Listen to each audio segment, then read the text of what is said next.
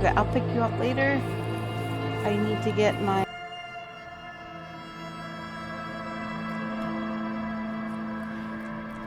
Let's try this game.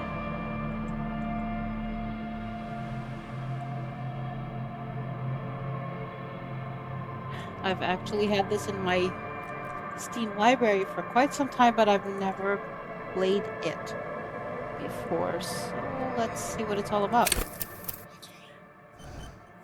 What do I want to be? Physical, thinker, sensitive. Extremely intelligent, very bad with people. Knows interesting facts. Comes up with original ideas. Okay. Sensitive, very psychological, magnetic personality, but unstable. Might begin to lose his mind. Okay. I don't know if we want that. Physical, extremely physical, interacts with the world through his body, gets things done, but dumb as a rock. Okay. None of these choices bode well. So let's try create your own. Let's see. Continue. Average. Good. This is a lot more in depth than I thought. So average intellect, I guess. Good psyche. Good physique. And terrible motor skills. How about let's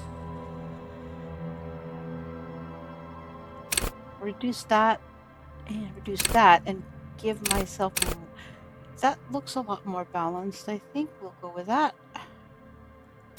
Next. Wow, are you kidding me? What is this? Logic. Wield raw intellectual power, deduce the world. Okay. Encyclopedia. Call upon all your knowledge. Produce fascinating trivia. Rhetoric. Practice the art of persuasion. That could be useful. Enjoy rigorous intellectual discourse. Okay, I'm liking that. Drama. Play the actor. Lie and detect lies. Conceptualization. Understand creativity. See art in the world. No. Visual calculus. Reconstruct crime scenes. Oh, okay. Make laws of physics work for the law. I like that. Psyche. Let's go with disposition. Hold yourself together. Keep your morale up. That could be useful. Inland Empire.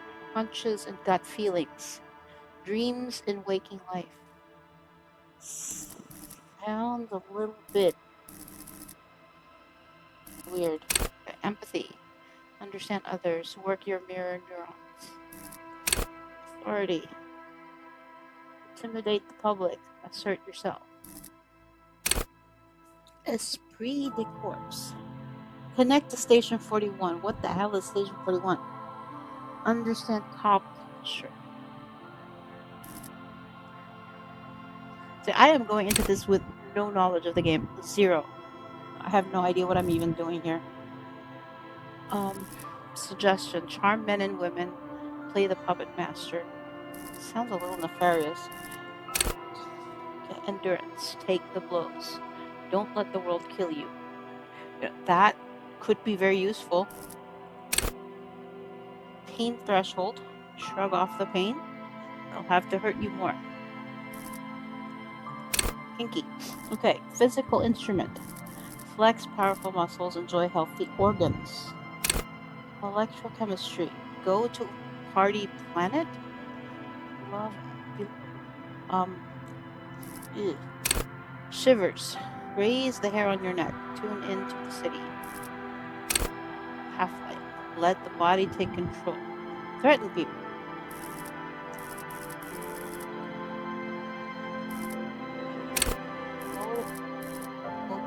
reflex. Is that even a word? Hand-eye coordination. Perception. See, hear, and smell everything, but no detail unnoticed. Reaction speed. The quickest to react. An untouchable man.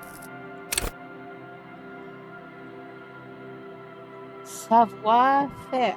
What does that mean? Sneak under their noses. Stun with immense panache. Interfacing. Master machines. Pick locks and pockets. Useful, I think. Composure. Straighten your back. Keep your poker face.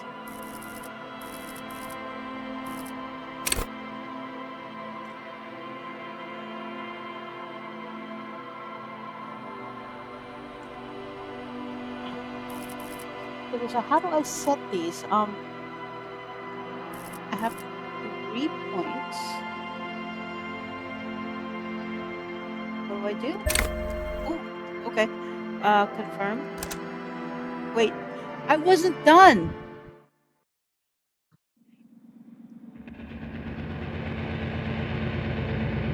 Oh, crap. Okay.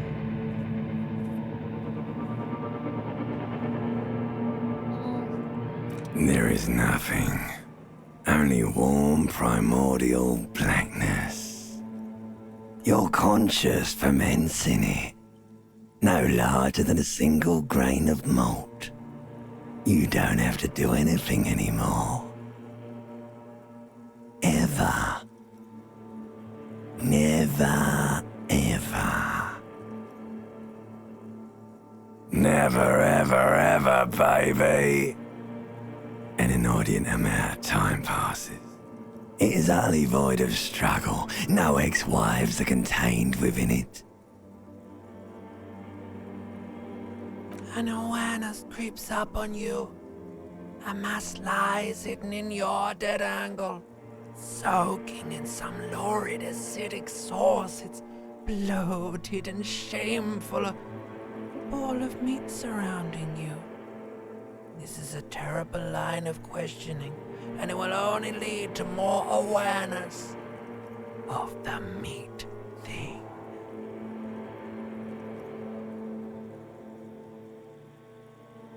Ex-love, ex-tenderness. It is foolish of you to resurface to the loss. Not after all the damage you've suffered to get here. Some of it irreversible. Stay. Sail with me through the abyss of pelagic zone.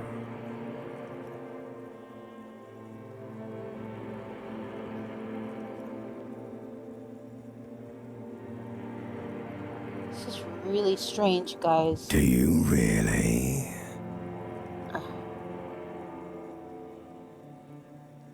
You wouldn't like it if I told you what was back there. Why'd you think you had to bludgeon yourself into oblivion? Or did you not sense yourself marinating? Poured so much on yourself, got a bit carried away, did we, Chef? Fear and apprehension. You should ask what's out there first. Yes, your one disco mother. There's this giant ball there. And evil apes. And the evil apes are juking it out on the ball. You're one of them. It's basically all just evil apes juking it out on a giant ball. You can't even make out it's a ball when you're joking it out. It's that large. Infinitesimally small. Vying for resources is just a stupid expression you picked up somewhere. The part of the presentation you want to take home with you is this. You have to beat the other evil apes in the face, or you lose. Yes, it is. And you drowned in that sadness a long time ago. You lost. This conversation just straight up weird.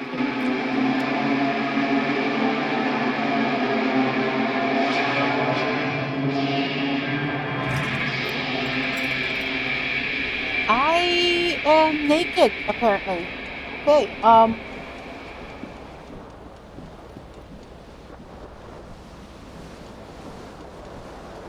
Wow. Okay. Okay. Let's start with the bottle. What is this?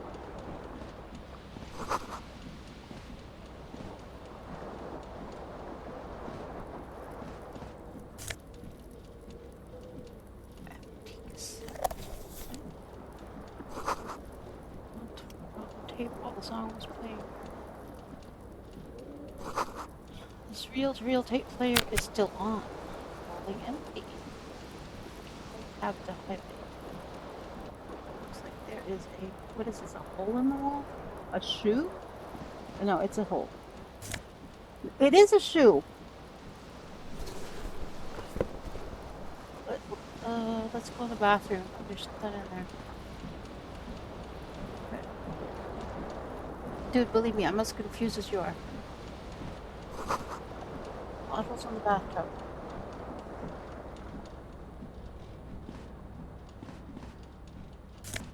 That's his shirt. A mirror hangs above a bent and broken sink. In a fierce discharge of masculine energy, someone has ripped half the faucet off. Okay. Hot water sprays from the base and steam covers the mirror. You cannot see yourself, just the outline of a man. Suddenly, you realize you have no memory of the face that awaits you there, underneath the soft vapor. Yeah, let's wipe As the you mirror. slowly reach your hand towards the surface of the mirror. Abort. You clearly have not thought this through. You won't like what you see there, and you will never unbecome it. What? Okay, let's touch Yeah, your face. there is definitely something wrong with it. What is wrong? Where to even begin? There is the bloatedness, then the swollenness. It's like there's an upholstery of alcohol underneath your skin.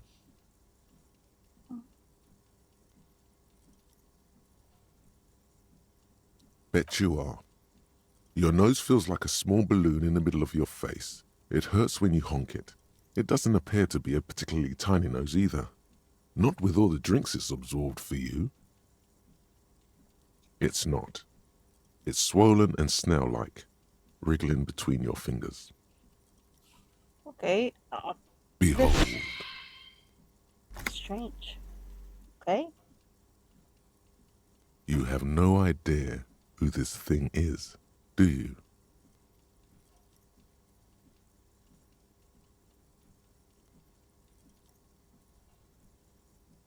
Dear Lord, help me. What is Whatever this? it is, at least it's dead now. There's clearly rigor mortis on your face. Or wait, is that an expression? Are you trying to make an expression with that face? What? I'm dead? I don't get it. I just started the game. How can I be dead? Please stop. It's horrible. You're scaring yourself. No, I'm gonna You keep making the can't, face. can you? It's like it's not even voluntary anymore. You have worn that grin into your face, and now it won't come off. What does it even mean? What is the emotion you're trying to convey?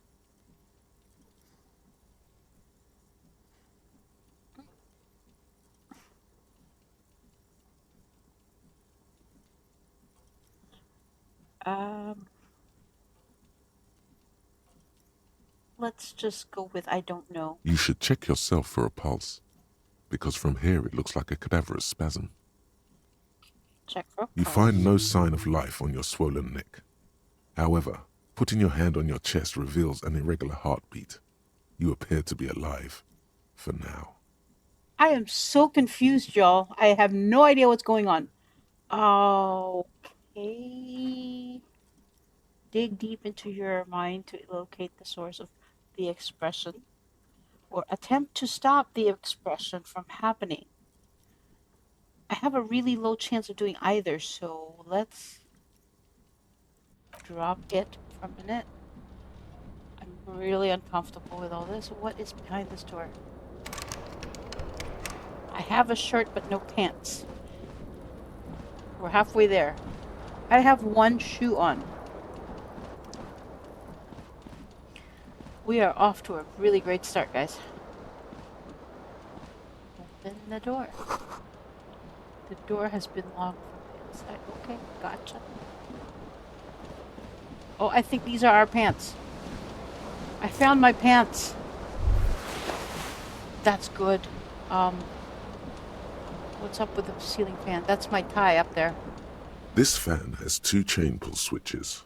One ends in a tiny fan, the other in a light bulb. A truly horrific necktie has somehow attached itself to one of the blades.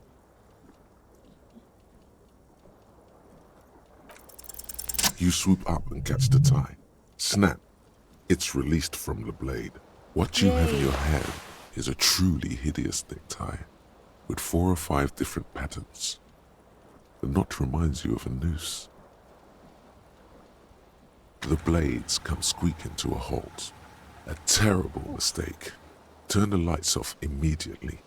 You can press the lights are off. I guess this is my jacket.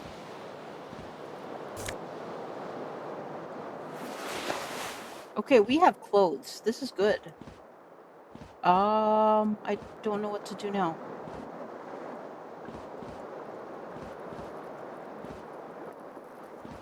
I hope I don't walk this way the whole game because this is really painful.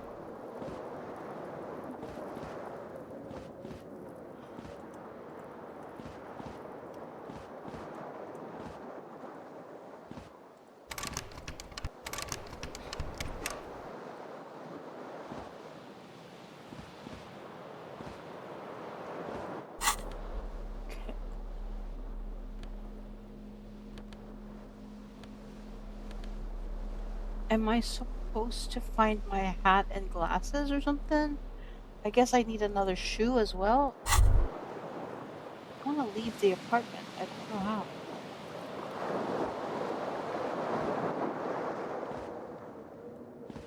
I don't even see a bed. Maybe I sleep in the tub?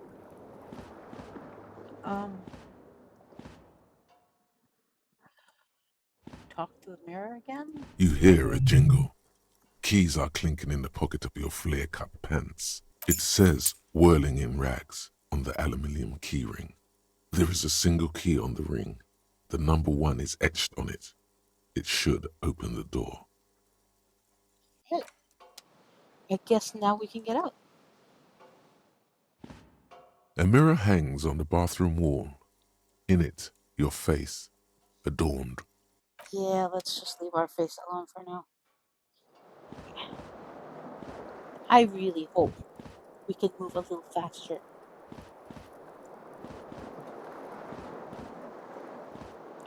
Otherwise, this is going to be a really short playthrough.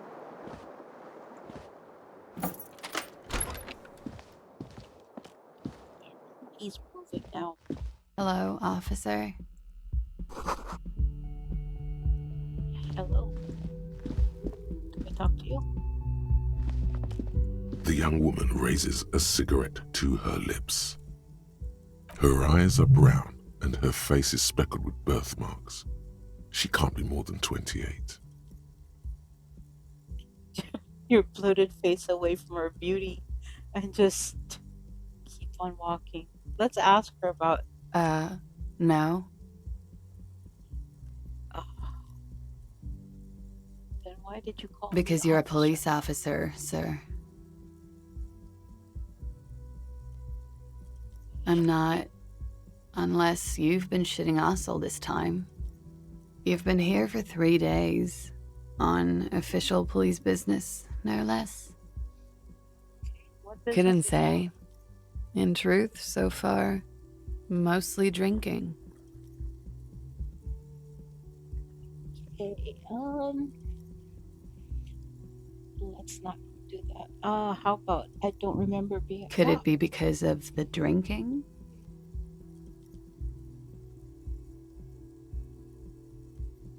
No, let's Of leave. course.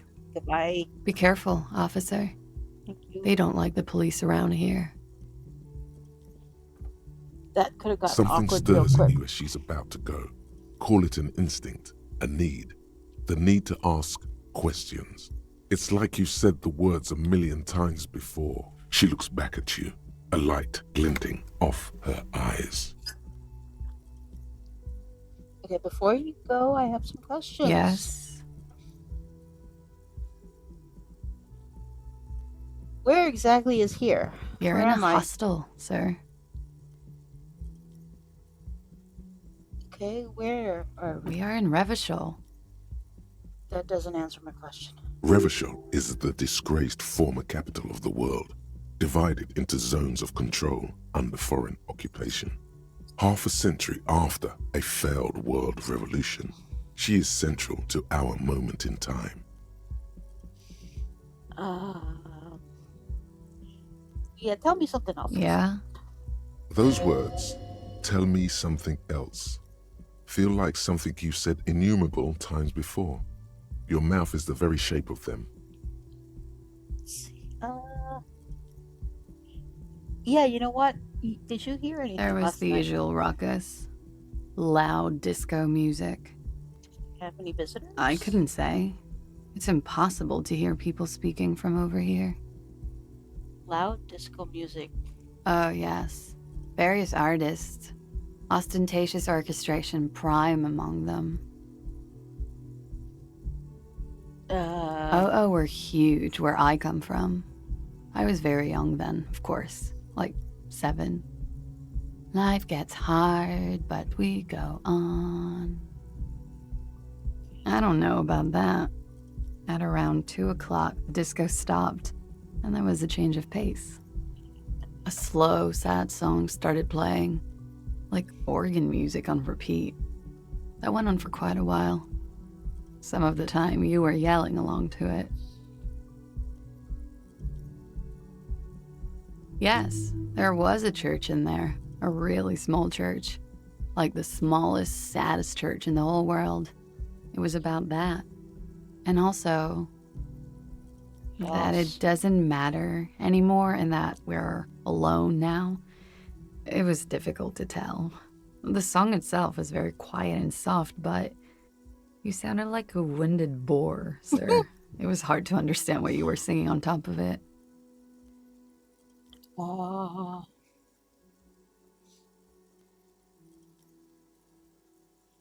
else Then you happened? started screaming and trashed the place. Sure, it wasn't No, us. it didn't sound like there was a fight. It sounded like someone was trashing their room. A window was smashed. The tape player, probably. The song stopped. And furniture, too. A real destructathon. There was screaming. Then I think you passed out.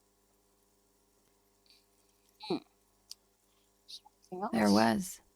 I think you screamed that you didn't want to be this type of animal anymore. I may have misheard, but it was sort of memorable. I went out afterwards. Everything was quiet by then, around 4 or 5. And that was it. It's 51. What century? The current century?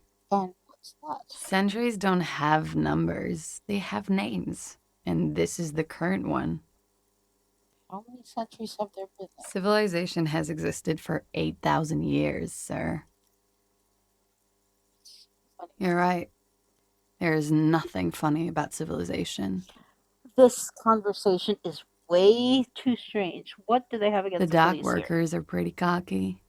They think they're police enough. At least here on the coast. I can't say about the rest of the city. here? Okay, you can go now. Glad to have been of assistance.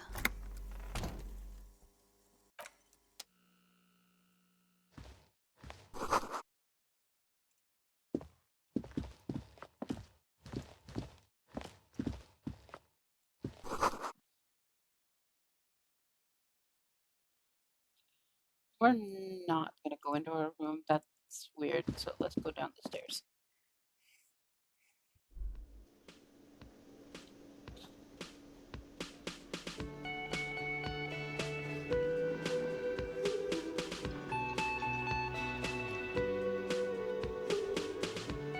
goodness, they have microphones set up. I can like get up on stage and sing. What is this? Speaker is connected to the radio. Music is seasoned with static.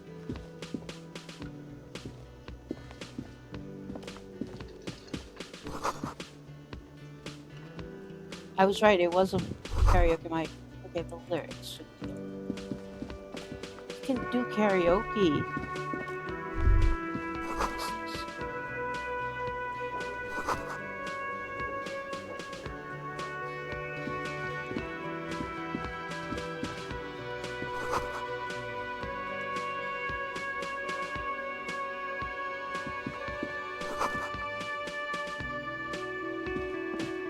I'm almost afraid to talk to anybody else because everybody's so weird. Hello, sweetie. Oh god. Here we go. You shouldn't keep your colleague waiting.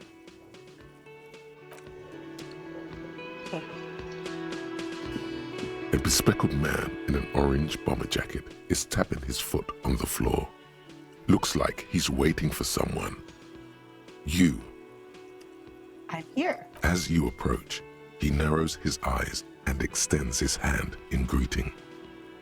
If an assault were launched on this building right now, if the windows came crashing down and the whole world descended upon you, this man would hurl himself in death's way to save you. You are sure of this, but why? Yeah, He why? is your half-brother. What? Hello, I'm Kim Kitsuragi, Lieutenant, Precinct 57. You must be from the 41st. Okay, this is absolutely not a racist comment, but the guy is like Asian and my character looks white. I'm confused. You realize What is he's happening? waiting for your name. This is your chance to come I up with a don't really good know name for yourself. what my name is. Get creative. Conceptualize.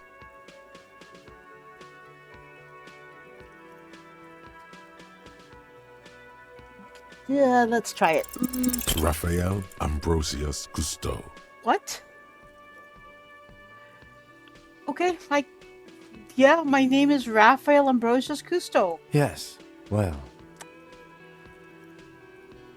Yes. it looks like we had a little scheduling error on Sunday. Saturday too, actually. Have you had time to talk to the manager here? No, I haven't actually. Then we should ask him for a rundown of the area. Get me up to speed. I understand the scene is out back, right? It also wouldn't hurt to assure him the police are finally here. In full force, I mean. Have you mapped out the initial interviews? No, I have not. What At the interviews? 57th, we like to prepare an initial list of persons of interest, and then just skim the surface. Prepare the field, get to know the players. You don't do that? Maybe it's not an inter-district practice. I actually haven't. So Okay, we'll have time for that after we take a look at the coroner's case. okay. Have you removed the dead body from the tree? What dead body? Mm-hmm. No. So, the body is still in the tree. Apparently, the body is still in the tree. This is the first time you detect a weariness in the lieutenant's voice. It is obvious he would have preferred for the body to no longer be in the tree. Him and probably everybody else. Where it has been hanging for 7 days straight. Oh my goodness, We should that's go right. there as soon as we are done talking to the owner. I can't remember anything. I can see you drank last night and the night before, and that you are still drunk now. But I have seen officers go through worse. Much worse. All right. So If you need something for your headache, there is a general store nearby. But as I said, the dead body should be our #1 concern. let's get going then. After you, officer. If you're about to embark on an investigation, shouldn't you have a badge? Yeah, shouldn't I have a badge? You mean you don't have a badge? No, it wasn't. Losing your identification card is a serious matter. My vehicle has a shortwave. You can use it to report your badge missing. I advise you to try to locate it as quickly as possible. But getting the body down should still take precedence. Okay, since you're so hung up on the Lieutenant body, let's take Kitsuragi care is of it. now in your party. Okay. You can talk to him whenever by interacting with him. Okay, let's do this. We were supposed to talk to someone, I think. Is this the guy?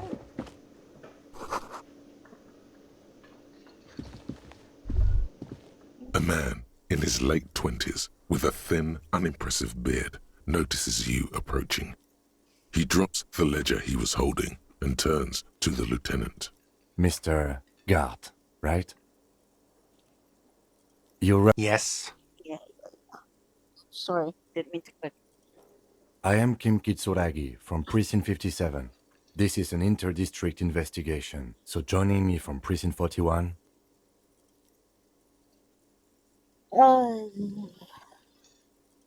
Raphael Ambrosius Gusto. Right. Now, I know it took us a while to arrive at the scene. It also took you a while to call us and report the dead body. It was you who placed the call, yes? Ah, No, I only just got here. It was probably Sylvie who called you. She usually works the bar here. I'm only temporarily taking over her duties. Do you have her number? As a matter of fact, I do. oh, that's You said you good. just got here. From where? Are you a local? What, of Martinez? No, I live in Jamrock. I only sometimes come here to keep an eye on the place. This is just one of the many, many cafeterias I manage. But you still know your way around, yes? In case we need directions. Yes, I know where some things are, but as I said, I don't live here. I just used to work here. And I'm not going to start working here again, if that's what you think. I didn't imply that. Detective. I have Yes. everything. You? Oh, do I have questions? Yes, yes, he means, do you have questions for me, like a police officer would? Behind this building, there's a courtyard. They hoisted him up on a tree there. Okay, and how do we get there then? That's easy. See that door there? First you exit through that. Then, to your right, you should see a big hole in the fence. A really big one. You can get to the courtyard through there. No need for the keys. The hole is big enough for the Franco-Nigerian cavalry to fit through. And who killed I him? don't know who killed him. I'm not the police. That's your job. What are you, crazy? Of course I didn't kill him. Why did She Sylvie went go away because none of your business. Fine. Extra fine. Bartender? No, I'm not the bartender. I'm the cafeteria manager. Look like a That bartender. period of my life is over. Not everyone who stands behind a counter is a bartender, okay? I'm the cafeteria manager.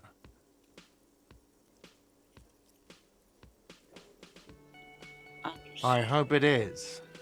Let's go. Not so fast. You owe me 130 real.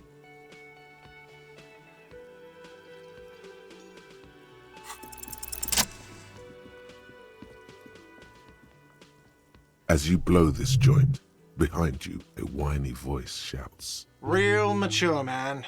Real mature. I low-key regret my decision, but I don't think I have any money, so...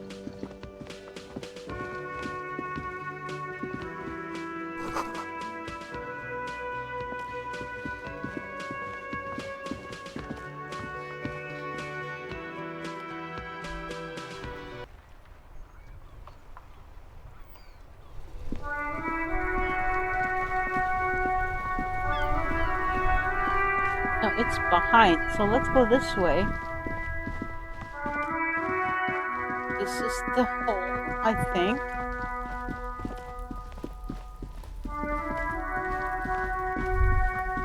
Oh, there's the dead body. Oh, gross. The corpse looks at you with bulging white eyes. The face around them does not look human. It's swollen and ready to burst. His lips are fish-like and his tongue like a ball gag in his mouth. Gross. You seem to be holding your breath.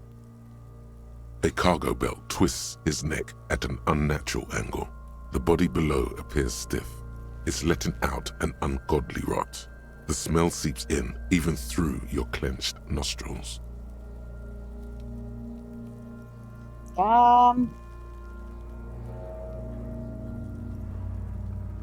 Active decay. It's okay to throw up, officer. No one is judging. He's about to blow! Cop's gonna blow, Kuno! The smell is repulsive.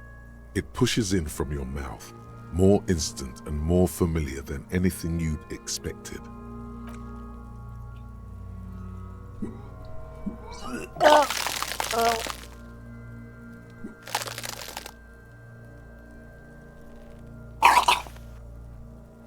Gross. Okay. You feel a great force ringing from your stomach. Your body curls and pushes it out, burst by burst, until a pool of vomit lies under your feet, and your throat stings from the stomach acid. It's okay. Happens to everyone. Keep it. The hangover is clearly making this worse for you. You could use some ammonia to clear your head. Okay, where do we get ammonia There is from? freight nearby, east of the hostel. They usually have a small apothecary. If they don't, there's a greenhouse here, and a gardener with a wheelbarrow on the corner of the whirling in rags. If she works here, she might have something for the smell. Okay. Acquiring ammonia will provide a modifier to the white check. Modifiers make checks easier and allow you to retry them. Okay, so let's try the greenhouse. I think that's the greenhouse. How do I even get there? Okay, what's a box? Let's see what's in the box. Some money? Yeah. Like Elysium. Okay.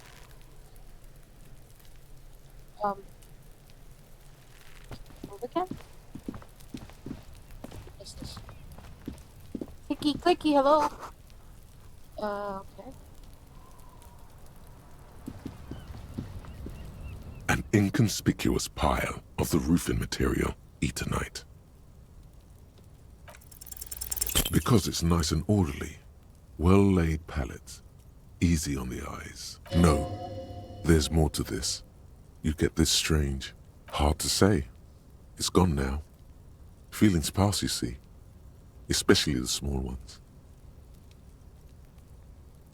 It's nothing. Someone just left some roofing material slanted against an old shack.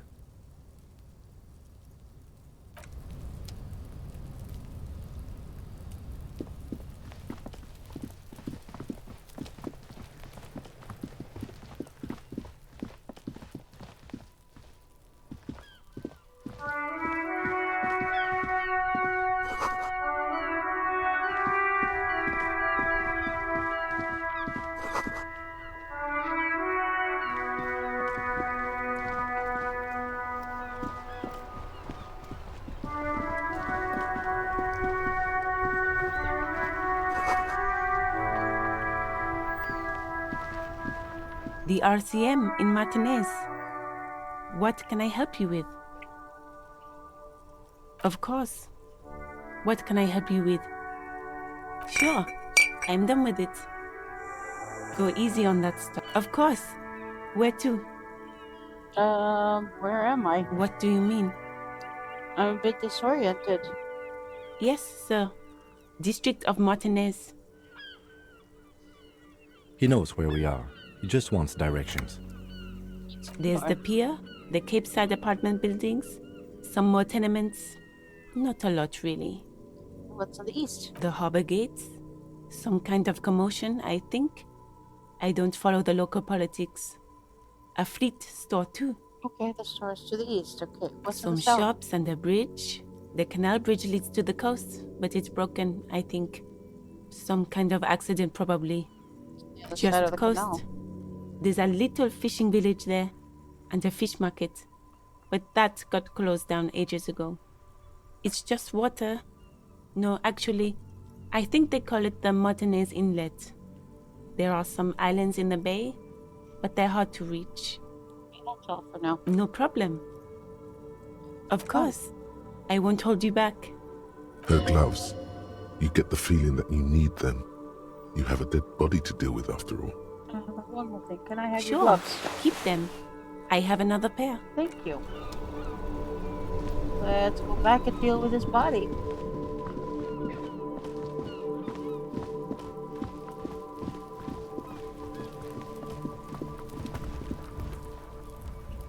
Okay. There he still is, looking right through you with his white eyes. The body below, the ammonia only makes it worse.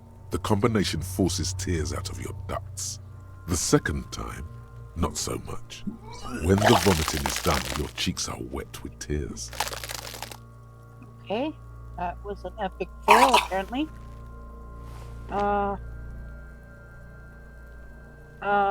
The ammonia didn't Nor help. does the wind right now. The weight is reassuring, like a crenel on solid fortification. Pat, pat, pat. I've seen strong men turn themselves inside out for hours. You are facing tough odds here. Alcohol withdrawal makes it considerably harder.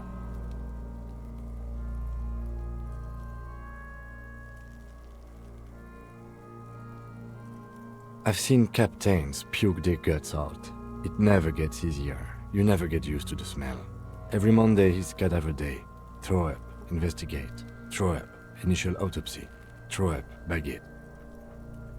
Then drive to the station. Maybe throw up on the way there if you didn't bag the thing tight enough. You I seem think to be I've lost fine. my sense of smell. Excuse me. Not being hungover helps too. Okay, so can't we solve something else right now? That's probably a good idea. Clear our head. But before we can do that, you need to get your shit together. Okay. We should go talk to the locals. Find something else to do while the wind changes. It's pretty bad right now. No kidding. You've gained a thought.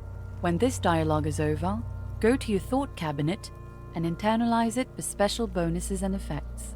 I have gained a Give thought. it half an hour. Get yourself together. Then come back and have another go. Okay. Where's... Okay, let's take a look at all this stuff. What is all this? So this is the handkerchief he gave me. And cassette. What is this? I guess this is my journal. Badge.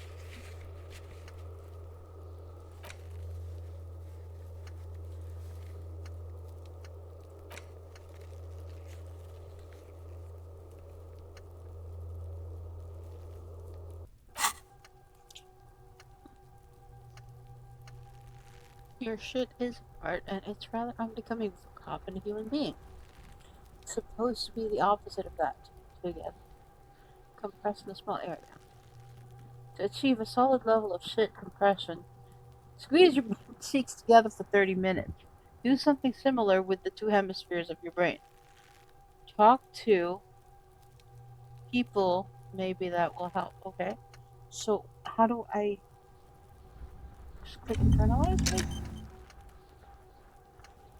Okay.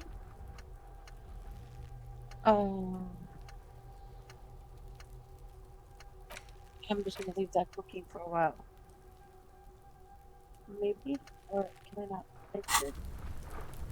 I can. Okay.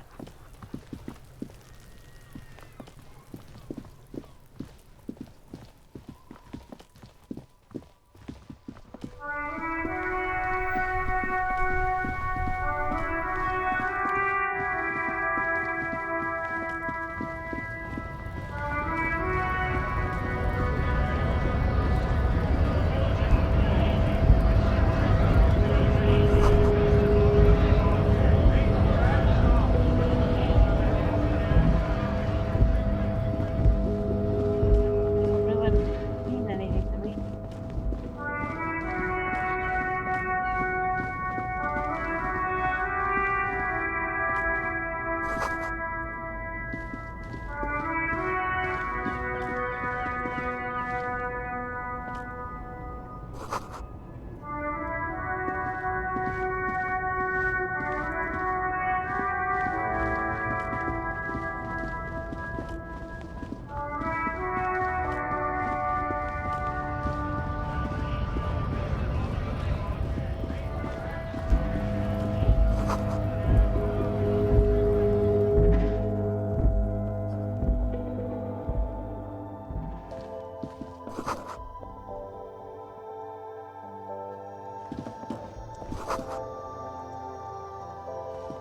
Welcome to Frit. Feel free to look around or something. Everything is out on the shelves. What's that magazine she's reading? You mean this? This is Pop Stars. It's got, like, famous people in it. It's not for sale. Looks like it also has something called Police de la Mode, featured on page 34. This speaks to you.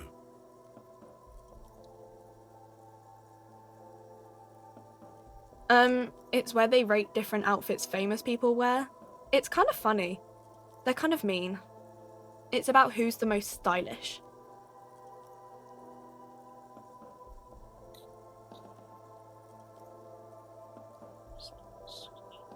Benita. She's a model. Usually it's a model. Or a singer-songwriter. Or a model. We are not the fashion police. We're the real police. I have some questions for you. Okay. I'm not really supposed to be chatting to anyone, but... She looks up from her magazine, eyes filled with tired ennui. Yes, what we have is there, in the medicine cabinet. Go take a look yourself. I don't really know anything. I mean, I know it's there, but I haven't seen it, so...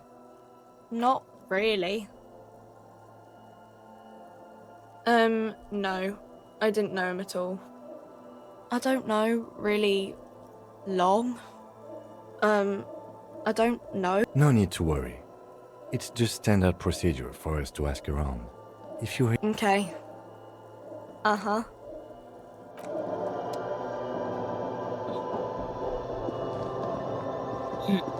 The tear machine stands in the corner. A sign says, 1 bottle equals 10 cents. Oh, that's the tear machine. It's a machine for tear. You know, you find tear outside, like bottles or whatever, and put it in the machine, then it gives you money. You need a bag, I guess. We used to have some, but we gave them all out, so... Feel free to use it if you find a bag, though. I'm sure there are some. Okay, so I guess that's how I make money? Interesting. You see several packaged raincoats fill a low shelf beneath a display of croissants and juice bottles. The raincoats are transparent, except for the big Fritta slogan on the back. What is what? If you want to buy one, then it's only 4 real. I don't think I have. So let's not. What is this? A small cabinet on the wall is filled with... Just ask me if you need anything from St. Baptiste. We don't stock prescription meds, but we do have Nosafed, Duramine, Magnesium, and Hypnogamma.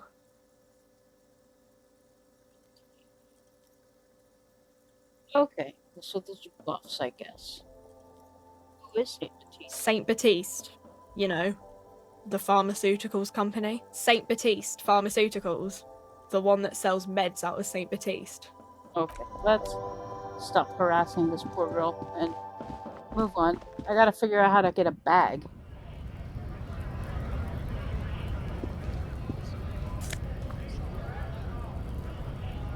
Let's see.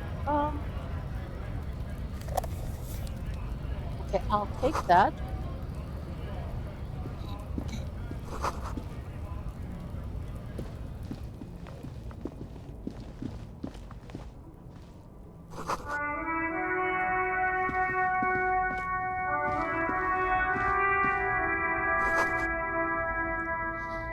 The music is really loud. I'm gonna...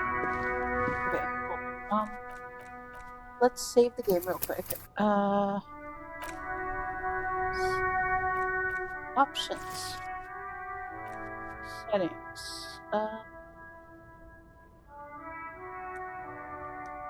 Music volume. Here we go.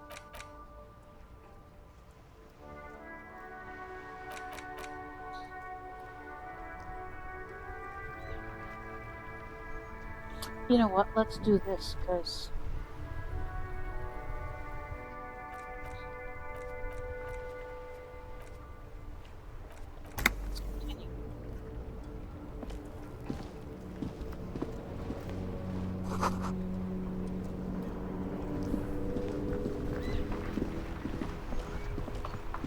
this like my car or something? Before you stands a motor carriage. The bodywork is covered in blue and white livery, bearing the number 57. What's that mean? Vapor emanates from the large engine on the back of the vehicle. It hasn't had time to cool off yet. This must be the infernal machine, that toy from Oblivion.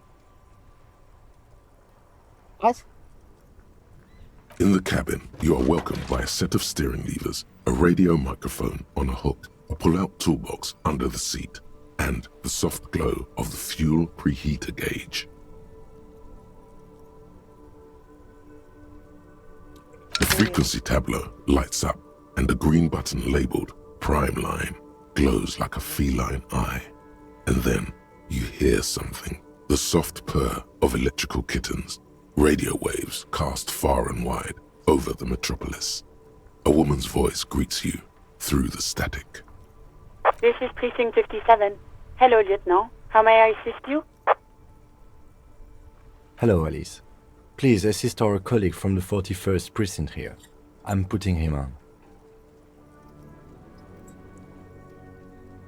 Hi, Alice. This is the police officer. This is Officer Alice Demetri, Precinct 57. How may I assist you? So you connect me to the 41st precinct. Just a second, officer. Ten 2, 10-5. This is 41st. Come in. Over. A scrawny old man sits in a dusty cubicle, smoking, with a large white rectangle sewn on his vest. In front of him is a box-shaped apparatus with an array of wires and antennas. The radio switchboard. Okay, so hi, this is me here. I work at your station. 10-4, what's your status? Over. I don't 10-18, 10-20, over. Can you repeat that? 10-18, 10-20, over. Just human to me. State your message, sir. Over. I need to report my badge missing. 10-9, repeat message. Over. My badge. Can't find it anywhere. 10-4, message received. This is a very serious situation. I need to 10-22 the captain. Over. So Is it him? already. What does he want? Says he lost his badge and needs to report it. He what? He lost his badge? Who lost his badge? Dick fucking Mullen. Who do you think? It's Officer Dick Mullen from the bestseller Dick Mullen and the Lost Identity. Dick Mullen is not your name. It's the name of a fictional detective who would not lose his badge. Okay, rub it in more. Defend yourself. Immediately. They're laughing at you.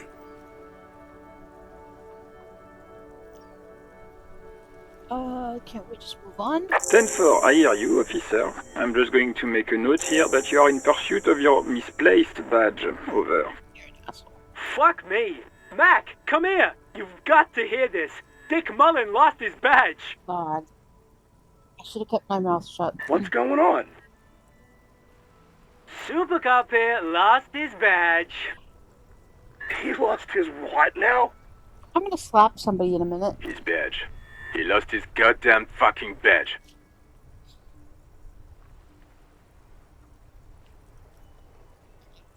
Ten 9, come again. I didn't get that. Over.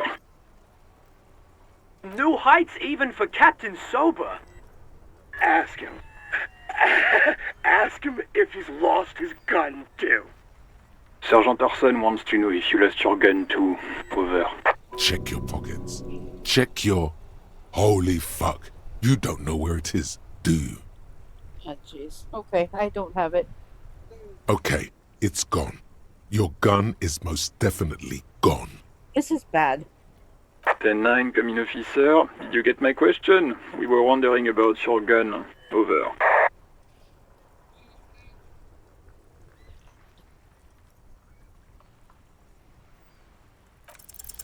Lying over the phone? It's easy.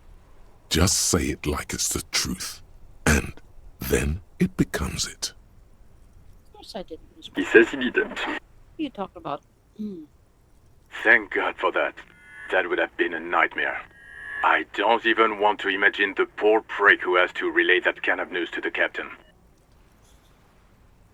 I'm gonna have to find another gun. Losing his badge is bad enough. Tell him to find it, and fast. We can't have some gangbanger running around with it. We're all glad to hear you've not lost your gun, officer. You need further assistance? Over.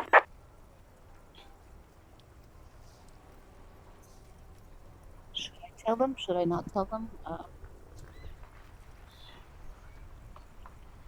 This could end badly. Let's discuss some details. Okay, 10-4, sir.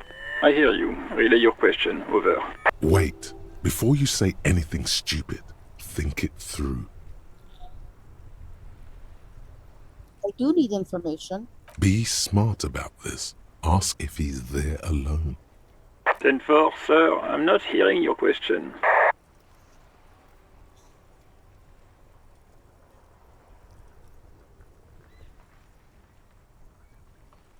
I want to know. Oh, that's smart. I want to know if you got my badge description right in your report. Could you read it to me? Name, rank, date of birth. Oh, clever, clever. What? What is it? He's still on the line? He wants to verify the information on his badge. Smart cookie. But of course, it says Dick Mullen, High General of the Revacholian Cavalry Force. Oh, screw off. Tell him to stop wasting time. What do you need, sir? Over.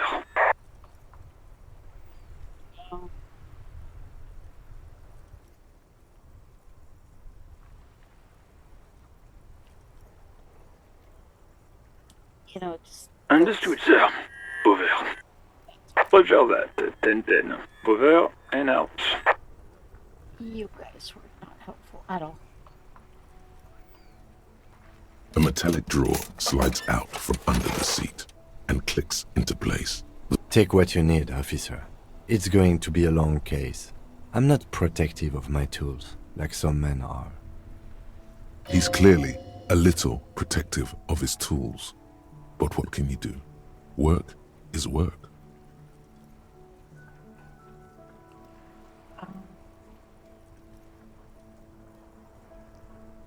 I actually want all of this. The pry bar feels nice and cold in your hand, heavier than you'd think, useful for opening all sorts of doors and lids. Machine cutters. The handles are long and sleek. Snap, snap, go the cutters in your hand. It's robust, weatherproof, and well-made. Police issue, blue, lets you see things in the dark you would otherwise miss. The pull-out toolbox slides back into its nest. Preheater gauge casts a warm glow on the steering levers and the radio on its hook. The white suede feels luxurious under the touch, and the metal clutch handle so very familiar in your palm. As you tap on the gauge, the indicator pin jerks as if startled. It's in the large orange sector, indicating the engine is warm. Next to the gauge is a red switch labeled heat. There's no use pressing the heat button. It won't start without the ignition key. Translation: we're not going anywhere right now. Gotcha. Alternative translation: don't even think you can drive my MC. Let's close the door. So, reporting our badge missing did not end well. What do we do now? Volumetric ship compressor. Bizarre scientific news from Revachol West today, where a police officer's shit has been observed at a pressure of around 495 gigadecimals. These metallic hydrogen levels of shit togetherness were thought to exist only at the center of collapsing stars, not law officials. It remains to be seen how long the shit singularity lasts.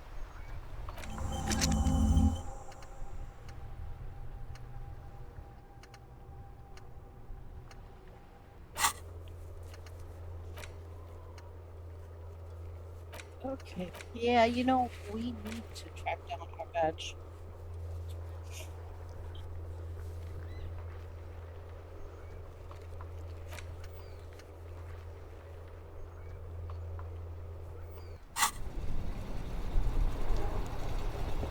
Is there like a map here? What is this? Map isn't really showing anything. Okay, I need to get something from that.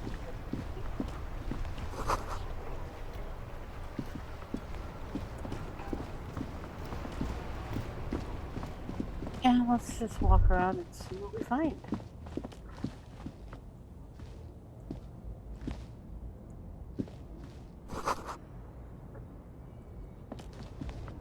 You see a Samaran street vendor surrounded by a motley assemblage of goods. When he realizes you're looking at him, his face breaks into a wide, welcoming grin.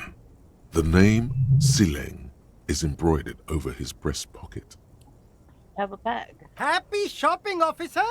Everything's cool here. What's so cool? Everything's cool. The goods are cool, the customers are cool, the place is cool. And one more thing, officer.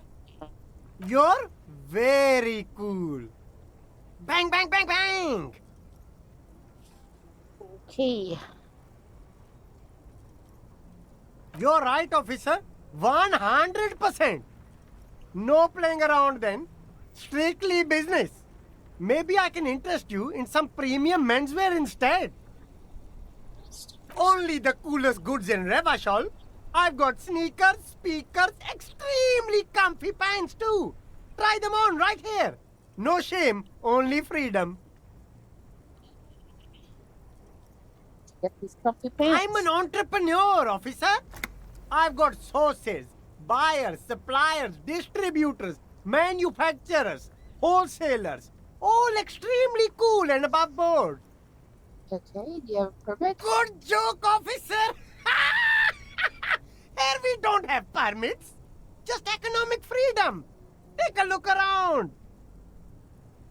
You glance around the decrepit buildings, the miserable weather, the sidewalks strewn with sunflower seeds and a dust-choked air. It's beautiful. Beautiful freedom. Okay, that means less work That's for me. right. Revachol is the best place for an independent self-employer like myself. That's why it's so cool with all the models coming here and cool celebrities. Stock discount. No need for discounts at ceilings, officer. Everything's already on sale. Anything you want, 50% off. All right. Let's ask something Anything else. for you.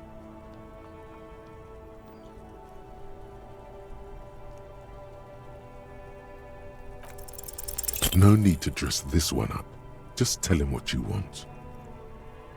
No, I don't want his money. What the hell? I don't want his money. I don't want to do that. Ah.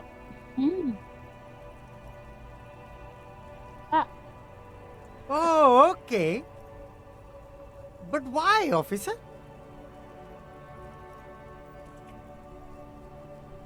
Ah, yes. Money is very important. Are you trying to ask for a bribe? If so, you're not doing a very good job. Well, I clearly suck at this police officer thing. Sorry, detective. You know what? Let's just leave. So far, I am failing miserably at everything.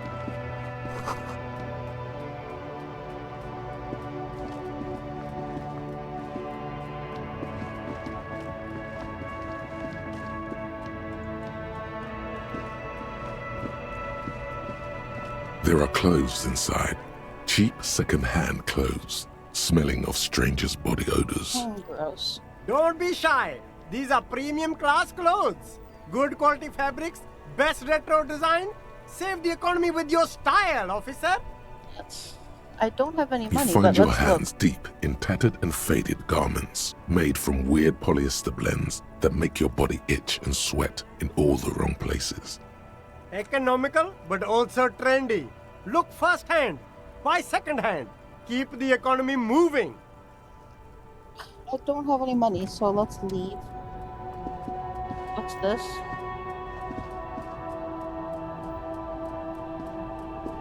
There's a pile of cheap sunglasses in a small box, a variety of shapes and colors. You like sunglasses, officer? I've got the latest styles right here. I don't have any money, so I don't know why I'm in shopping.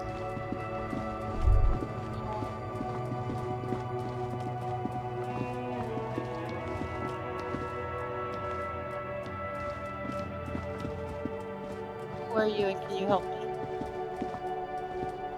A couple of indicator lights are missing from this control panel. Loose wires dangle from the now vacant holes. In the middle is a lever. Beneath it, a small metal plaque. This panel usually closes the waterlock, turning it into a bridge that lets you cross the canal. But there's a crashed salmon and butter sign in the way. Pulling the lever probably won't do anything. Good morning to you, officers. A burly man hangs out by the waterlock, carving up a generous serving of salami with an old hunter's knife. His eyes are fixed on a man stranded on the other side of the waterlock and on an enormous billboard that has fallen down into the canal between them. My friend Barry the Butcher is stuck on the other side of the waterlock. I'm keeping him company and eating this salami. That can be construed in so many ways. Let's move on. From the corner of your eye, you see a man in a yellow shirt and grey overalls waving at you from across the canal. He seems disappointed about the wreckage on the waterlock and the salami. Okay. Very good stuff. Anything I can do for you, officer? I wasn't here to witness it, but those look like tire tracks on that sign. Weird, huh? Then again, plenty of daredevil drivers in Rivershoal. Okay. The words daredevil driver sound ominous to you. Too bad it also takes a year and a day to repair anything around here, especially a waterlock. The rest of the coast is closed off till then. Well, there's the fishing village, an abandoned fish market, a bizarro church. Not much use to the congregation, though. There always seems to be something wrong with it. Yeah, not really much else. Just bombed out ruins. You know, can I have some of that salami? Sure thing. Want some too, officer? Why not? Right, thank you. Bye. I think I just acquired some salami. Wait, nope. I got ripped off. There's no salami in my inventory.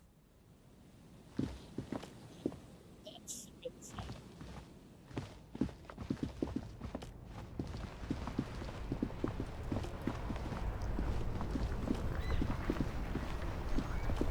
Guys, I need a bag, guys. Where's a bag?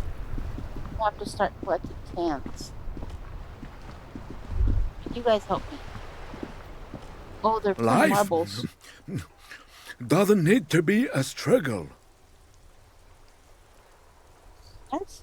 I'll be with you in a moment, officer. Let me just finish my sandwich. Talk to Angry Hard René first. Let's talk to... Have you no shame? Whining about your back every time you bring out the measuring tape. What? René, you're a man with a fork in a world of soup. Please, let's just try to enjoy the game, all right? I'm trying to, but you keep breaking my concentration. You're old. I can see that. We're both old. Now stop grabbing your ass like it's a girl. Is everybody in this game insane? These manly men are playing balls. This is a ball game. Grab a ball and play it. Don't ask questions. Shoot first. Ask questions never. Yeah, I'm not gonna ask any questions about a ball game. Let's just, yeah. That's the spirit. Don't even waste your breath asking about the game. They wouldn't know anyway. They're way past their prime. Okay, let's do this. YOLO!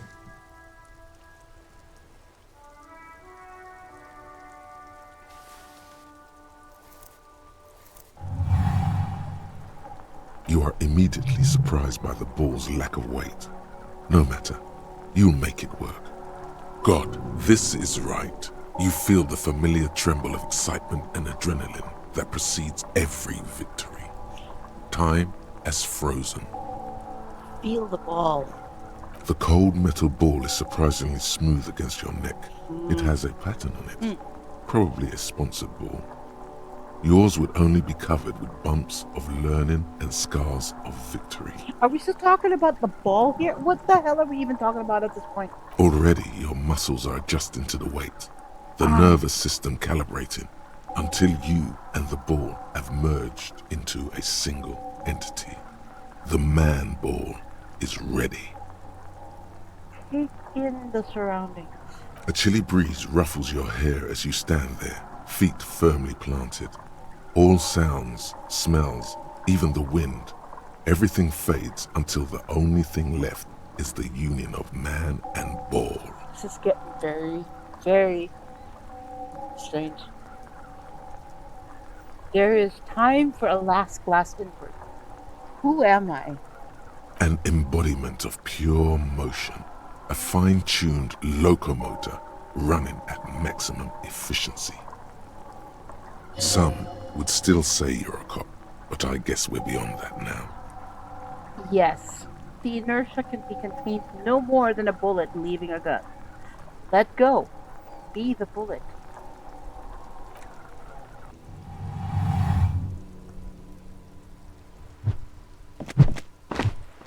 What just happened? Okay. Merde! Bordel de merde! I guess I wasn't supposed to throw his balls in the pond? It wasn't mid. The shot was at least 23 meters. Probably 24 and then some. Nothing to be embarrassed about. What the hell is your problem? I don't understand. You vandalized our game, son! We can't play pétanque with 5 bull! Pétanque, okay. No you don't! Our pétanque game is ruined! We want our bull back! Take it easy, René. This is just a misunderstanding, isn't it, officer? No harm done. Of course there's harm done, you orange slug! You owe us a goddamn bull!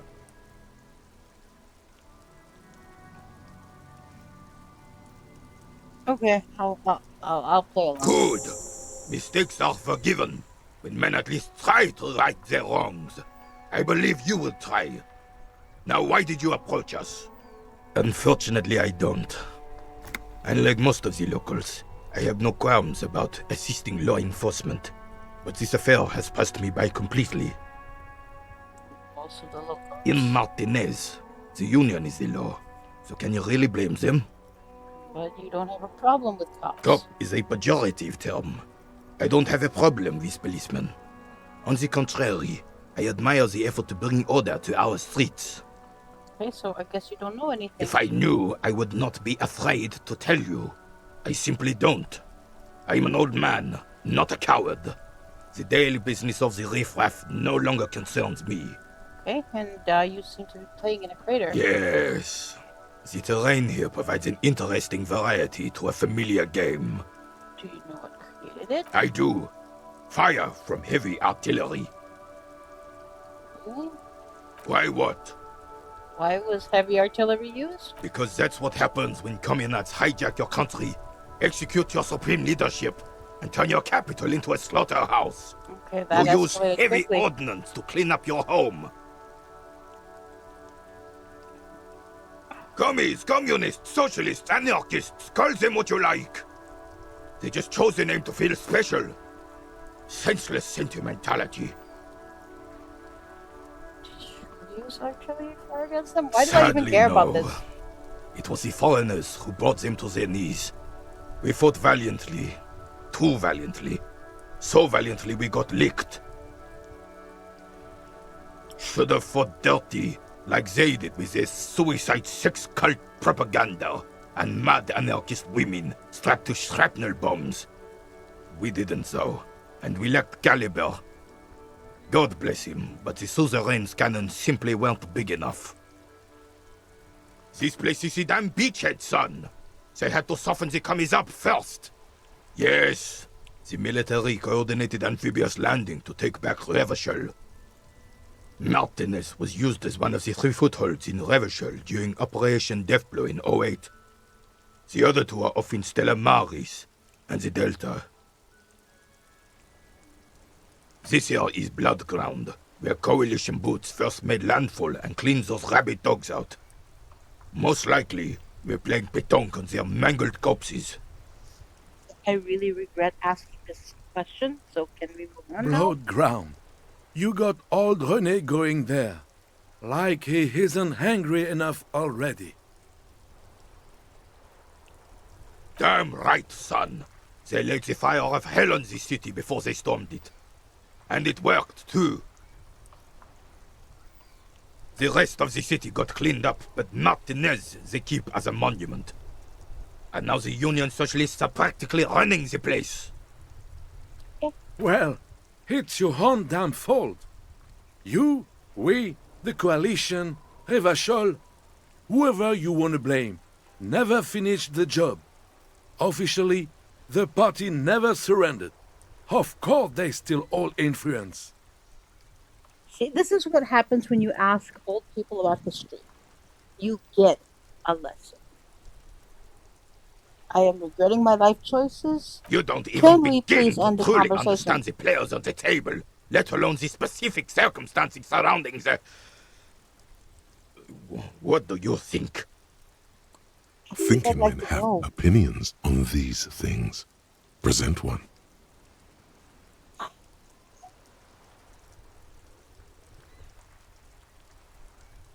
That's nothing. I don't think. I just do. I'm just so damn sorry it had to be the coalition.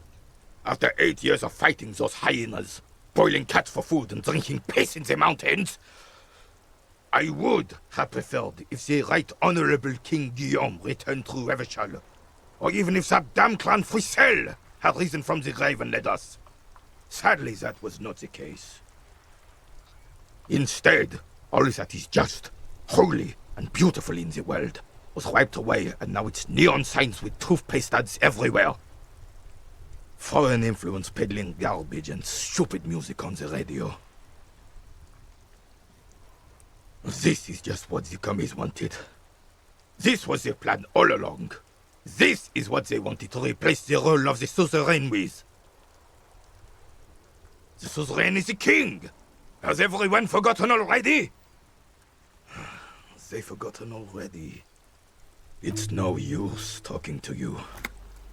You were still in Daddy's balls when it happened. When we took our last stand against the filth and rode the cavalry straight into gunfire. Thank you for your time. Bye.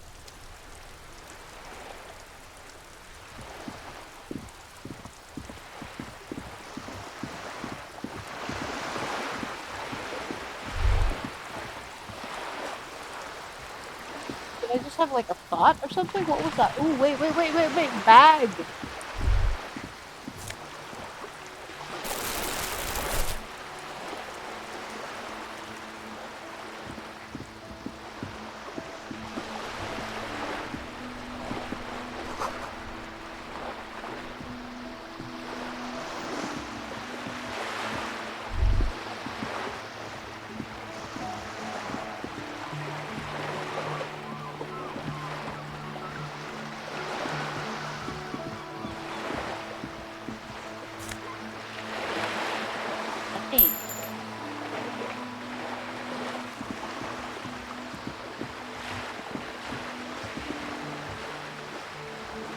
This coin-operated viewer is facing southwest.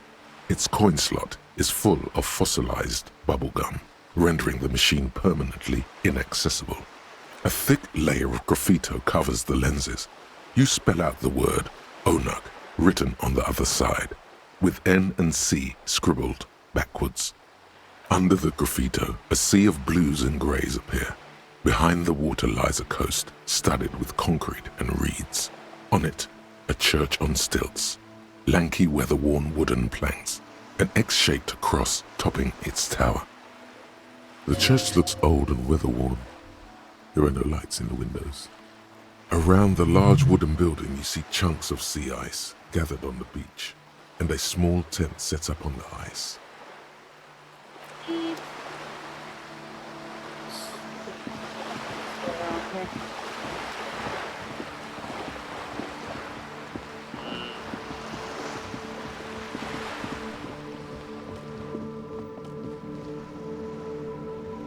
Is that the bookstore? You know, before I talk to this person,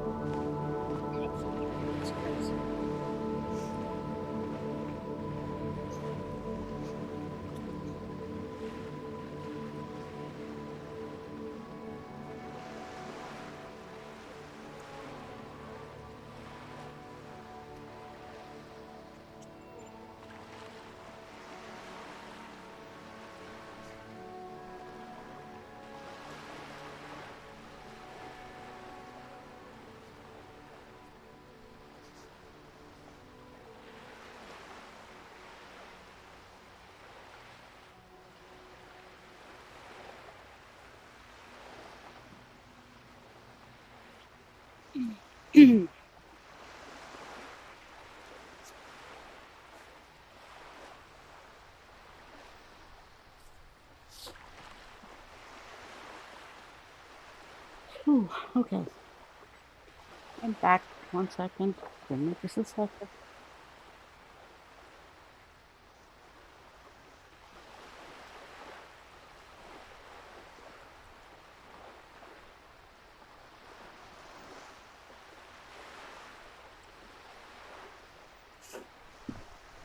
Hello, sir.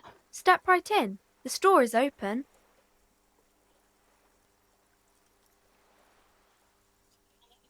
Are you interested in a new and exciting book? Maybe. It's a bookstore, sir. We sell books, postcards, and some board games. It's called Crime, Romance, and Biographies of Famous People. Whoa, whoa, whoa, whoa. Hold your horses, little girl. You're fooling nobody. Sir, are you okay? You've been standing here silently for a while now. Okay, sir. I'll try to answer any questions you have. I hope my name is Annette, sir. My mum, her name is Plaisance. She owns the store. She's inside minding the register or organising the stock. Feel free to step in and browse our wares. I'm signalling that the store is open. Otherwise, people might not know. They'd miss out on the crime, romance, and biographies of famous people.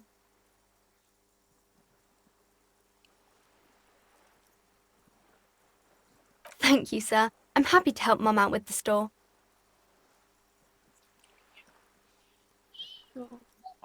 Oh, kings and queens and generals of old, or artists and writers, or musicians, those kinds of people. There's usually something extraordinary about them. Okay. I think that's why people read them, to find the secrets of their fame. Okay. Seems like most people who read those books fail to get more famous from reading them.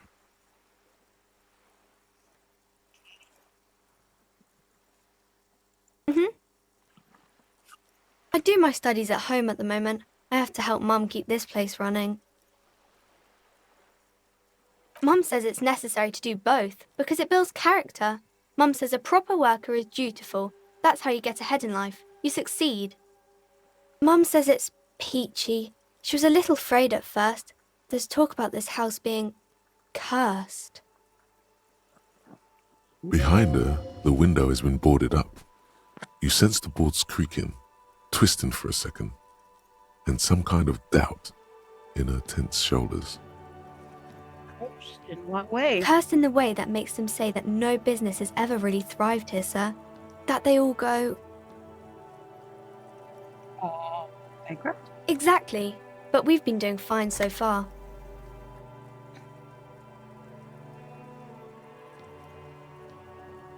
This sounds rather serious. Maybe there is something to it. We can go into the bookstore and ask about the case, but I don't see much more to look into here. Oh, Fishwash. Yes. Please do also look at our wares inside. The postcards and board games are there, sir. How does this first manifest It does itself? not manifest itself in any way. It does not exist. I liked it better when we were asking about famous people. Yes, manifestations. Okay, yeah. No such thing. Anything else you wanted to talk about, sir? Tell me about the other failed businesses. Nothing really, sir. Mum doesn't allow me to sneak around in the back rooms or the cellar. I don't really know what's there.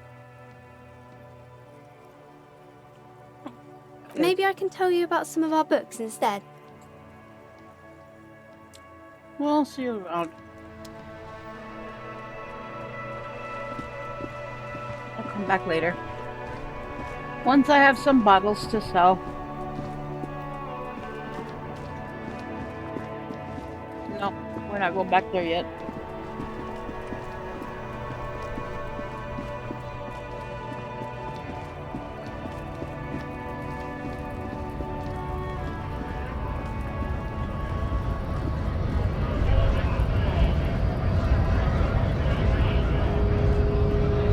I don't remember where I saw the bottles. Here? No, that's...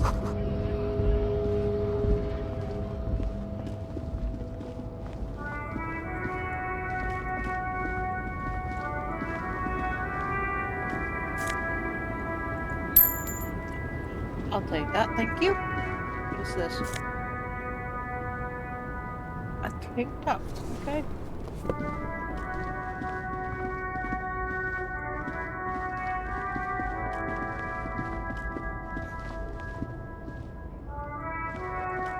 I'm seeing bottles everywhere, but I can't pick them up. I swear I saw bottles earlier.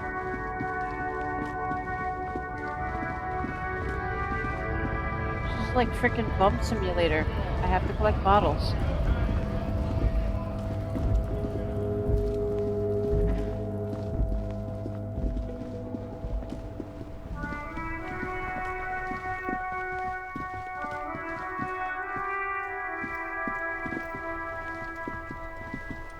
This Postler Vantorie mail collection box has been heavily vandalized with graffito. A closer inspection reveals 2 bullet holes in the front. Leave.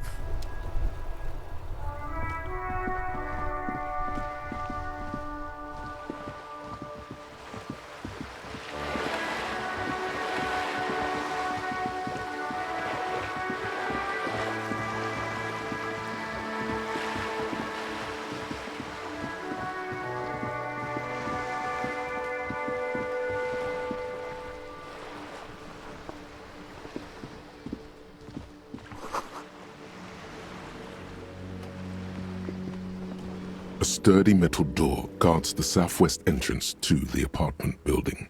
It's locked. I don't know why I would want to go in there just yet. Let's see, what am I even doing?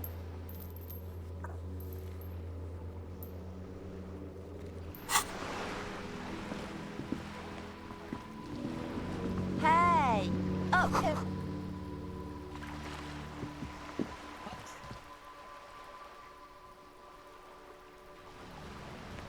The streets will flow red once more, a great torrent rushing down Rue de Esperance. You wait and see. Hey. The streets will not flow red with anything. Who are you? Yeah, who are you? I'm Cindy the fucking Skull. What else do you want to know? Date of birth, blood type, The last time I was tested for Hep C.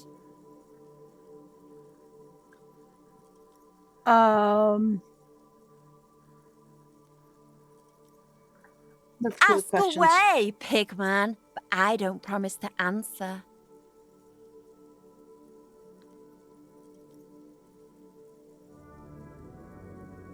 The lieutenant furrows his brow at another one of your eccentricisms. Hatred, disgust, it's difficult to tell which of the two is more present in her girlish features. The woman on the boat does not notice her staring. That is on her. Someone's got to keep an eye on her. Okay, who is she? Probably the Wild Pines rep. We should talk to her. She's a professional negotiator, though. I have the feeling she will be very cooperative while telling us nothing. You should take the lead. Ask her unexpected questions, you know? Do your thing. Don't be afraid to get a bit wacky. Throwing her off is our best bet. Okay, that's kind of vague, but yeah. Sure. Good idea, piggies. Run along now. Fuck her shit up good. What are you Impound doing that to the boat wall while you're at first? it. I'd like to watch her swim back to us on. What are you doing to the wall? Can't you tell? I'm painting a beautiful mural, an aereo graffitio visible from low orbit. Mm-hmm. I haven't really started it yet. I'm waiting for the right words.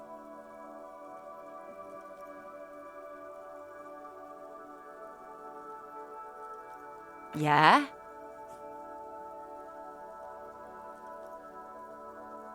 Let's be realistic. What are you going to do? Climb up there? You heard your partner, Piggy. I'm unstoppable. I ain't no snitch, Pigstein. Go forth and forage in someone else's shit. No shortage of squealers in these parts. Actually, there is a shortage of people who talk to us in a normal, calm, informative manner. We weren't put on this earth to make your life pleasant, fucko. Watch your back, Ungulate. You've got eyes on you. Okay.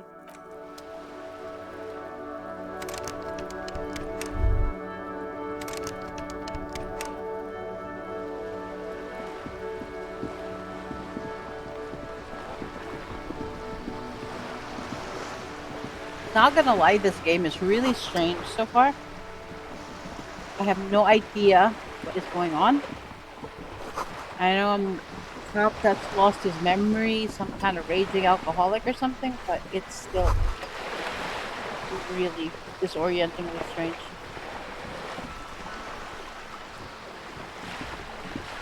A striking woman leans against the cabin top of her sailing boat, smiling as you approach. Her green raincoat glistens with droplets. A silk scarf is tied around her throat. Good morning, officers. I'm Joyce. Sure. Joyce L. Messier. I represent the board of Wild Pines, the owners of the harbour. You gentlemen must be from the RCM.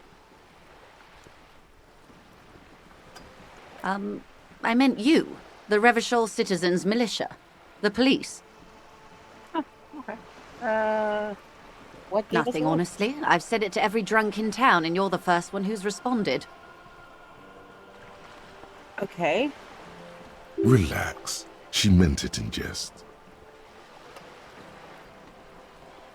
Okay, shake your hand. I'm glad to see you here. I was dispatched to handle a strike, not a lynching. Anything I can do to assist the RCM in this matter, I will, gladly. The guy was lynched? That is good to hear, madame. My colleague will take the lead on this interview. I should let you know that he is recovering from an unusual medical episode. Very unusual. But I can assure you of his ultimate competency. How interesting. I wish you a swift recovery. In the meanwhile, you have my full cooperation, and the full cooperation of the Wild Pines group. Okay. What is this Wild Pines group? What we do. I'm afraid I don't speak for Wild Pines as a whole. It's a giant undertaking. They do. The Pines' core competency is logistics. Container shipping, freight, that sort of thing. See those airships there, blinking?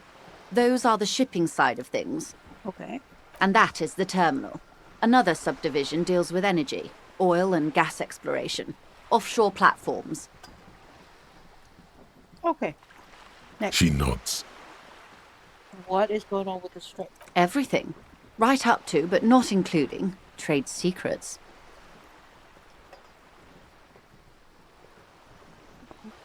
First, you'd have to repeal the Emergencies Act of Trade in Elements. That gives me the right to silence. It's quite the octopus. Let's just move on. I am glad you see it that way. To repeal the act would mean repealing the coalition government, the one that leases you the right to police West Revachol. But I am derailing us. You wanted to know about the strike. I believe the official title is Senior Labour Negotiator. In practice, I'm a grocery clerk. I relay the union's demands to Wild Pines and return with Wild Pines' counteroffer. And how are the talks going? They're not. That's the problem. The union stopped all negotiations a week ago, after that awful lynching took place. Now they won't even let me into the harbour. There's a 2-meter-20 racist behemoth blocking the gates.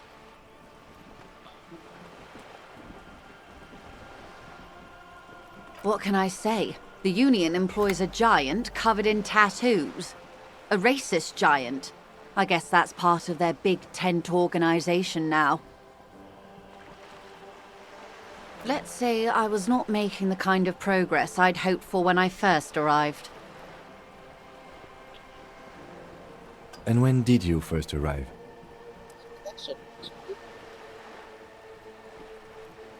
I arrived 3 weeks ago.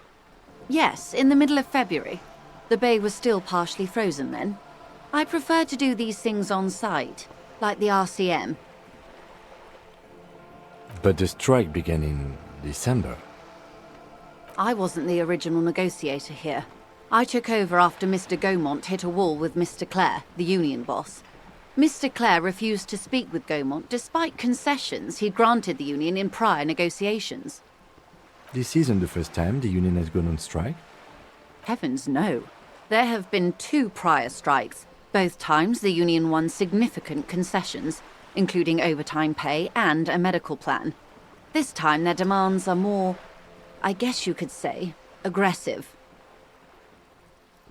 There are leaflets everywhere, and banners. What did they say again? Oh yes. Every worker, a member of the board. What?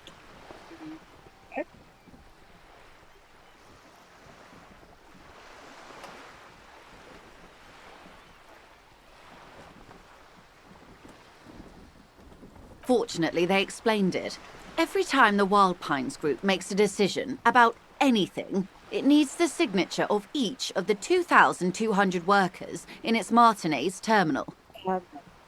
That's never gonna Just so you understand, this is but one of 22 terminals owned by Wild Pines.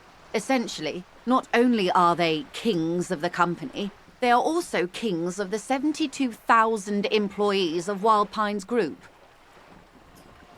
I'm not sure. Naturally, I assume that was just their opening position, a hard-nosed tactic with a side of mockery.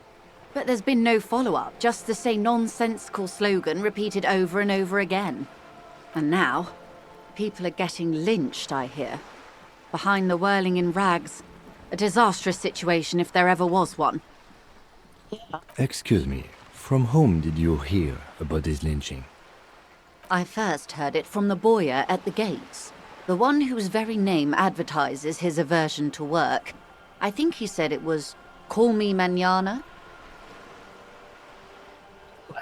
This checks out. So, what happened to Mr. Clare told him to... How did he put it? Yes? Fuck off, midget. Gaumont is short of stature, you see.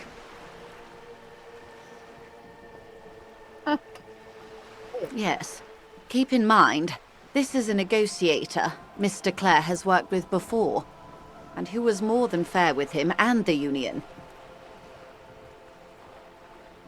Everard Clare is a man of the utmost integrity. If you can say one thing about him, it's that he always puts the interests of the workers first. Of course not. Everard is fantastically corrupt. I imagine he has a thick, viscous goo where you and I have blood. He is the most corrupt individual I have ever seen, and I deal with men like him for a living. If there is anyone more venal, more irredeemably nepotistic, then it's his twin brother, Edgar. Yes, Edgar looks exactly like his brother, except for that lazy eye. He also talks exactly like Everard does, and when one's term as foreman is up, the other takes over. It's how they circumvent the term limits, you see, with a funny little switcheroo. While in office, they've embezzled God knows how much of their workers' dues. The Débardeurs Union was once a perfectly normal institution. 20 years ago, anyway. It must not have been easy to establish under the Emergency Act, but they did it. I can respect that. Organised labour at its best, as they say. Then something happened in the local chapter elections. The brothers Clare came and transformed it into a... how do you say? A mob. The Débardeurs are a crime syndicate. Sad as it may be, I suspect we'll be forced to cooperate with them. Refreshingly honest, officer. The company has tried appeasing in the past, but I'm afraid our concessions have only emboldened Everard and his brother. And your opinion, detective, if I may ask? I'm a curious and talkative person, you see. Would you say the Débardeurs Union is...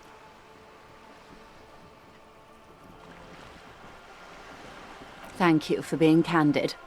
Sadly, Wild Pines have cooperated with what amounts to a crime syndicate for 2 decades. However much you feed the wolf always hungers.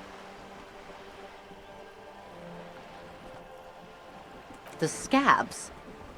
You mean the huddled masses of Jamrock come to plead for work where the Union refuses to? If they were organised by Wild Pines or its affiliates, then it would be a company secret. I could not share it with you. Not right now, at least. It's implied. She's open to discussing this matter with you at a later occasion. I'm glad you asked. There was a woman, the previous forewoman of the Union. She disappeared. Disappeared? Yes. On the last day of the local chapter elections, her daughter phoned in and said she wasn't running anymore, or coming to work. Ever. End of story. Downright haunting, if you ask me. The Wild Pines suspected foul play, but what could they do? It was a union matter. The point of the presentation is, these kinds of things happen around the Clares. Watch out when you're dealing with him. Thank you for your concern, ma'am. We'll be just fine. Of course. How else can I help? Can you tell me about this? Quite a few things, I'm afraid. The information I'm to share with you includes sensitive trade secrets. For the sake of my employer, I have to ask for your names and badge numbers. That could be a problem. Of course, ma'am. We should have introduced ourselves. I am Lieutenant Kitsuragi from Precinct 57. And this is my colleague from Precinct 41. I'm afraid he doesn't have his badge at the moment. I hope mine will suffice. How curious. Why is that, Detective? I see. So, are you saying you lost your badge during the course of this episode?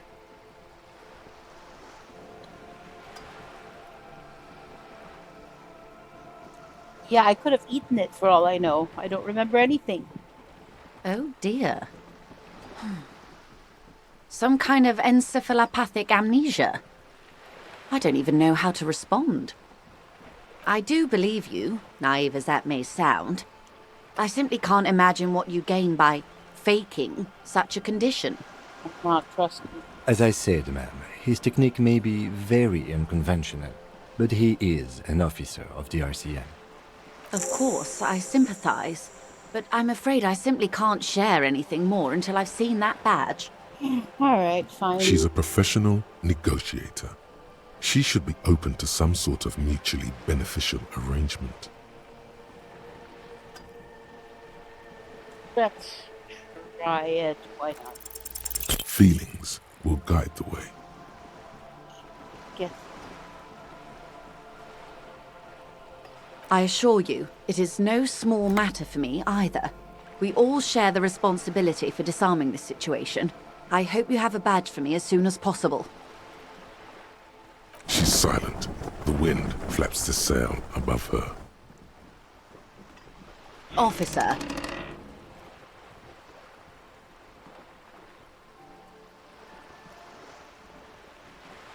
You know, I don't mean to sound cold, but if you want something, you have to give something back. More than just guilt. You're doing it. Despite your own best efforts, you're still getting in. Somehow. I'll be frank with you.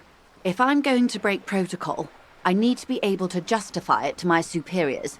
They're going to want to see something tangible. The Union is conducting drug trade out of the harbour. It's an open secret in Martinez. Surely it must not come as a complete surprise to the RCM either. Perhaps it's time to look into it. Maybe. Or you can find your badge, which honestly seems like a lost cause. Yeah. Detective, a word in private before we continue.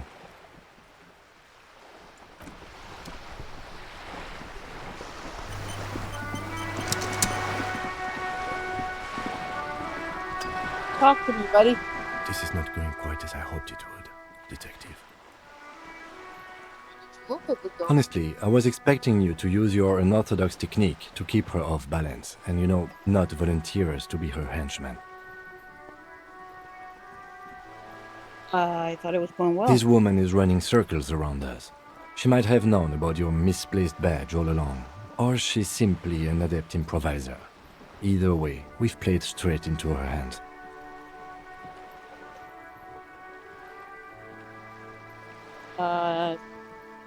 No. If there is reasonable suspicion, we must investigate. Otherwise, she could claim we are siding with the Union, or that we are on their take. We'd never hear the end of it. What I propose is, we ask her, then we investigate, briefly. But do not share the outcome of this investigation with her. We tell her it's done, and demand for her information on the lynching. Hide my badge. Oh, that would be fantastic, but do we have the time? The world is large, and your badge is 8 by 6 centimeters. You could request a new one from your station, but that would literally take months.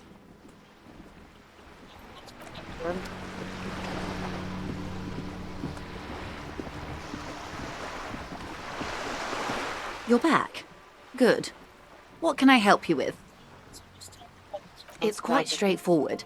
Someone is using Terminal B to smuggle raw ingredients from the Samaran Isola into Revachol with the Union's blessing. Wild Pines has suspected it for years. Okay, and you're not doing anything about it, why? Ingredients for what, ma'am? Meth and dextroamphetamine, GBL, and various synthetic psychedelics. Honestly, it might be quicker to say what you can't make from the stuff. Okay.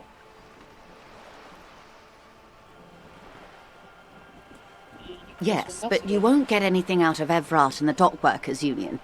Still, every chain has its weak link.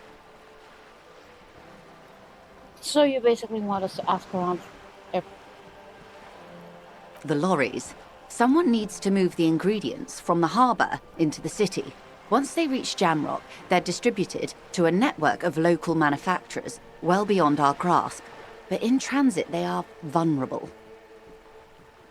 Perhaps you've noticed that a number of lorries are tangled in a traffic jam at the roundabout just now. Interview the drivers who are still hanging about. One of them might be waiting for a crucial shipment. I'll be explicit. If you find this driver, I will share company secrets with you. Why didn't you come to the RCM earlier? We did. On more than one occasion. Apparently, there's some sort of inter-precinct disagreement about whose jurisdiction this area falls under. We know the company has launched its own probe into the union's alleged involvement. We also know it's come up empty. It's not just the RCM. No one's been able to find any hard evidence. Well, here's your chance, officers.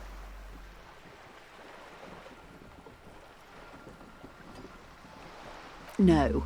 We asked East Motor Track to raise the drawbridge. The road company is a partner of one of our subsidiaries. However, this is a limited time opportunity. Once the complaint has been processed by the trade committee, they'll have no choice but to lower the drawbridge, and the operation will continue. Thousands of litres of raw ingredients will pour onto the streets of Revachol. Not the east across the river, but the west. The vulnerable, the weary. Well, at least this solves one mystery. What is that, Lieutenant? Why I had to call East Motor Track and beg them to open a drawbridge for me. I'd wondered since I first drove in, on my motor carriage.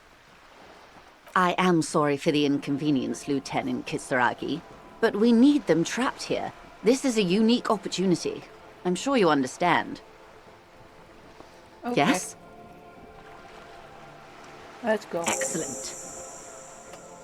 It may come to nothing, or it may just blow the case wide open. I can keep the drawbridge up for a few more days at least. You should have the time you need. In the meantime, let me know if there's any other way I may be of assistance. Okay, of let's course, just move Detective. On. We got quite a bit of stuff to do now.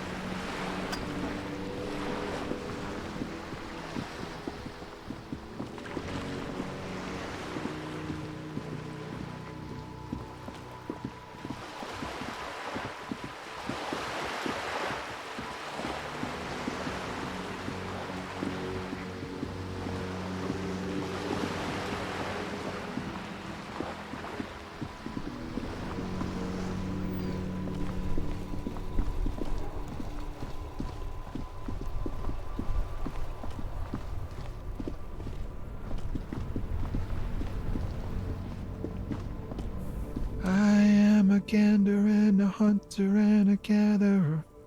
Feel like a traveler. A simple little cadence.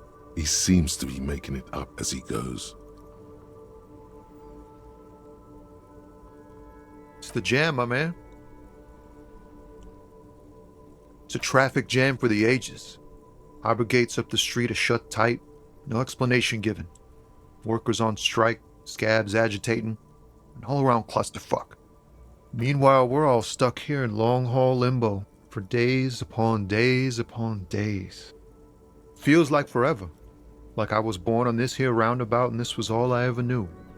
Just me and the metal and the tires, the oil and the fumes of mazout.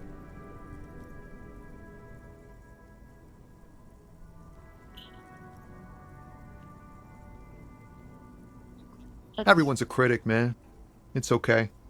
I've been here a whole week already. So tell me, what do you need?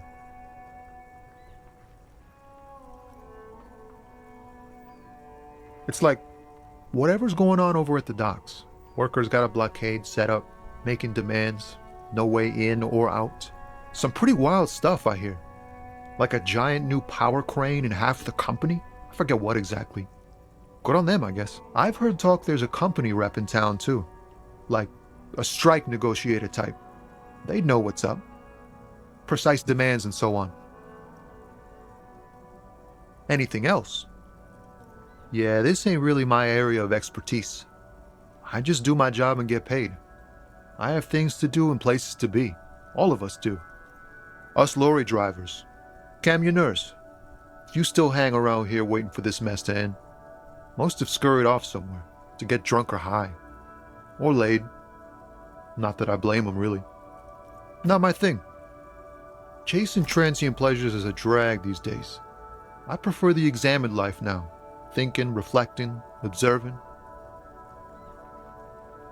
What's better than chasing transient pleasures?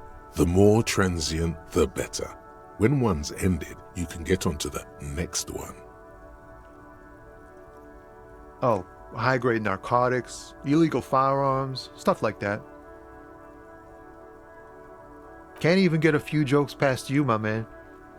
I've got another haul of found cargo. Mostly sporting goods, tracksuits, and that kind of thing. They usually get shipped to Grad and the Occident, though we've been making headway in the Il Moran market lately. This rockin' beauty. Sure is, like a rash you can't get rid of. You interested in heavy-duty cargo machinery? Neat. For carrying large quantities of cargo a long distance. These found tracksuits need to find their way to the kids way out in Wamrau and Loran Bird somehow. The man taps his fingers rhythmically. He ain't one of us drivers. I know that. All accounted for. Otherwise, I haven't really asked about that. Been wasting time right here. Keep him busy. It's easy to see he's telling the truth. He's kept his nose out of the dark stuff. The man taps his fingers rhythmically. Don't be a stranger.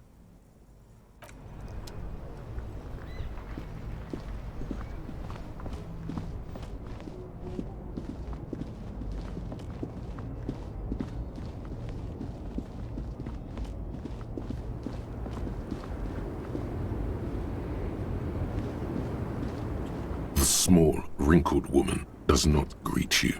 She nods along to something on her radio. A photograph is clutched in her hands, and there is a warm smile on her face. It's the warmth of a winter night's fire. Maybe she could give you comfort and shelter, some cigarettes and food money. Maybe she's your...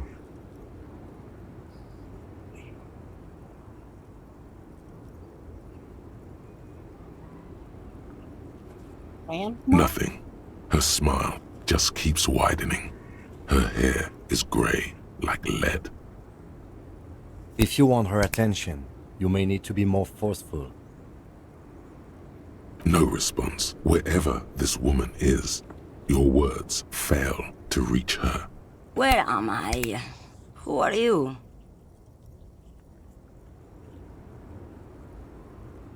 Never mind. I remember now.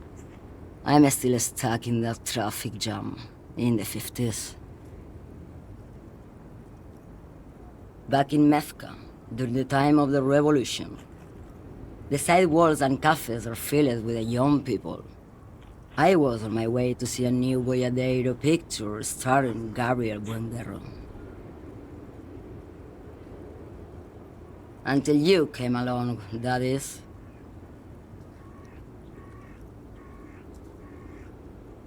Why not, Harife? It's not like I have anything better to do in this hellhole. Diamonds. Of course not. But wouldn't it be marvelous if I was? Whatever stupid things they put in the lorry, I imagine. I quit concerning myself with that a long time ago. Besides, I don't drive the lorry for the cargo, if you know what I mean. She says that as if something narcotic is the real reason. Then it's contraband, Lowman. What? Do you want to take an old woman in? Be my guest. Lock me away like Bad Hand Hermenegildo. bad hand, Hermenegildos's bad hand, strangled 300 people. What can I say? Some people just really like strangling people. She's just a distracted old woman. We should maybe let her get back to her things. So he doesn't think she's a smuggler. You hear that, Lowman? I don't think your partner likes you spending too much time with me. Nothing. I just don't think she's connected to anything. He doesn't want your frail mind caught up in something here. Something unconnected to the case. But connected to this woman tuning out like that. Oh, don't worry about me. I'm one of the best communers around. I drive routes no one else will. Lomonosov's Land, Udashnaya Zemlya, the Western Plain, the Transcatolia Magistral, you for 1A, Adestradas du Mirador, all the good ones, the deep trenches, where the bluebirds fly.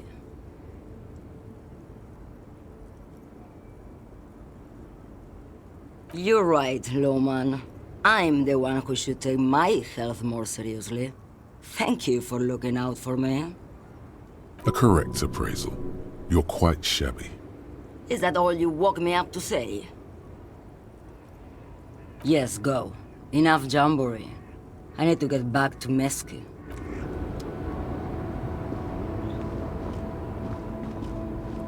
Seriously, there is nobody normal in this game.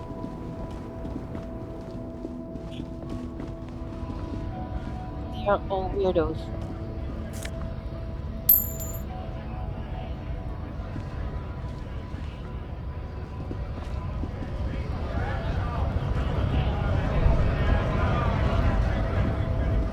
I think this is the big union, dude.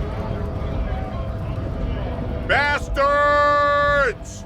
We have a right to work! Hold up and stay frosty, everyone.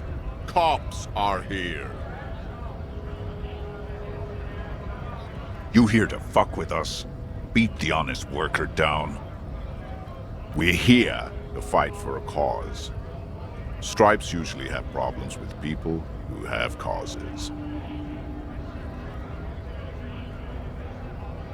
Good. We're fighting for a cause here.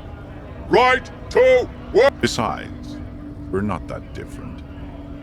It helps if people see us talking, cops and strikebreakers together. Rights of people, rights of workers, to have gainful employment, to make a salary, and feed their families. Maybe you should ask them the questions, like why we're not allowed to make a living here.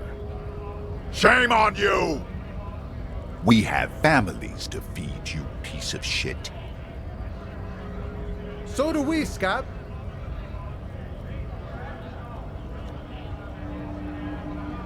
Honest men and women with rights to work, to be useful, not toys for corporate interests. We came here to help the harbor run smoothly in time of crisis. If union fucks don't want work, they ought to let in those who do want work. I have a question. Why do all these men follow your leadership? You think they follow because I'm big and loud? No. They follow the rules of the market, the rules of the economy, because they were given a job to do! Have fun. Union shits are on full strike. Don't think they're going to let you through the gates. You trying to meet their fat boss? I know nothing about a murder. Wouldn't put it past these harbor bugs. They'd do anything to stay alive. Right to work! It's shameful. Cops doing nothing. You should bring backup, open up the gates for us. Blockading gainful employment for workers is a crime.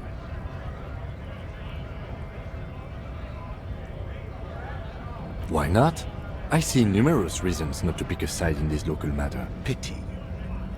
Let us work!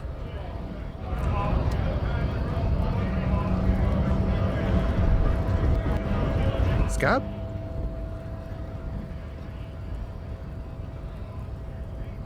I was just messing with you. No one's ever seen a cop scab. Imagine, you cops going on a strike, but then another cop comes in and says, let us cop for less money. Speaking of, what brings the RCM here? To the Wild North? Come to see the strife? Murder, huh? That sounds like a lot of hard work. You'd never see me investigating a murder.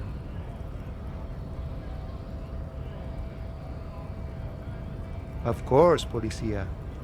It wasn't me. You can rule me out. Easier that way. He didn't do it. It's the truth.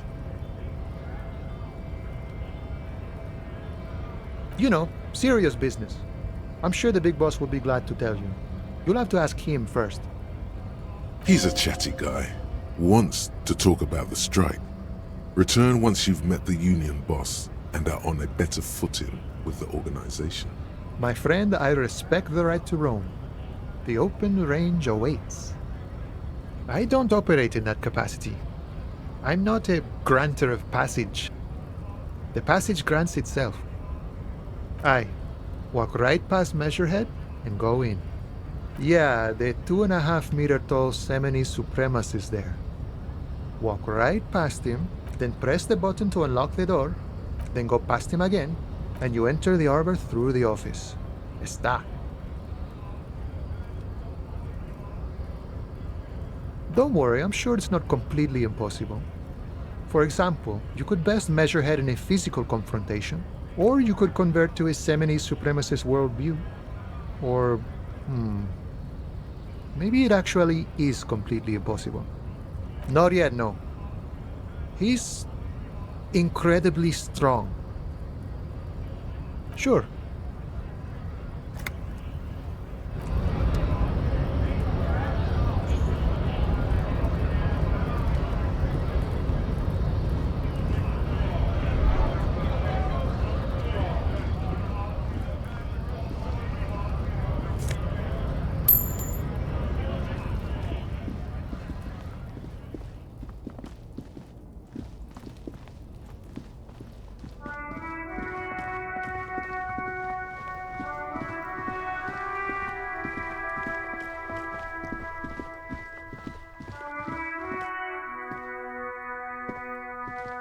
An old call box with a matrix of push buttons lists all the companies in the East Delta Commerce Center.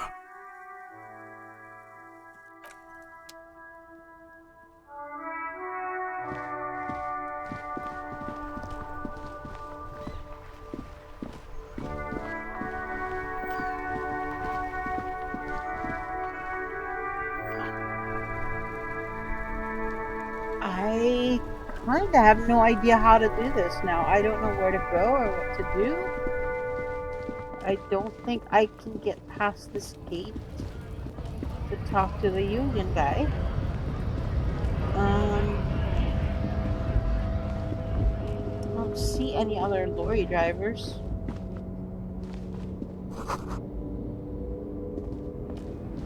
There's that girl there that I've talked to, and that other dude.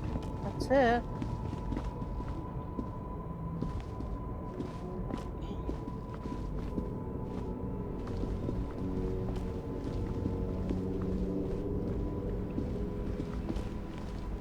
I'm completely flat. I have no idea where to go or what to do.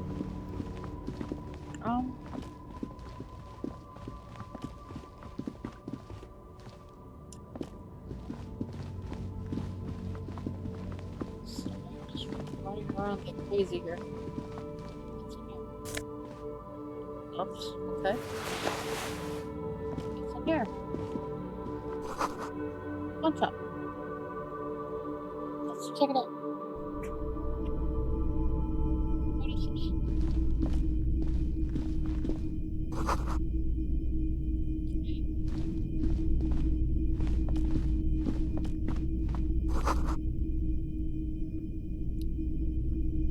A typical Martinez streetlight sits among assorted floor and table lamps.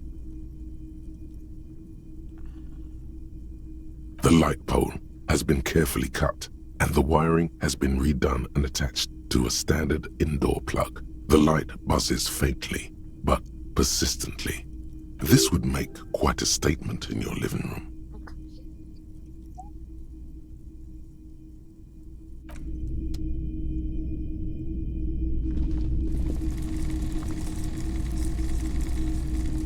You see rows of toy soldiers guarding the rest of the trinkets displayed on the table.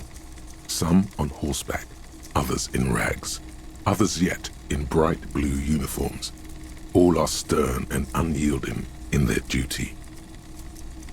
Try to find something pretty and cool here, then use it to win her back. Win who back? Yes. Buy something nice. A figurine. No idea who the is, but Everything you pick out seems faded, chipped, and sad somehow. Most of them are just broken toys. let's step away from the table because I have no idea what that's even.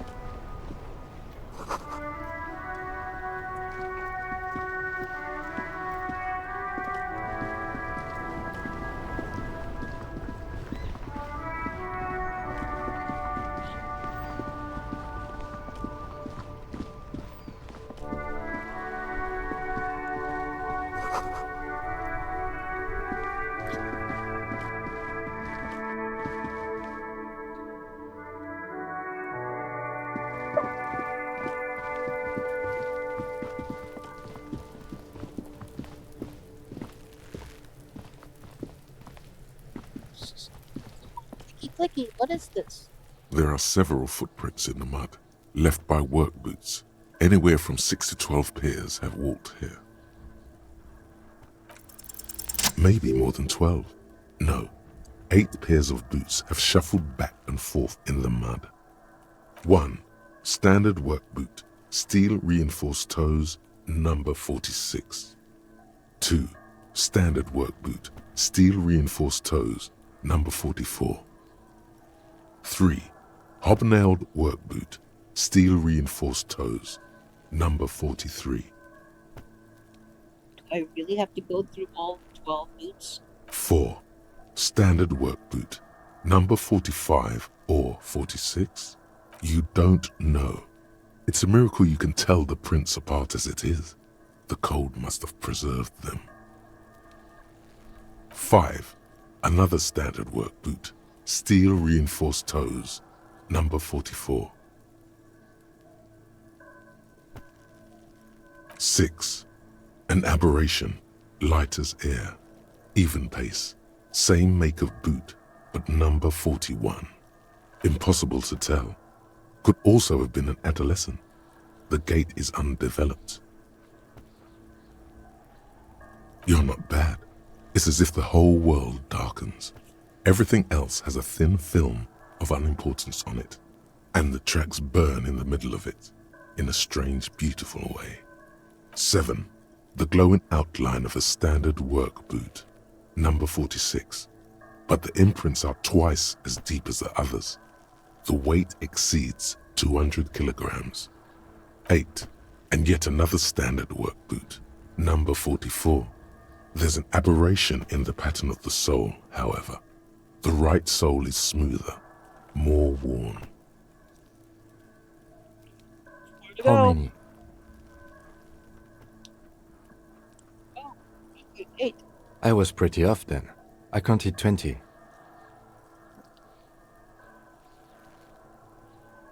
I never got the hang of it. Hyperopia. Do you see anything out of the ordinary? A woman? Or a kid? Understood. Anything else? 200? Could it be the combined weight of two people, one carrying the other who's tied up? Let's say a heavily built worker carrying a similarly built, soon-to-be-dead man. Observation. He might be right. 200 kilograms of living weight is unlikely.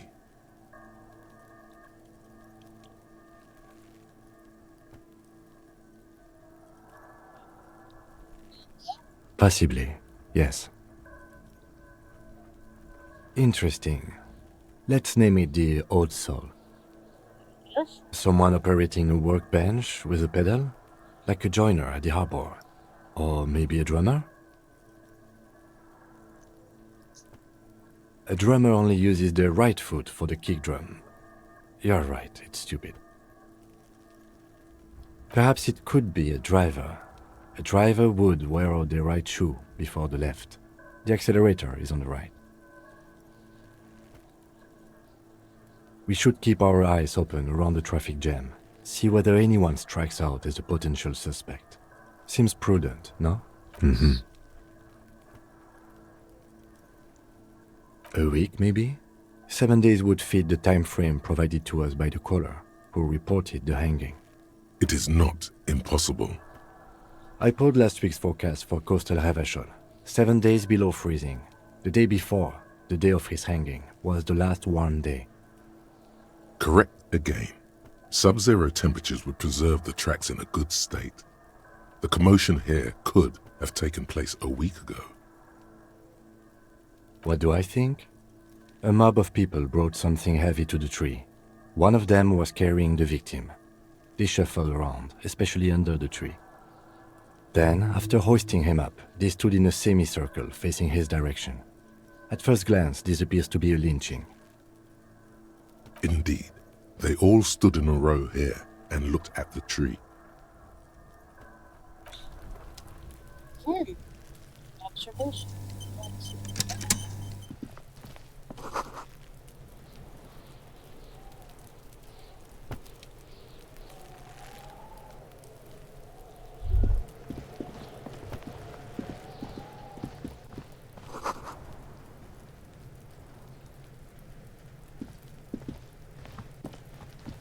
This trash container is locked.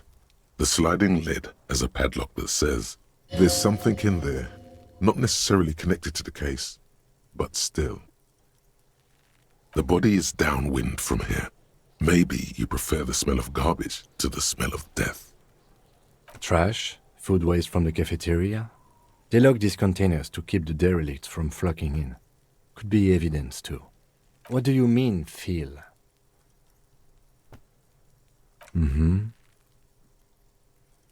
We could try using a pry bar, the one you took from my motor carriage, or we could ask for a key from the manager of the Whirling in Rags. He probably has one.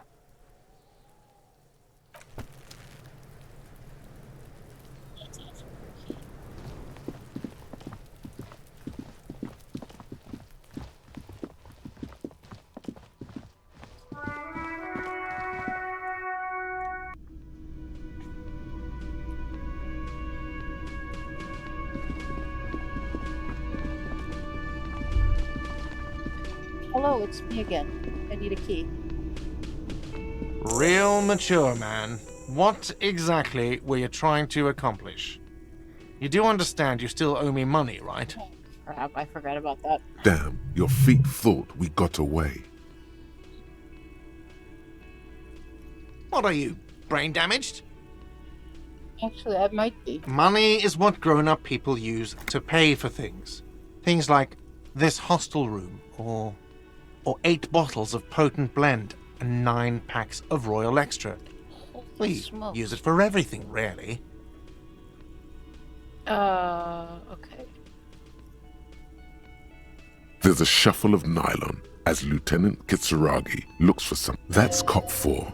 I haven't offered to pay because I don't have any money either. You know what? The stupid drinks you've had are on the house. You know why? Because I know you can't pay for them. Not because you ran away. Now, I still have to charge you for 3 nights and the broken window. That's 100 square. Wait, what? Not entirely cool. You still owe me 100 real. If you don't have it by tonight, I can't let you back up there. Now, what the hell did you want? I assume you wanted something to come back here. Mine? No, it... Thank you for clearing that up. Why do you... Why?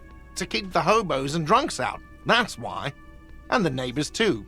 They put their trash there and they don't pay for the garbage company. I thought as much. And are you the only party with access to the trash container? Well, yes. Us and the garbage disposal company. Would make sense? It seems a little callous, doesn't it? Something stirs in you. What? Prod at him and find out.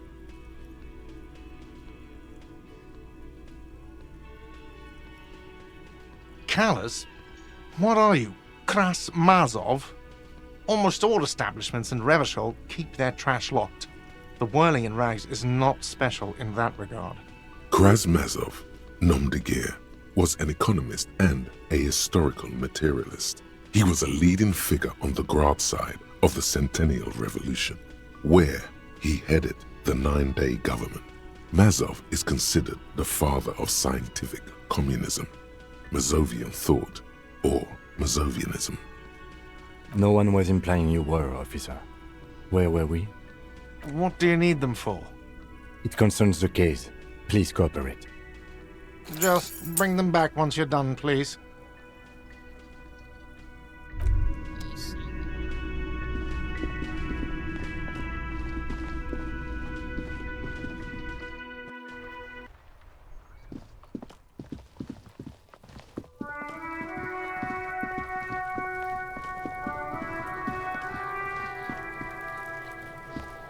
This trash container is locked. The sliding lid has a padlock that says, "Whirling in rags." Yes, we just got the key. With a well-oiled crack, the lock pops open.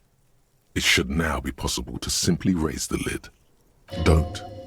Maybe you shouldn't. What? There is, but you won't like it.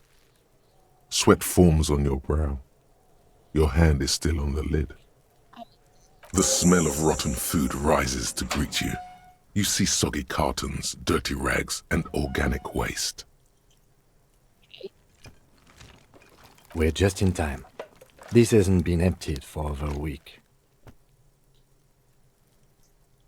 You see milk and egg rest with one broken egg in it. Some pasta wrapper. Picking up the soggy packages somehow feels familiar. A box falls into pieces in your hands. Batiste Soleil cereal. There are plastic pasta packages below, and turbo noodles. Nothing of note, however. Among the threadbare kitchen towels, something catches your eye. A pair of denim trousers. As the legs of the slime-covered jeans begin to unspool from the garbage, a rank corpse smell fills the air. The victim's clothes? Cadaverine odor is faint. If these belong to the deceased, they were removed when he was still in the early stages of decay. Drop them in here, officer. Guitar-marked blue jeans. Pockets empty or emptied. He wore them with a belt, too, a white belt. The loops appear stretched, but the belt is missing. That's it. Do you see anything else in there? I have another bag here. Something slimy catches your eye. A drab, long-sleeved shirt, olive-colored, appears from the food waste, dripping with pus. Gross. This is a military-type overgarment. No label or serial number.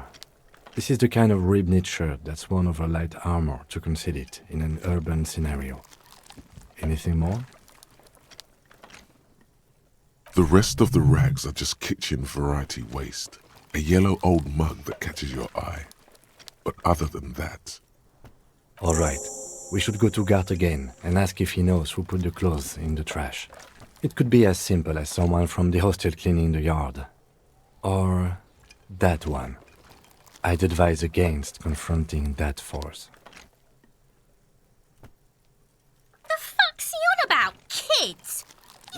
Kuno. He thinks you're an infant or something. See?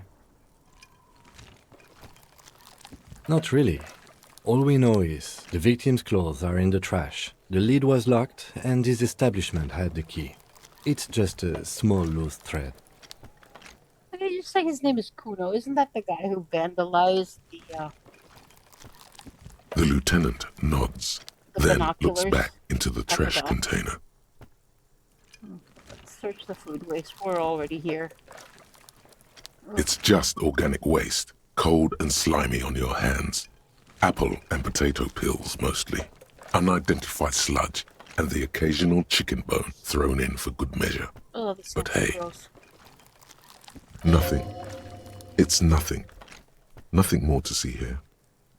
What's this?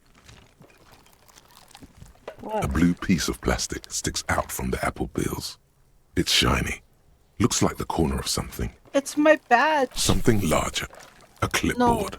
A blue plastic clipboard with moist papers hanging from it. They look badly damaged, but you can still make out forms and notes, written in a man's handwriting. Officer, is that your paperwork? It is. Look, the plastic has the RCM street grid on it. You've even got an autopsy form in there. Okay. If you don't mind me asking, how did this get in the trash?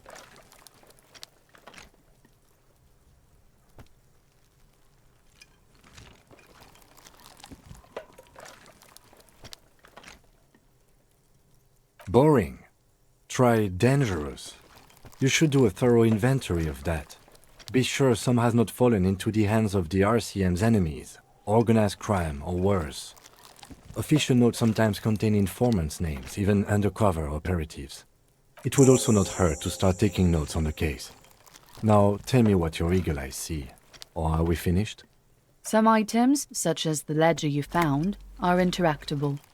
Go to your inventory and select the Interact tab to read your paperwork. You pick out a broken mug with an oddly racist depiction of the yellow man frolicking in saffron. Only in its social sensibility. You've acquired an interactable item. Investigate this item further by going to the Interact tab in your inventory. Yes, dear. The container sounds a muffled gong.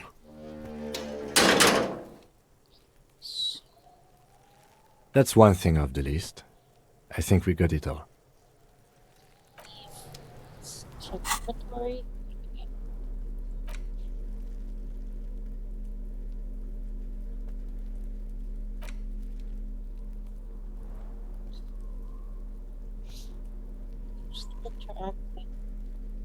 It's just a racist mug. What's there to read here? Not much. Oh boy, here we go. What are you going to say about a broken, tossed-away mug that you dug out of the garbage?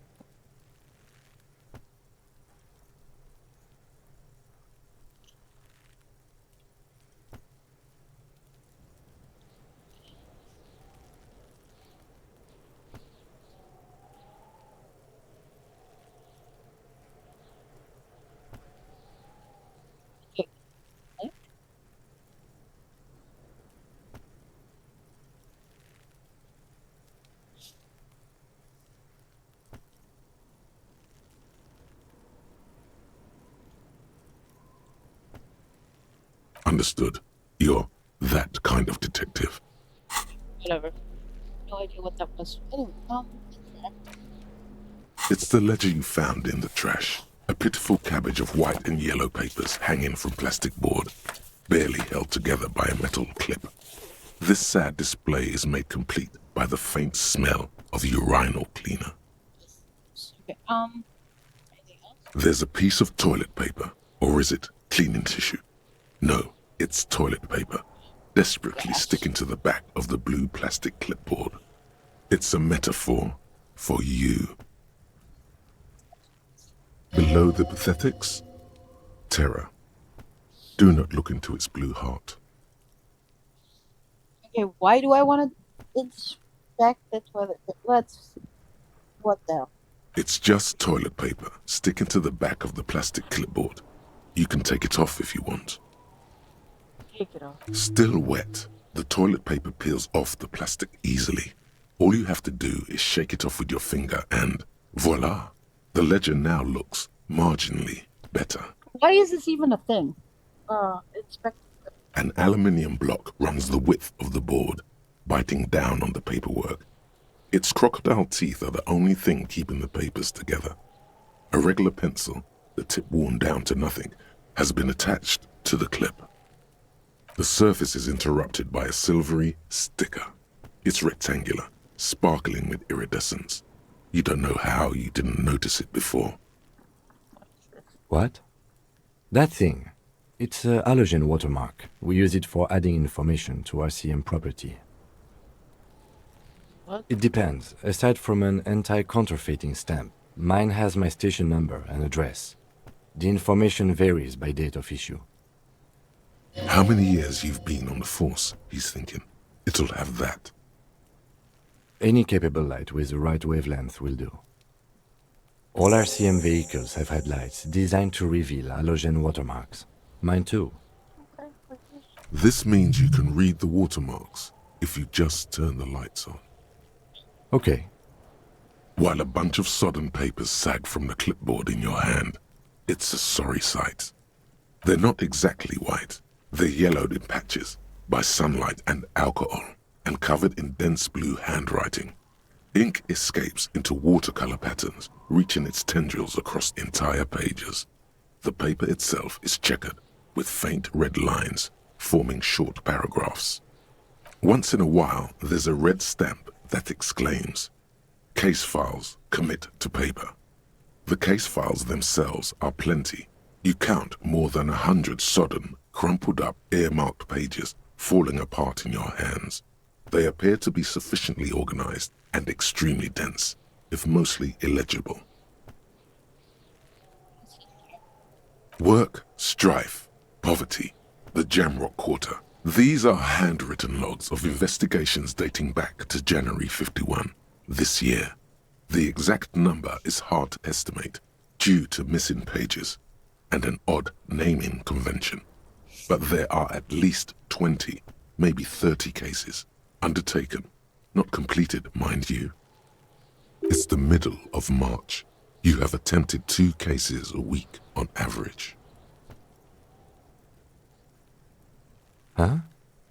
2 complex cases to undertake is a lot, yes. You really have to push yourself. I would not suggest it, lest you start making mistakes. 2? That's a lot. I didn't mean to say you are making mistakes, by the way. That was presumptuous of me.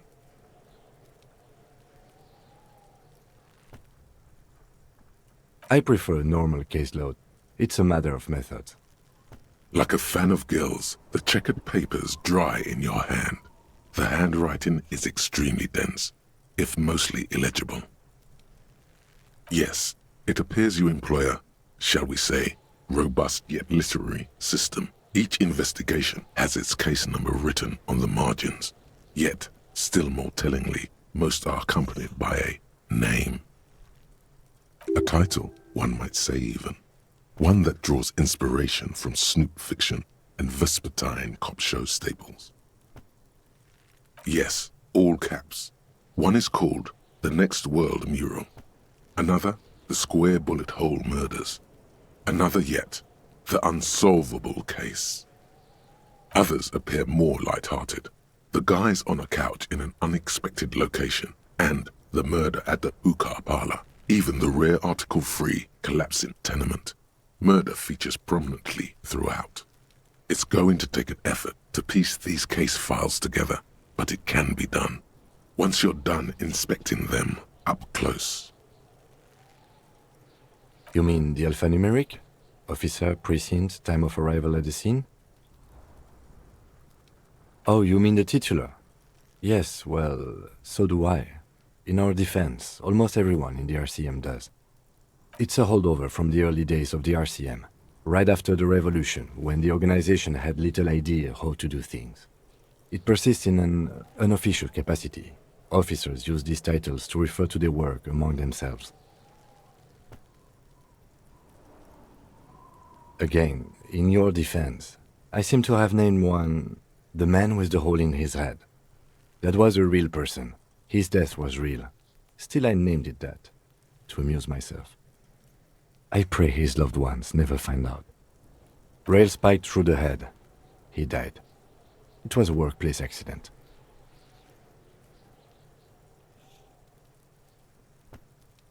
There is, for precisely one more.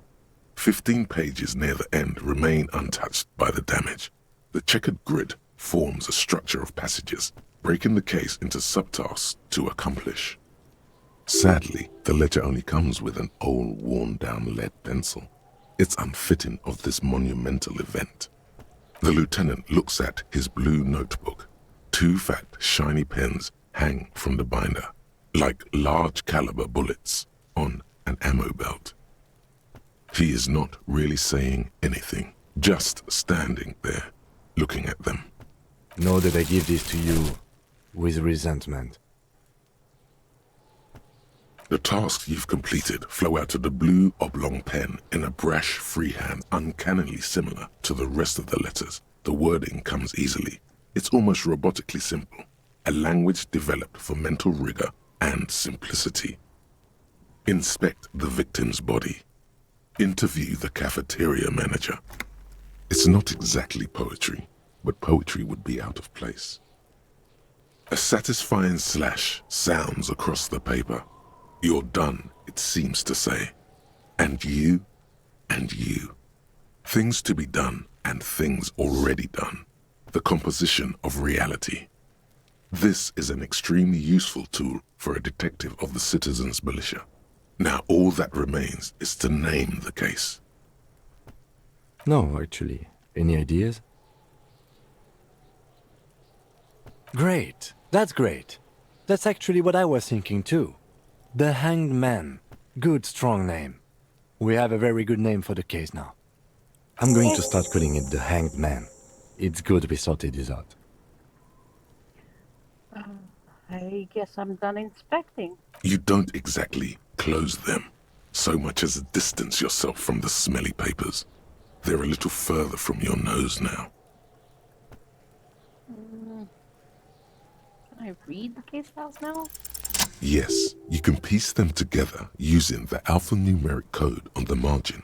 It always begins with HDB 41, then date of initialization and time of arrival on the scene, followed by the title.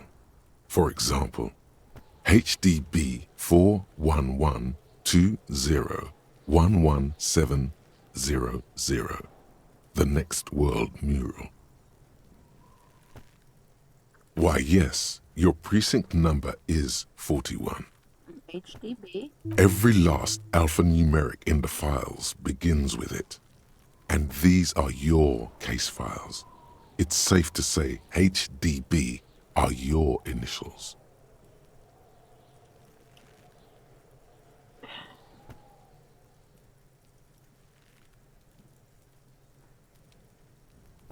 I got nothing here either. Logic really isn't the best faculty to have this conversation with, but it's the one you got. So sorry. Yeah, we're staying out of this business for now. HDB is bad news from yesteryear. It's shit, honcho. It takes about half an hour to piece one together using the system you've devised. Where do you want to start? Not much has changed in the meanwhile. A bunch of sodden papers still sags from the clipboard. Yellow papers. In the back, you see thin, translucent copier paper. Some neon yellow, some bright red, all covered in boxes, like marching armies. These look like official forms, waiting to be filled out. Then rip them from the binder and hand them out, according to type of form. 3. The topmost are misconduct fines, the middle ones are station calls, and the bottommost are field autopsy forms. Each is easy enough to make sense of. You don't have to be an intellectual giant to do police work. The rest of the stinking cellulose is much worse for wear. Being sandwiched between the board and the rest of the paperwork must have spared the fragile copier paper. Let's put it away for now. Let's see what we got.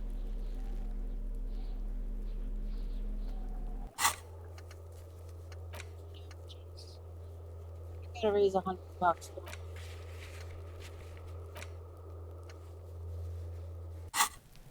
First of all, let's talk to this dude.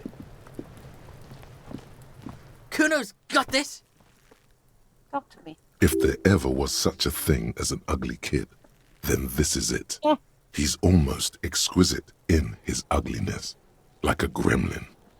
Oh yeah, Nappa Gumpy,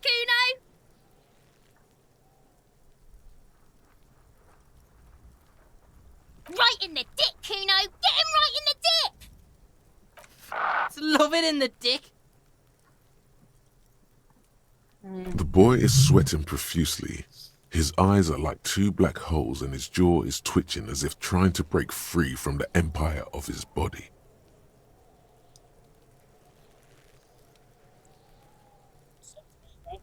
Fuck that! Kuno, yeah! Right in the mouthhole! Shits himself. The rake, Kuno! You should throw the rake at him, Kuno! The fuck? Does Kuno know what a rake is? Kuno's not a gardener.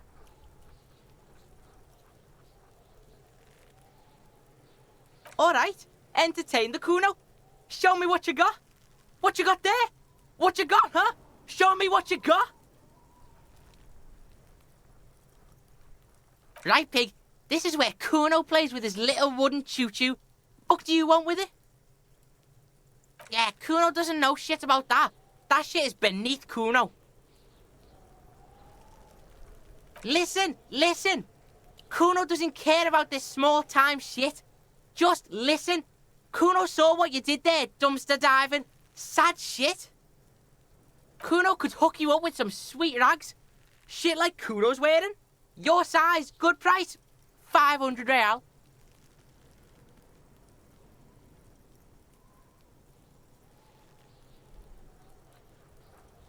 Look, Kuno ain't seen shit lying around. Except for that up there. Now you want performance gear or not, Grandpa? The lieutenant remains silent, but his expression couldn't say, "I told you so," any louder. Whatever. Kuno was trying to help you, but you're too fat for fouling anyway, pig. The fuck? A mug in the trash? Is this about the fucking clothes again? Yeah, Kuno sees where this is going. Kuno's got that fast brain. You saying you pigs are after the mug fucker? 'Cause he's the clothes fucker? I can't hear you, Kuno! Speak louder, Kuno! Shit, that's tense. Someone's going to the beat-down basement, huh? Mug guy gonna get tied to the radiator. Kuno doesn't know who put that shit in there. And if he did, he wouldn't squeal. But if you find out, maybe you can... Stop turning into a pig, Kuno! They're trying to get you hooked on the snitching! Get away from my Kuno. Yeah, get your bacon shit away. Kuno doesn't like to be seen with the popo. Get your shit done and out of Kuno's face. No, it's not fucking Kuno's. It's ancient. Look at it. He thinks you're fucking fool, Kuno. He says you climbed the ladder up to your magic tree house. Get the fuck out of here, pig. Kuno doesn't have a magic tree house. That's just some shit roofing gimps left behind, lazy dinks. There it is. That strange feeling again. As if there was more than meets the eye about that pile of roofing material.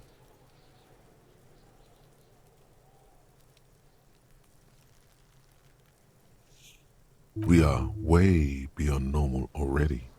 We are in the star chamber. Are you having a seizure in Kuno's yard now?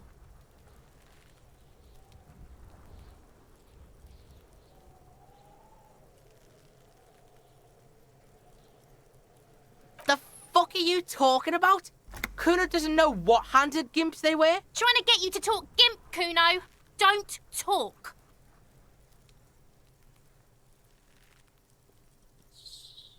In her eye. Fuck are you talking about? Ask me a normal question, pig. They're trying to make you feel stupid, Kuno. You glance again at the roofing material in front of the shack. Yes, you should go back there. Yeah, whatever. Kuno doesn't give a shit. Kuno doesn't fucking... That was the most unproductive conversation ever. I have no idea what these people are weird. An inconspicuous pile of the roofing material, Eternite. Because it's nice and orderly, well, it reveals no secrets at this time.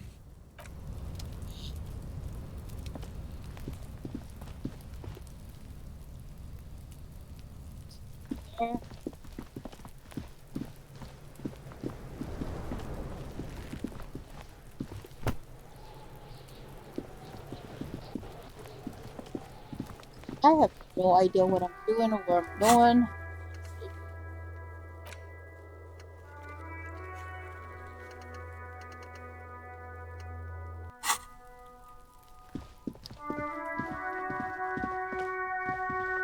I have to return the key anyway, so...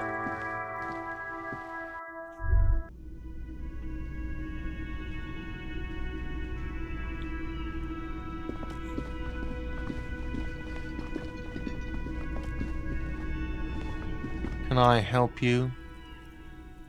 Thanks. I hope you found what you were looking for.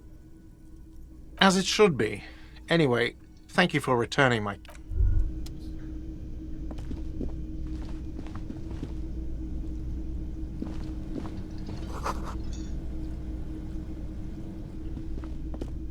A thin man is smoking below an exhaust hood, occasionally sipping from his mug. This must be the Whirling's cook. As you step in, he nods toward the table and says something in a completely foreign language. The only words you can make out are Goranci and Kubek. It must be his name. Goranci. Goranci Kubek. Sounds representative. The man puts his cup down and replies something, his left hand drawing arcs in the air. He smiles and bangs his ladle against each of his pots in turn. It's almost like music, especially with the sounds of assorted dishes boiling and simmering on the stove.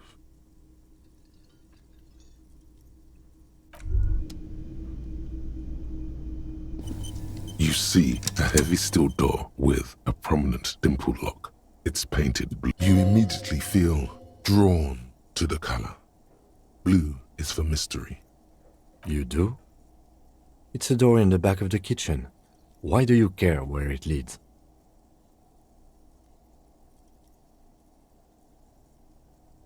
Eccentric. But okay, I suppose we could look into it. As a side investigation. Gart is the person to ask about this. The cafeteria manager. The cobalt blue surface feels rough to touch. The stainless steel door is flush with its frame on every side. It leads to a side building, adjacent to this one. The old building next to this, half ruined. Whatever is behind it must be older. The door does not budge.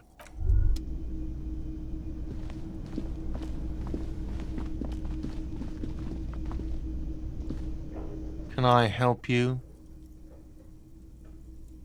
What thing?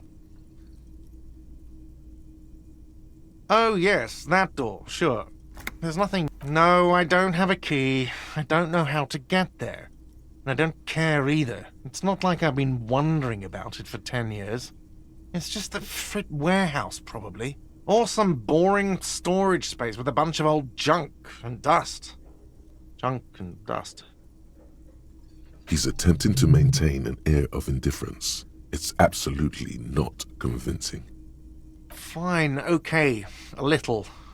But my job doesn't leave me time for wondering about one locked door in one of the cafeterias I manage. So I haven't opened it, I have cleaned the whole place 100 times over, though, after the animals. And I haven't found a key, so good luck with that. Yes, not the whole damn union, thank God. Just the nastiest and loudest faction. They come here in the evenings. Dumb, unruly types. Think they're big shit. But they're good customers. They place big orders and always pay on time. We should find out who this Lord faction is, occupying the booth. Loudness means talkative, and we need info. We don't. We have to wait. They'll show up sooner or later. Men get hungry, even striking men.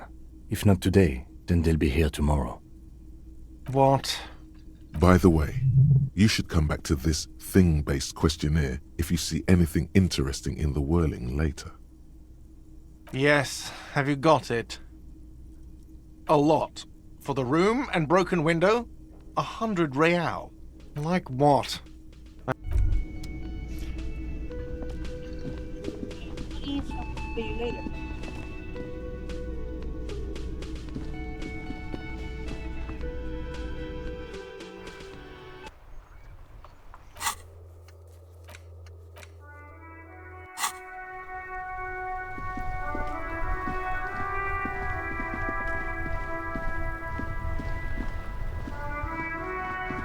Inside, you see a set of steering levers, a radio microphone, a pull-out toolbox, and the soft glow of the fuel preheater gauge. All right. Ready? I turn, you press start. It's next to the preheater. The dashboard lights up with orange glow. The rounds per minute gauge jumps, and the engine of the Caprice Canelo comes to life with a whiny growl. The lights unfold with a little click, casting electrical light onto the ground before the vehicle. There you go. I'll turn them off from the remote once you're done. We just need to stand in front of the machine now.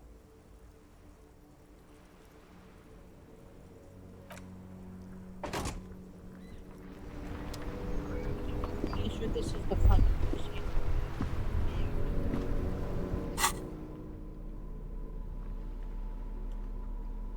It's the ledger you found in the trash, a cabbage of papers hanging from the board, with the permit arson, petty theft, spousal abuse, handwritten logs on dozens of investigations date back to January 51, stamped case files, commit to paper. These are your last couple of months in Revachol, Precinct 41, Jamrock Quarter. You don't exactly close them, so much as distance yourself from the smelly papers. They're a little further from your nose now. It's made of dark blue plastic, hard enough to beat someone to submission with. The edges are rounded, however. The U4 size board feels thick and heavy in your hand. Light shimmers on its wet surface. On the back you see the embossed letters, RCM. Blue. The blue heart. Don't look into it. Something rattles inside, ever so lightly. Is there a hidden compartment? The plastic shimmers like lapis lazuli, but it is not see-through. You cannot see to its center. With your hands, U4-sized pages hang from the clip screwed to the top of the board. The two sides of the board appear slightly misaligned, like a drawer that's come off its slides. If you bend the plastic on your knee, slowly, the slides snap back into place. It should be possible to just, without resistance or sound, the two panels move against each other. The two ticket stubs and a handmade postcard.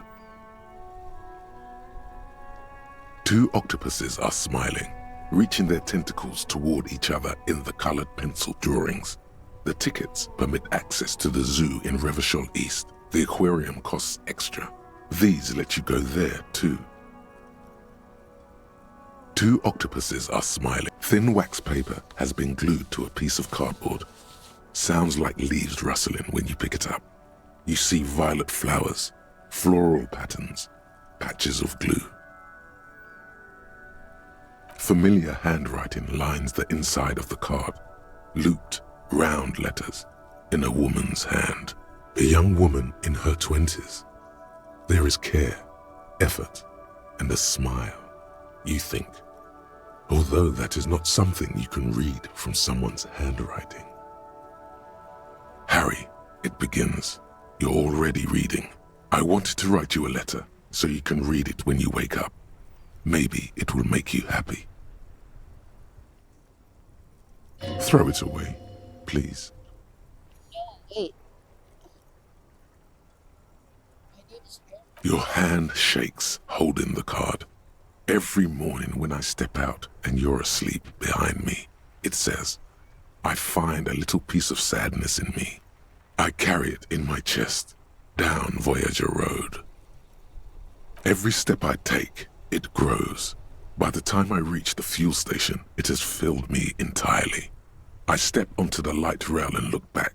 Sparks fall from the bow collector. I know it will be like this until late afternoon, when I get off the 42 and walk back to you. You. Every step I take will get lighter. It almost makes me run. Sometimes I do. I can't believe I met you. I can't believe the happiness I feel with you. You have a vast, vast soul, and I will always, always, always come back to it. Kisses, kisses, kisses. You feel the air sucked out of your lungs and the blood sucked out of your head. Everything around you gets dark. Small white dots appear. You feel the ledger slip from your hand. No, hold on. To what? There's nothing. Detective, is everything all right?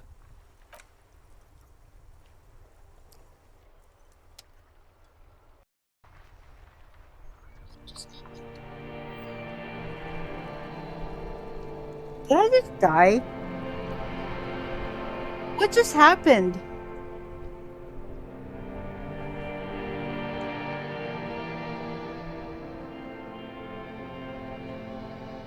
I think I just died.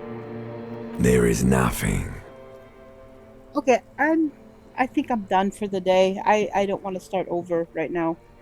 But yeah, I will play this game again at some point. Again. Let's just lie here past Well, that for now. almost nothing. There is the ground below you. That's still there. And the small light that's on, fluttering, somewhere in the basal ganglia. That's me. Blue eyes, that's me. Is it? The world is gone. You are no longer reacting to outward stimuli, yet still. A bitter, caustic sense of loss remains. Even in the darkness, great sorrows slip in the water. Slimy. The cool when you're dead, brother. Here in the paleo-mammalian cortex, we call it the shadow. Because it's always there.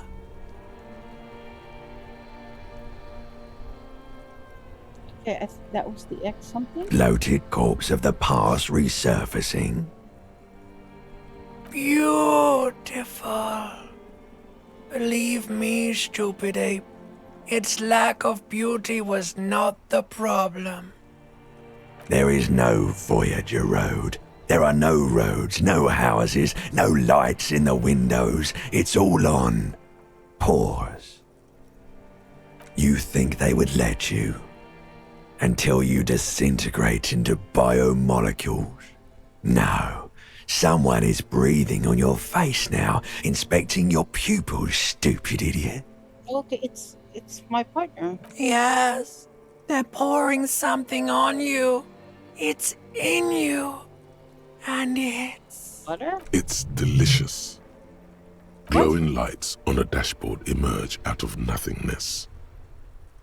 Okay, what happened? Wow. The upholstered cabin of Lieutenant Kitsuragi's motor carriage, seated in the driver's basket. The air is thick with leatherworks and heavy fuel oil. Cold water runs down your chin. Okay. Drink. Water.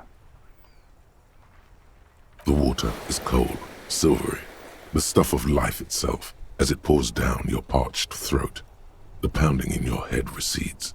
The darkness parts. Okay, I need to go to the bathroom.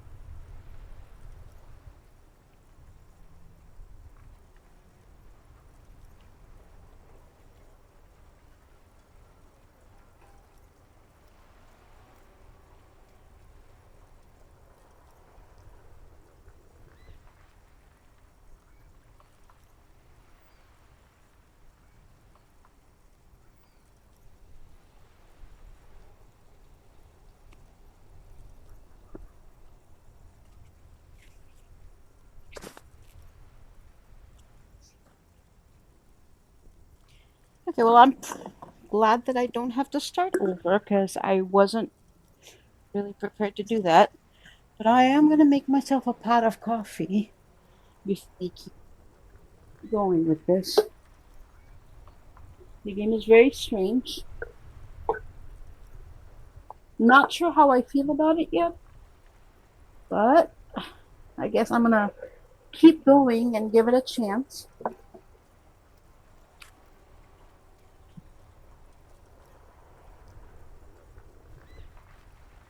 I've heard a lot of good things about this game, which is why I bought it in the first place. I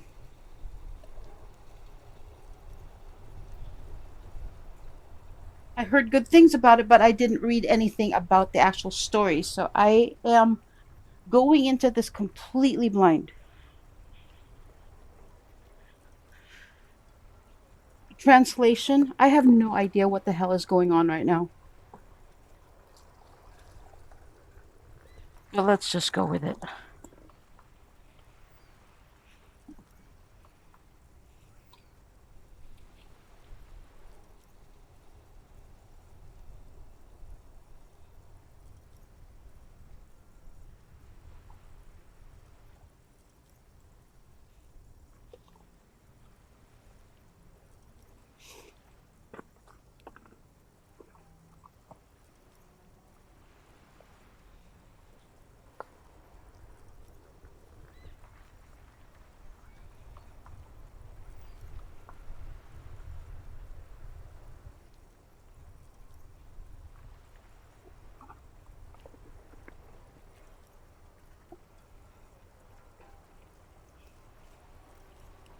So let's keep going while the coffee is brewing.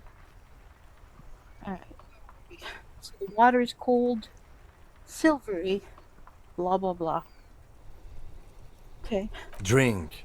You haven't drunk water in 2 days. Did you know the human body is not made to survive on alcohol alone? You need a secondary form of hydration. With greedy gulps, you down half a liter of cold water. Some of it spills on the driver's seat. The lieutenant pays no heed to it. Kim is a good sport. What happened?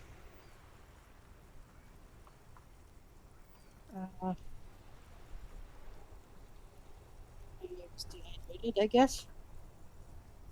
No, actually, no. I should ask you the same. You were reading your paperwork. Then you passed out. I carried you to my kinema to take you to a hospital. Then you came to. How long was I out? 10 minutes, maybe. Okay. I guess I was dehydrated. Right.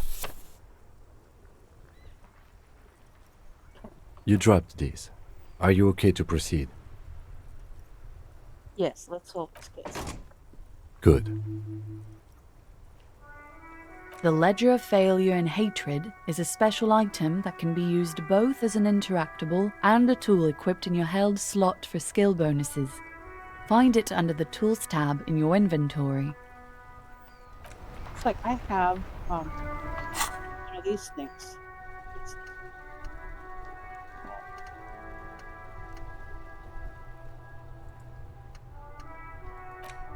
It's a white morning.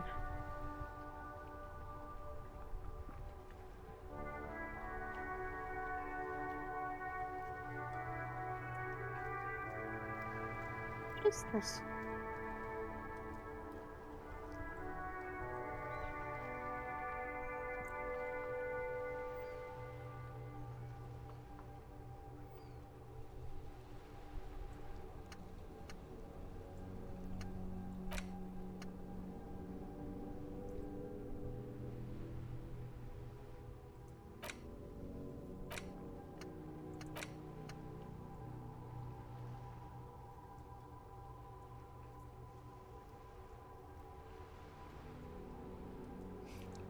What that is?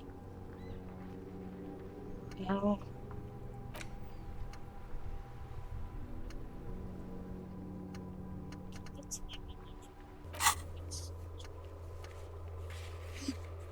Yeah, that's what we were trying to do.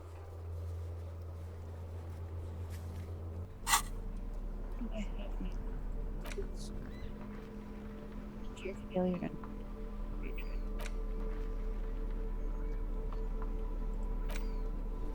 yellow plastic bag.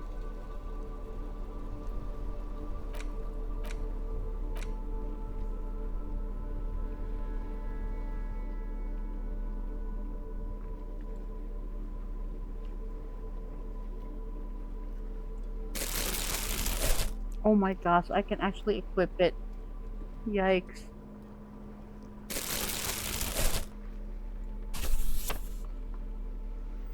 It's the ledger you found in the trash. A cabbage of papers hanging from the board. Without resistance or sound, the two panels move against each other. The compartment is now open. Inside, it's slightly, ever so slightly, difficult to breathe once you've done so. The drawer is locked. Blue ink drips from the white pages in your hand. It takes about half an hour to piece one together, using the system you've devised. Which one do you want? This one is relatively easy to reconstruct. Overnight on 1202, a graffito, nay, a mural, appears on an 8-story tenement overlooking central Jamrock. The building is a sparsely inhabited ghost tower, part of a failed real estate development called Grand Couronne. The mural is enormous. 2 silhouettes, a man and a woman, are kissing. The text cut into their form reads, "True love is possible, only in the next world. For new people, it is too late for us. Wreak havoc on the middle class." People call it that thing and that fucking thing. It's visible for miles. In 2 days, the station's complaints desk gets clogged with requests to remove the bummer. You and your partner are assigned to the case. The graffito crew is easy to track down. Only the bell lettrers have the literage of industrial paint to cover the surface. One of the graffito artists is rumored to be rich. They take responsibility for the execution, but not the design. The ideologue of the Next World mural, as the crew calls it, remains an unknown.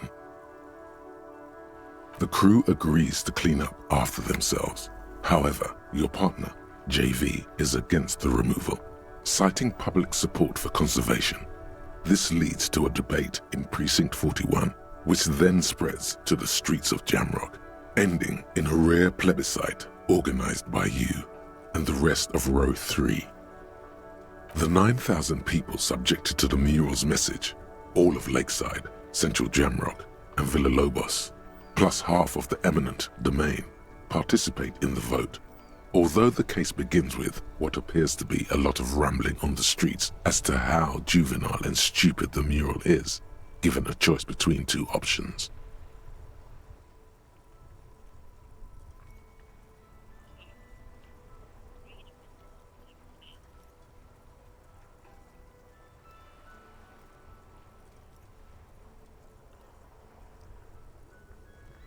A staggering 78% of voters choose to keep it.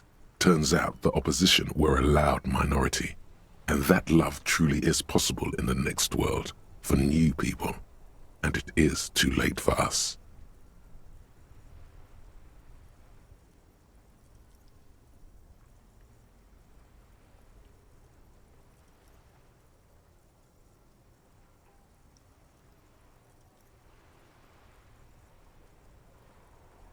Did anyone ask you what you believe in, man with the smelly toilet ledger? What do you want to tackle next? Or are we done? AKA Leslie and Burke, AKA the public indecency drunk and the property damage drunk, is a cursed case. It has been passed from unsuspecting officer to unsuspecting officer for 10 years.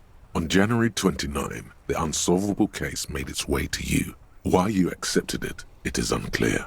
Every officer, and indeed most civilians in Jamrock, know it's unsolvable. You were so drunk you didn't remember what it was when you signed on. That, or you were high. Leslie will always take his pants off when he's drunk. Burke will always trash everything. It's just what they do. It is their nature. You cannot change the nature of a man, and you can't lock them away because public indecency and small-scale property damage are not punishable by incarceration. The only way for Leslie to stop flashing his genitals to bypassers and for Burke to stop dismantling signage and rear-view mirrors would be for them to stop drinking alcohol, which, in their 40s or 50s, it's hard to tell because of their distorted features, is a medical improbability on par with you ceasing to produce the expression. You would think that, but you're wrong. Where's the fun in exposing your genitals or breaking stuff in your own home? No, Leslie and Burke are on the corner of Main Street and Perdition because that's where the action is. Threatening, fines, dragging them to the station, locking them up in the hellholes they live in. Locking them up in the station, hypnotherapy, even trying to get the local gang of Zemyaki to take them out. The Zemyaki gave them ethanol, so Burke and Leslie would expose and rampage even harder. You tried it all, and still the complaints wouldn't stop, as they hadn't stopped for 10 years. It's plain to see from the files that you, Satellite Officer JV, and Special Consultant TH, had more important cases to attend to. You uncover cross-reference to several ongoing investigations, each brought to a standstill every time you drive down Main Street. Because there they are, on the corner of Perdition. And what is Leslie doing? Leslie's doing public Good, decency. you're learning. If the files are to be trusted, that's all there is to it. That and Burke breaking things, and the fact that they're both drunk. But then again, so are you. The case becomes considerably less comic one day when Burke takes a swing at your ledger. He must have it confused with the property he likes to damage. But the joke's on him. You're drunk out of your mind on potent Pilsner. You slam the hardened plastic board in his face. Then you proceed to beat him unconscious with it. In the process, the ledger sustains damage. The compartment within, reserved for permeable documents, is jammed shut. You stop your assault on the now unconscious Burke to open it, but are unable to do so. The officer began to cry, reports Leslie, who, at this point, is tending to Burke. He came at us, and at us. I think he was trying to kill Burko. While trying to kill Burko, you slowly come around. The permeables compartment is open. You've smashed it open on poor Burko's kneecaps. The good news is, Burke can't walk anymore. Can't get out of his apartment, an invalid. With Burke to tend to, Leslie cuts back on the indecent exposure. Maybe he flashes his genitals to Burke, who knows, but both drunks are off the street. The complaints stop. The unsolvable case is solved. Which is also why the officer responsible narrowly escapes a disciplinary hearing. The end. Do you want to read another one? No. Not much has changed in the meanwhile.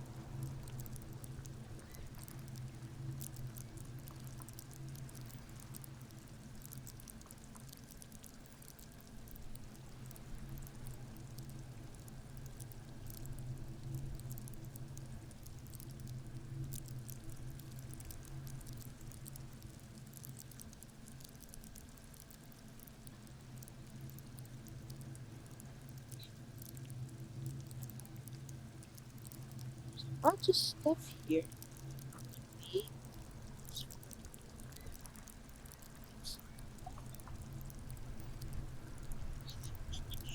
That's that feeling's hunches. Or I want to connect to station 1.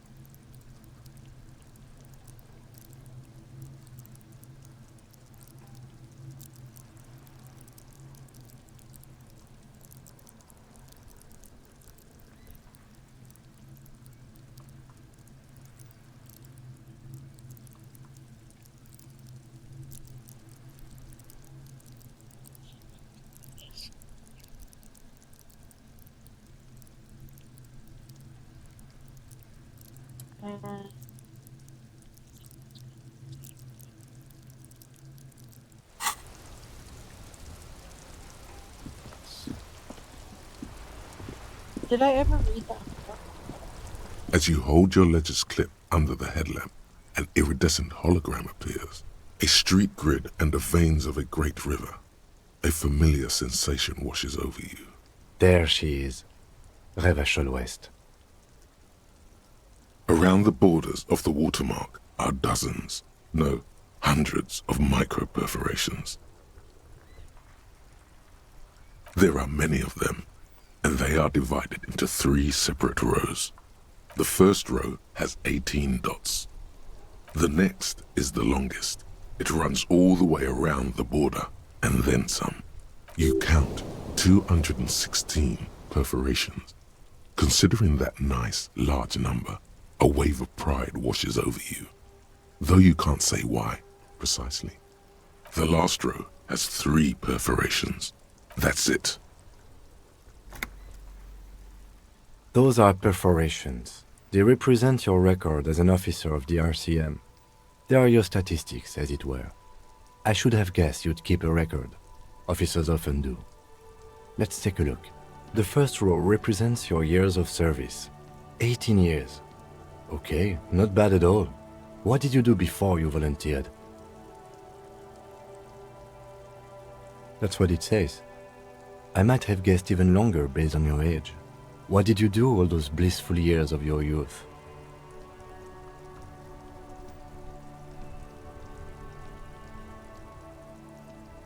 Fair point. Let's move on, shall we? This next row, the one that wraps all the way around, is your number of closed cases. Closed is good. It means finished. You've got, let's see, wow, more than 200. It's quite a lot, even for someone who's been on the force for nearly 2 decades. Usually, clearing more than 10 cases a year puts you in the 90th percentile of all RCM officers.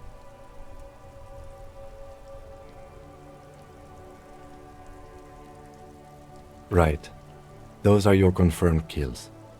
You've got precisely 3 perforations there.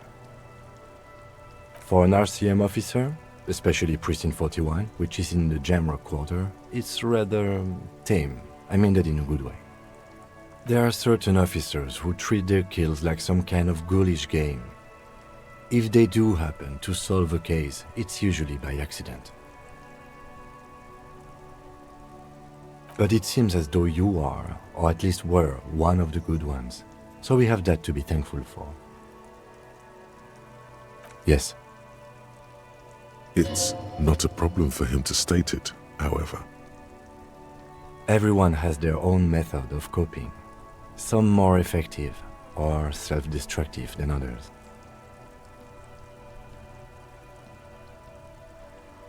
Personally, I find it helps to keep up a few hobbies.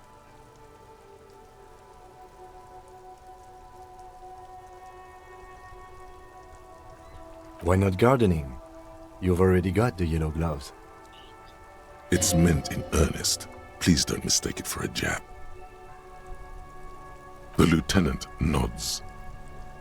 The rectangular watermark is overlaid with the logo of the RCM, and yet the major arteries of Revachol are all... A rat brazenly darts past you and disappears amongst the stopped lorries. In the distance, a child somewhere shrieks. A woman reprimands her in a voice no quieter than the child's cry.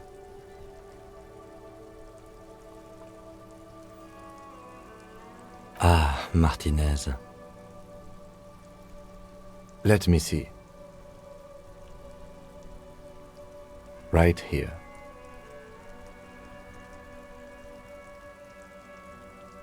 Oh yes.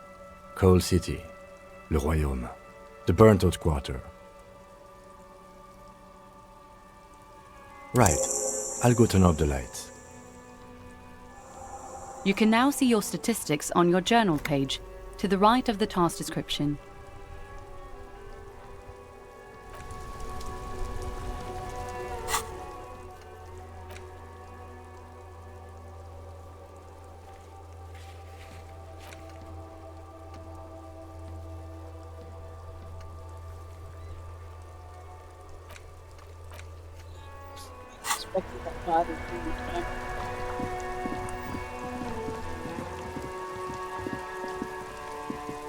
Gotta solve something.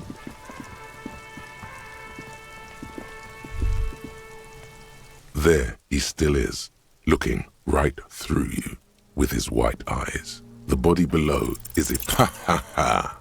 Again, the corpse laughs at you. Pus every time it happens, it gets worse and worse. There's nothing more to throw up now.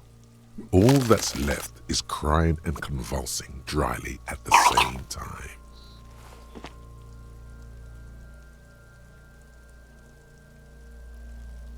I'm at a loss as well. I could swear your shit was together, detective. Sometimes even that is not enough. Life is Officer, you just need to be stronger. Learn to keep it in long enough for us to work. There's nothing else to do. You can open this white check again by going to your character sheet and spending a skill point to upgrade your endurance. Gain new skill points by exploring and completing side tasks. Relax. It's okay if you don't make it today. The bloated corpse isn't going anywhere.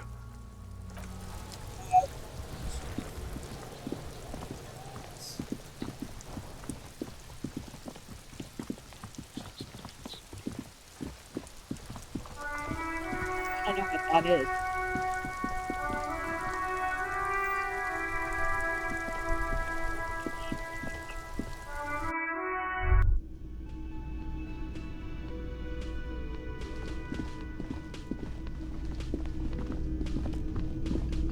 guy gonna yell at me because I haven't paid him his $100?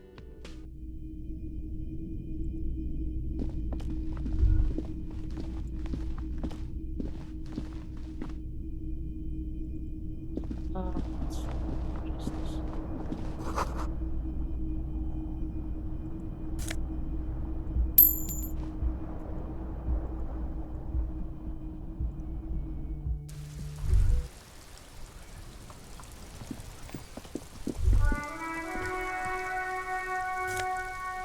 It's my other shoe! There they both are. Two identical Yay! shoes, both copiously green and indiscriminately snakeskin, reunited on your feet. Like two baby crocodiles. Yay. They don't look like normal. It's pretty clear a normal cop is not what you are. That's pretty obvious, yes. Good, they're balanced, comfy. Feels like the only good thing about you right now, truth be told.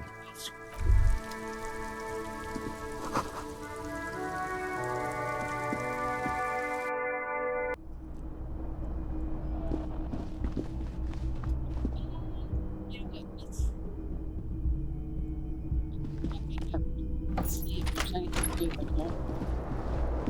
What is this?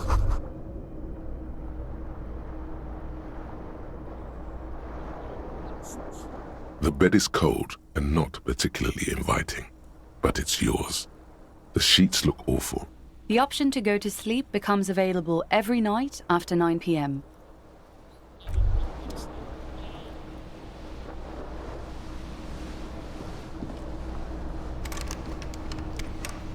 Kim also tries not to look at the pile of taped viscera on the carpet, or the weird suitcase on the hat rack, or the potted plant dying in the corner. But it's all just too morbid to ignore. The man is finding it hard not to trip on the tape, and not to send any of the bottles rolling across the floor, where unidentifiable sludge makes it hard for him to breathe. Smells of vomit in here. No problem, officer.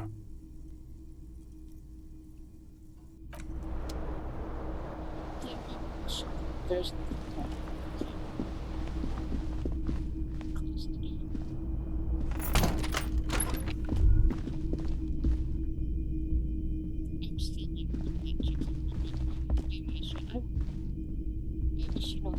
The door is closed. There is no answer. You hear the shower being turned on. Somewhere inside, a tremendous loneliness comes over you. Everybody in the world is doing something without you. The door is closed.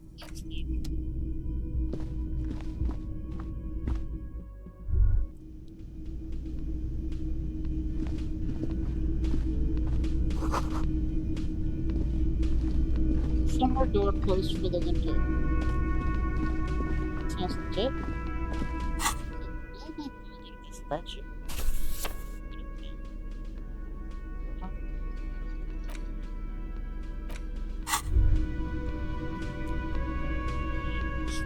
$358.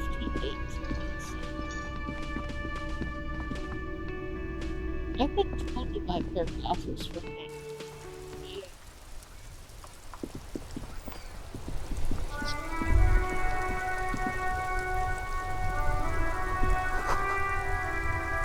Oh, wait, I need one, right?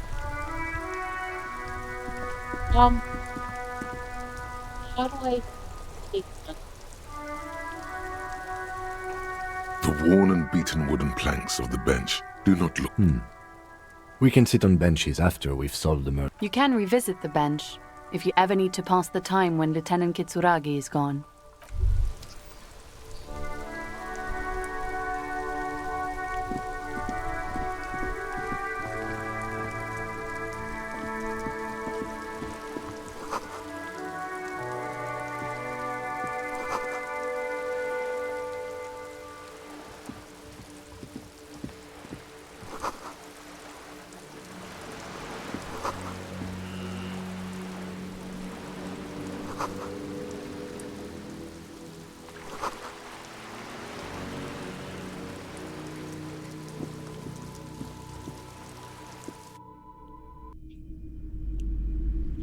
not been in here, so let's see what this place is about.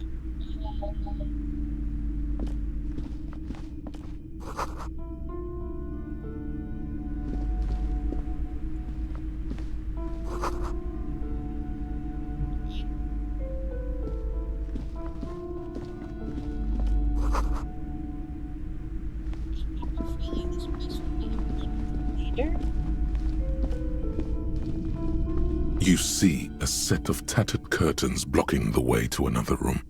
A strange cage-like trinket dangles from the curtains. Excuse me, officer. The back room is strictly for employees only. You see some kind of charm, an irregular polyhedron assembled from bones, sticks, and straw.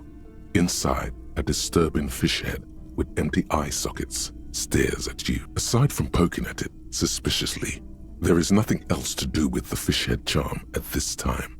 Nothing. Why aren't you browsing the books? Don't you feel compelled to look at the books? You ought to.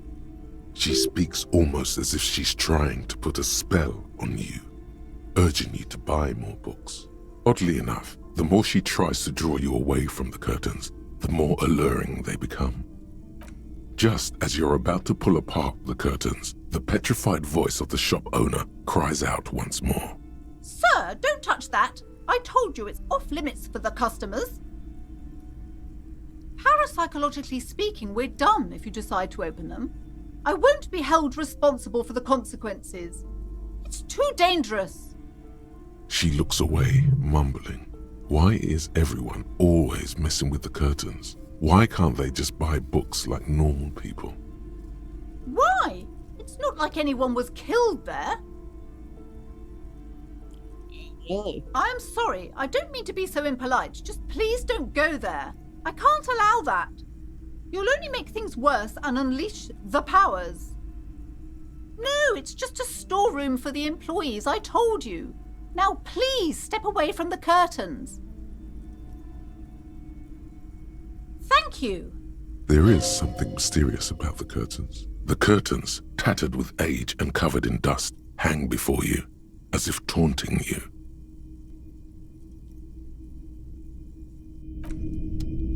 Talk to her first, because I have a feeling I'm going to piss her off by doing these things. Welcome to Crime, Romance, and Biographies of Famous People. My name is Plaisance. Be welcome, and please take responsibility for the energy you bring into this space. I am the proudest owner of our little shop of culture.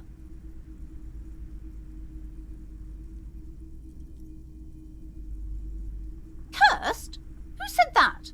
Annette? I will have a word with her. This place is not cursed. It has a robustly magnetic energy. Good for commercial activity.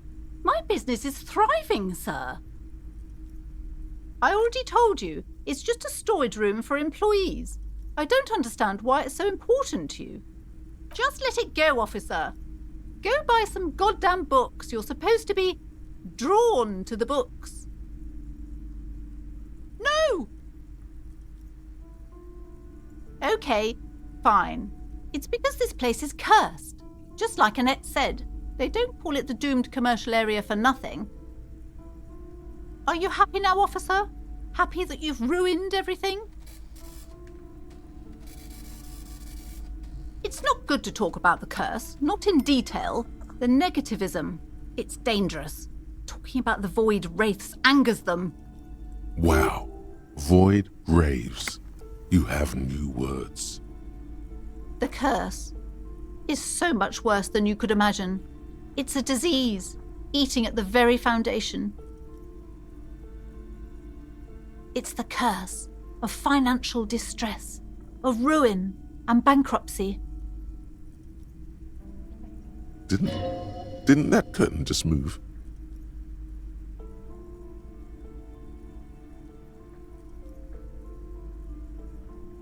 Everyone knows that all the previous companies in this building have sooner or later declared bankruptcy, and their malicious spirits are still here, feeding off bad business practices and disappointing income statements.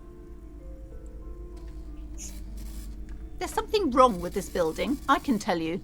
Ever since I arrived, I've sensed an eerie, lingering presence, as if I was unwanted here. Yes, I've contacted numerous parapsychologists, and even a pair of Simonese mediators. They provided me with the wards. The wards help to keep the doom at bay and protect us against the darkness that lies further in the building, even though now I fear it's not enough.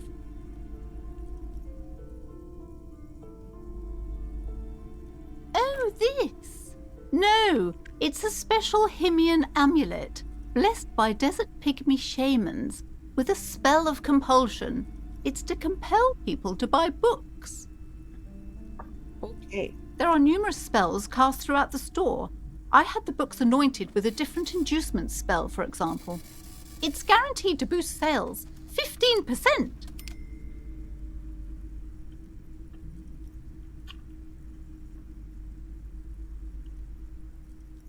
Most certainly not.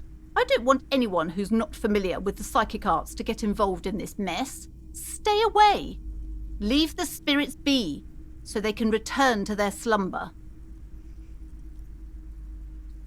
I might come back to this later. Psychic arts? Sounds right down our alley. Oh.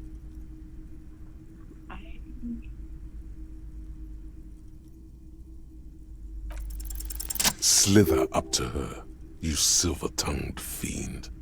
Show her what works. Are you sure? Don't think I haven't seen charlatans before.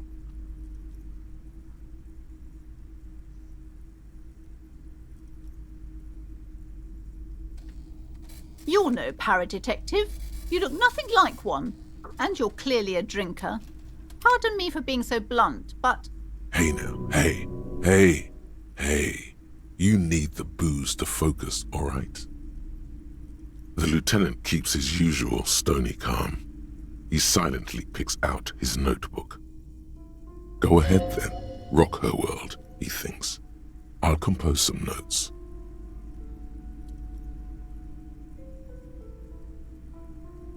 How do you know all this?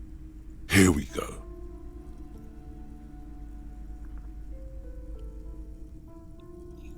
Why did I get into this? I should have realized. A pattern lies within the fabric. The hand of fate guides us. Our meeting couldn't have been mere chance. Perhaps you truly are the one to deliver this woman from the doom. But I am not the only one at risk. I have to think of my daughter. You are certain you can help us? Keep us safe? I can't allow any collateral damage to hit us. Yeah, that's... If you promise, good officer, then you might be our last hope. Do you swear it? Thank you, sir. There's one more thing I haven't told you about yet. The entity. Do not act surprised. You know of these things, sire. You have? The entity takes the form of a woman, a witch probably. I've suspected that she must be connected to the curse ever since I first saw her. Did you know that she lives inside the chimney? Yes, that chimney is part of the building's central furnace, and it's enormous. She has barricaded herself behind some metal security curtains. God knows what she's doing there. Some unnatural magic, I assume. You should go find the entity and ask what happened to all the companies in the building. What is the source of this curse? Here's the key to the warded door behind the curtains. Take it.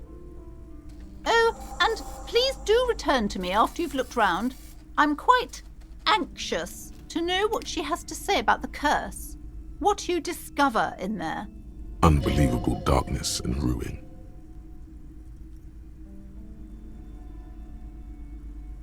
Okay, but please, only a few questions. The woman before you. I'm getting more and more cases, but getting nothing done.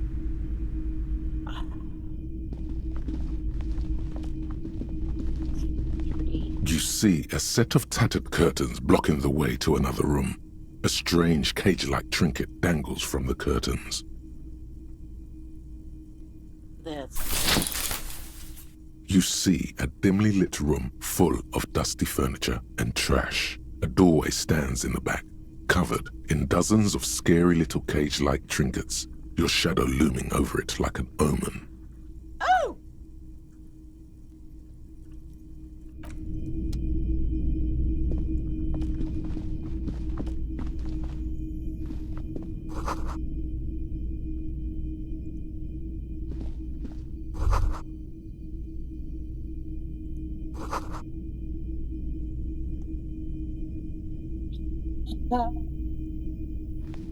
A heavy door with a missing handle stands before you, covered in dozens, if not hundreds, of little oddly shaped trinkets and charms.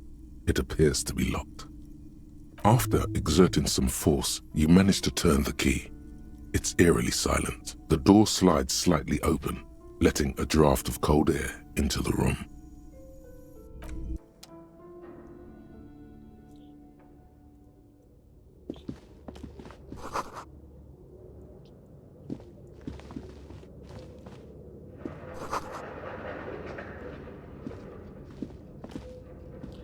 Wait, this is something cool. Nice one. Yeah. I can give that to those guys. A barbell lies on the floor. The color has worn off its weight plates. It's 60 kilograms. Your triceps hum at the sight of these weights. Show the world what kind of beast it's dealing with. Lift them. What? There are no collars on the barbell. This is a safety hazard. Why does it feel so familiar?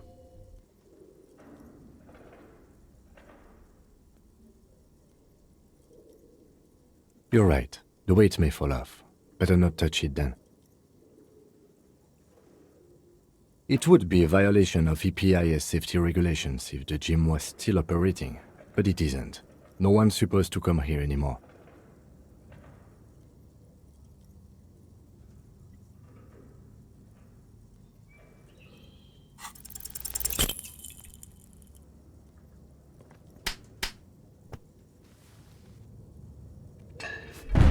No? That was a bad choice. You manage to hoist it off the ground, but the barbell feels wobbly and dangerous. Your hands slick with sweat.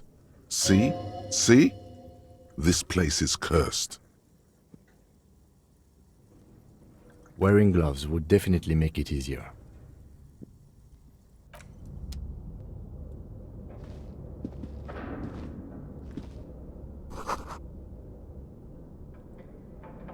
What is this place? Yes, but no one's been here in ages. I doubt the electricity still works. Good thing we have a flashlight on us. An eerie feeling rises in your chest.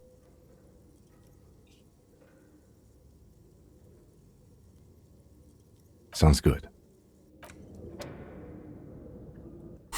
Okay, flashlight. And let's see, items, what do I have? Da-da-da-da.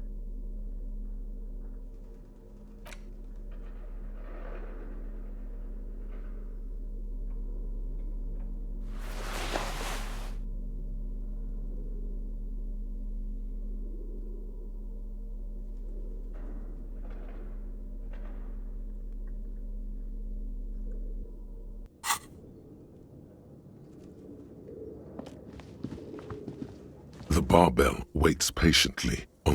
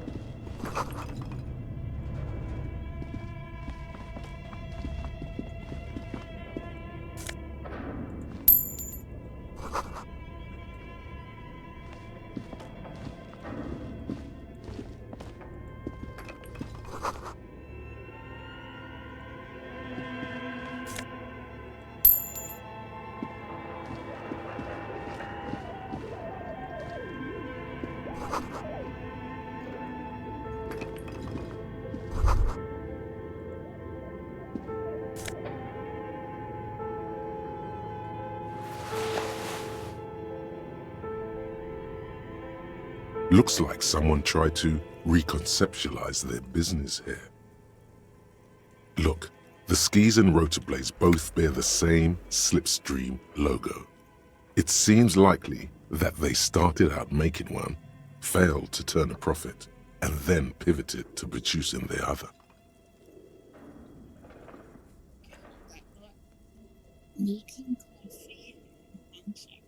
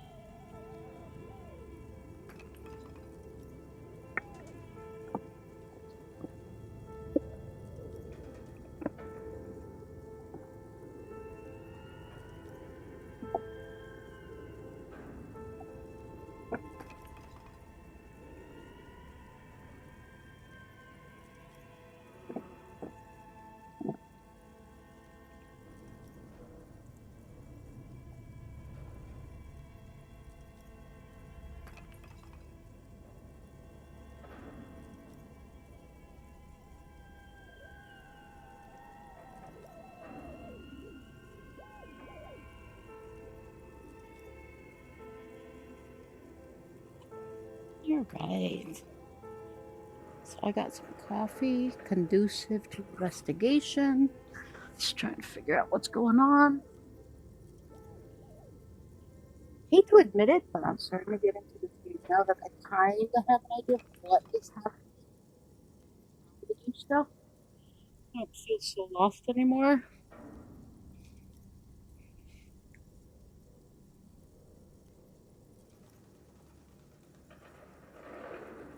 Reality is ruthless.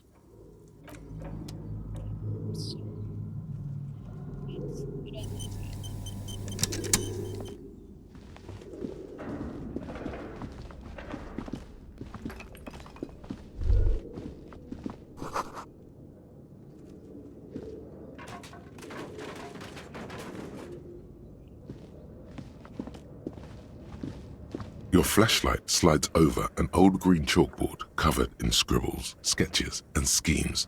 Some of the writing has faded with age, but you can still make out sections here and there. Photos and drawings have been pinned to the board. These lithe, pointy-eared creatures appear to be different types of welkins. You make out autumnal candle welkins casting wax-based magic. Translucent welkins with organs shining under their skin, and even ether welkins hailing from the vast emptiness of sidereal space. Who are all those creatures? Fantasies of a tortured, feverish mind? One of the welkins, towering among the rest, appears to be different, however. It's Vara Hamira, a high welkin, his face white and scarred like cracked marble. This is clearly a welkin supremacist. The note says, all non-welkin races will be purged. The Haldor, the Twarg, the humans, and even headless men, all of them, purged. Imagine a world filled only with welkin, green welkin, dread welkin, and the high welkin to rule them all. An inordinate amount of time has gone into drawing these little welkin creatures.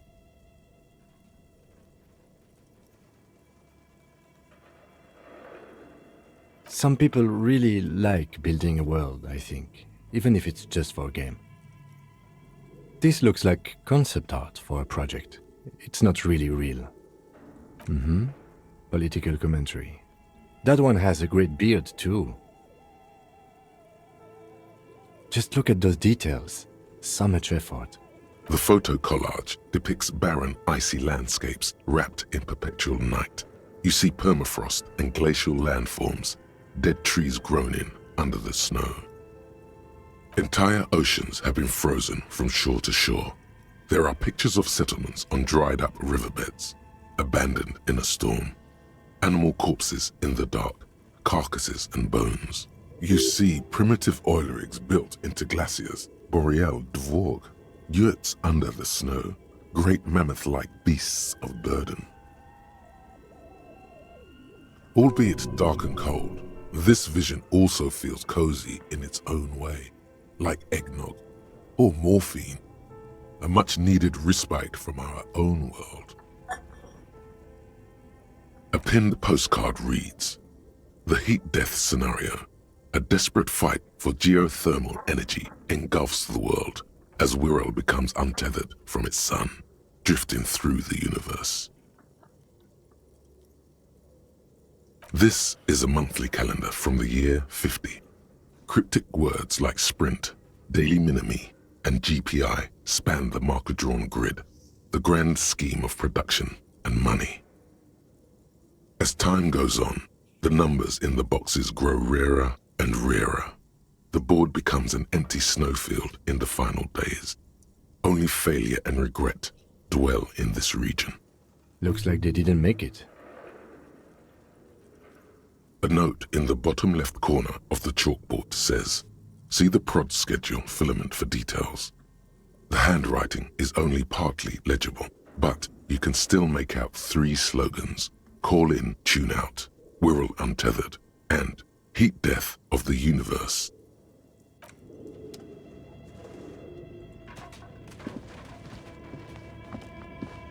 This appears to be some kind of machine with a cube-shaped heart and a wired framework. The keyboard has a rectangular on-off button. A piece of paper still hangs from the printer. A radio computer. Just sitting here without anyone inside. The machine lights up like some prehistoric animal stirring from its slumber, revealing fluorescent play and print keys on the keyboard. The hatch on the machine's central compartment is wide open. It's empty like a beehive without its brood. Some cables have been left dangling, disconnected. The filament you have would fit perfectly inside the compartment. Like a smooth draw, the filament slides into place. On the keyboard, the play key starts blinking. A bar of fabric right above the keyboard starts producing a soft hum. The sound of static seeps through the machine's planar magnetic driver. Have you stirred the ghost of the doomed commercial area from its rest? Could this be its dismembered heart beginning to flutter? The static gets louder, slowly filling up the abandoned hall, until a voice speaks out, crackling and old, cutting into the air. Good afternoon. Fortress accident en rue de Saint-Ghislaine. This is East Insulindian Repeater Station 1. Please repeat. Is this the production schedule?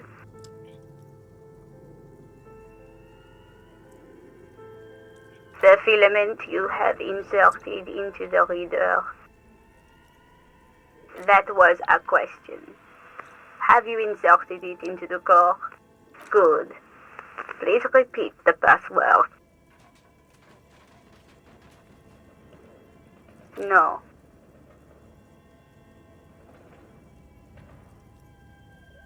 Received. I will register this login attempt. Don't worry. Passwords have a way of turning up sooner or later. Fortress accident. Is there anything else I can do for you today? Fortress Accident is the company on whose name the terminal you are currently using has been registered to. One moment. Fortress Accident SCA produces revolutionary interactive call-in radio games. That's what the catalog says. That's not bad.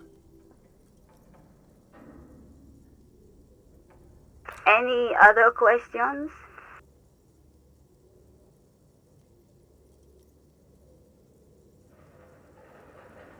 Yes, I am alive. I am 74 years old and my name is Yvonne. She repeats passwords. Programming people are all paranoid.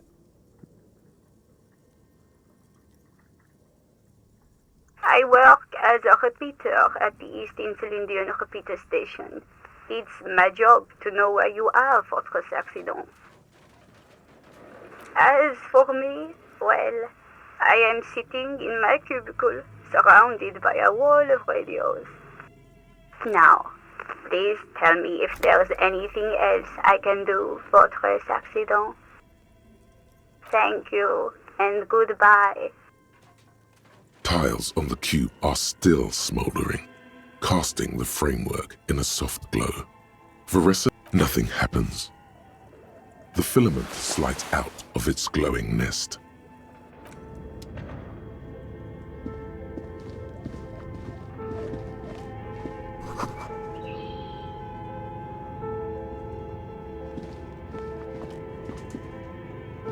This old fireplace is covered in lines drawn in blue and red marker, the mesh spreading over the stone like blood vessels on alabaster skin. It looks ghostly and strangely ancient. The whole thing resembles Kadran mosaic tiles. Very pedantic. History classes, students with their textbooks open, studying the roots of our civilization. Those aquarelle blue tiles looked beautiful in the sun. Radio frequencies, it seems. UKV 123.6, UKV 123.7, UKV 123.9. Some written notes, too. Sparse and cryptic. Unclear. It looks like a cardiovascular system split into veins and capillaries. Very advanced.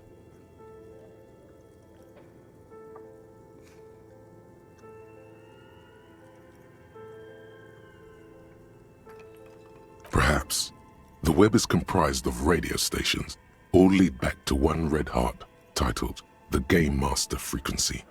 A note says, this one can listen in on any station it wants. Okay. Whoever decides to call in to a call-in station, it looks like. There's no way a little basement studio working here could pull anything like this off. My God. It's as if the less money they had, the more ambitious their project became. The schedule. I know doom when I see it. The company was running out of funding. Nothing. It's just lines on marble. An echo from times long gone. No one has used the fireplace in ages.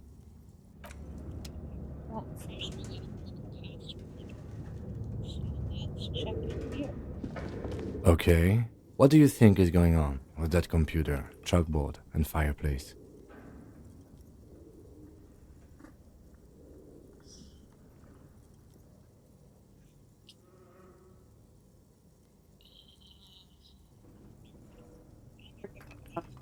No, that's not it. I think it looks like one of those popular pen and paper role-playing games, only these people were trying to automate it, make it work on radio computers. Utter madness, he thinks, as a compliment.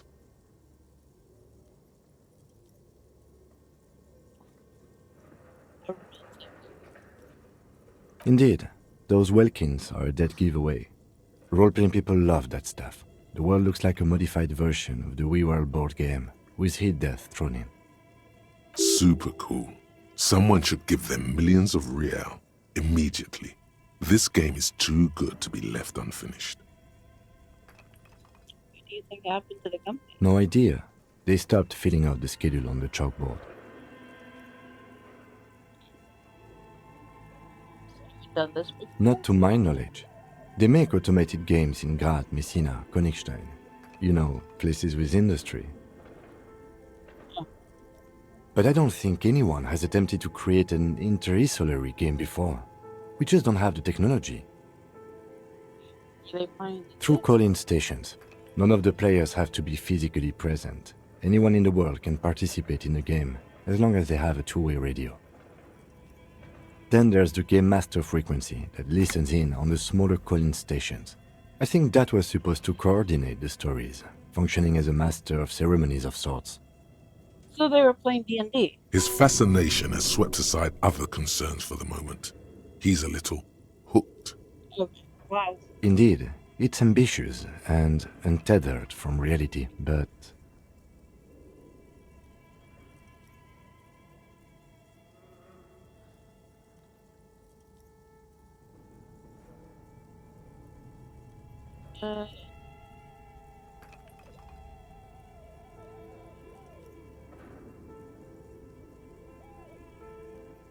it's too late for that, I'm afraid. Okay, let's keep moving.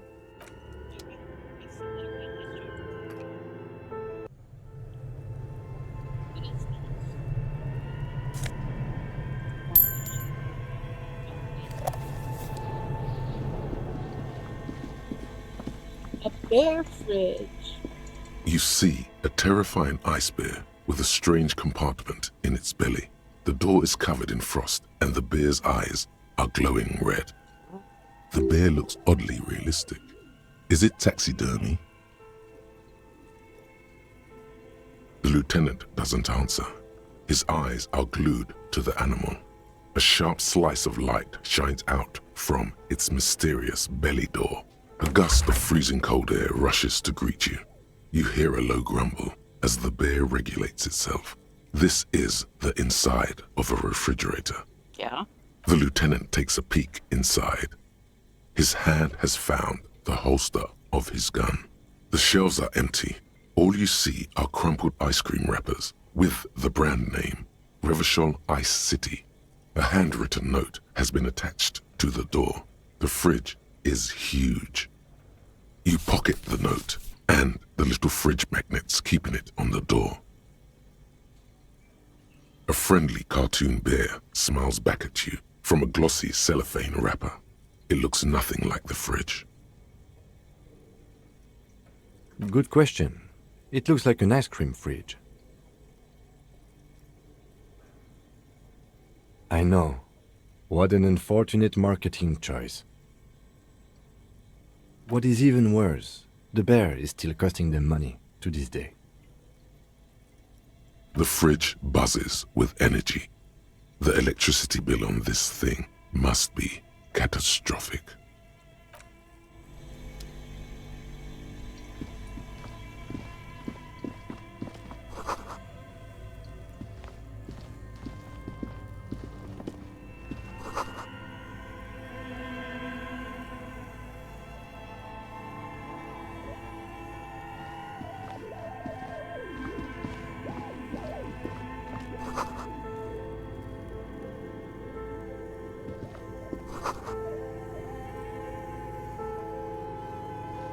A few bricks have fallen off, revealing a compartment behind the wall. Seems like an old bunker from the revolutionary period. Look at all those rifles. Must be an old weapons cache. There is, yes. And there also appears to be something inside the hole. Interesting. Do you want to take a look?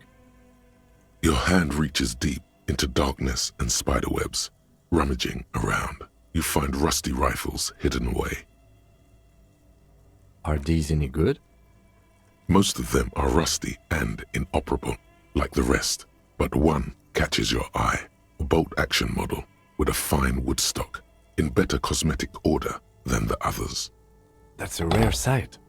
Seems to no longer be functional, but still a beautiful thing in its own way. It means there are firearms, albeit inoperable, still lying around in Martinez. It's an interesting coincidence, I would say. Might come in useful in the future. He likes this find. Hey.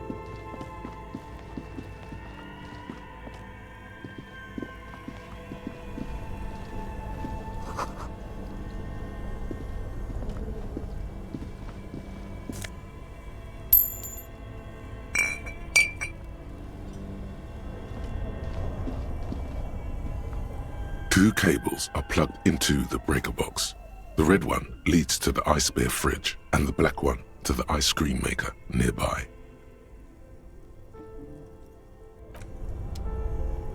Wait for a second, I don't know what that does.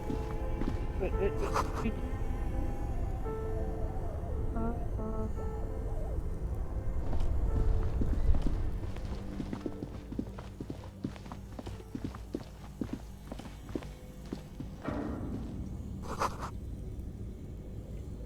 thick layer of coal dust covers the furnace, coloring it pitch black. Looks like this furnace has a face, and it's a face of agony. Looks like it. Looks like an old central furnace used to heat the building. It's connected to the chimney. No one has used it in ages. No signs of any recent fire. Only dead rats. It's dark and grimy here. In the darkness you can hear chatter. It's coming from above. A voice or several voices talking to each other. Near the smoke chamber, upstairs. What are you doing?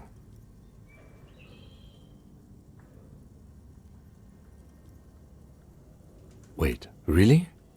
We should investigate, see if someone's upstairs.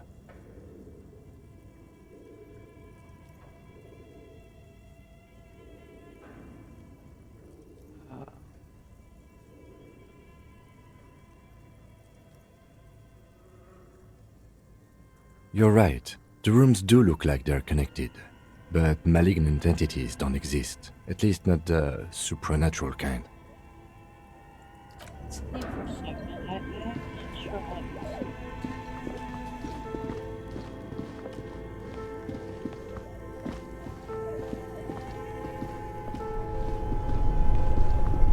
Should I turn off the electricity? 2 cables are plugged into the breaker box. The red one leads to the ice bear fridge, and the black one to the ice cream maker nearby. An electric sizzle. The room is slightly quieter now.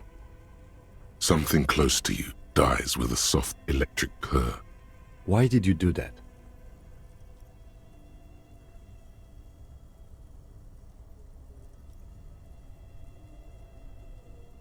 The lieutenant raises his brows, but doesn't say anything.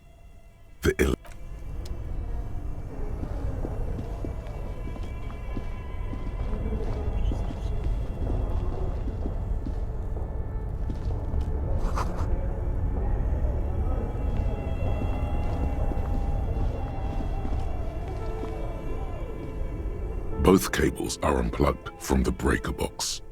Somewhere in the dark, a giant electrical mammal stirs to life. Somewhere, a machine hums along with the current, happy and contented.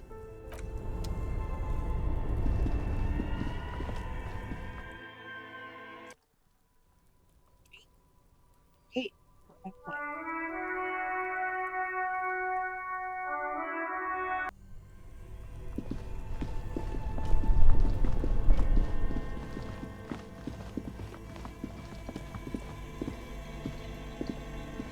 The bear's eyes are still glowing.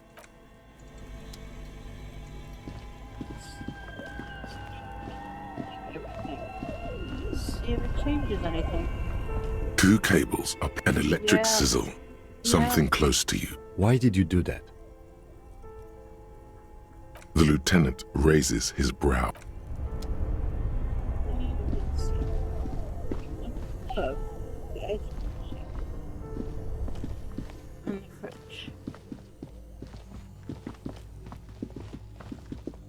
The bear's eyes are dead and empty. Ice inside the fridge slowly melting. Didn't really change anything.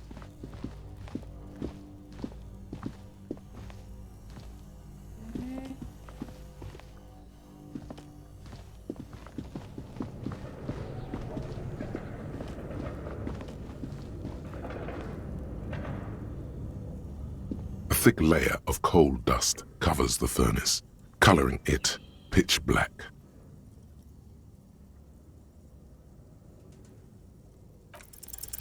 Muster all your strength and yell.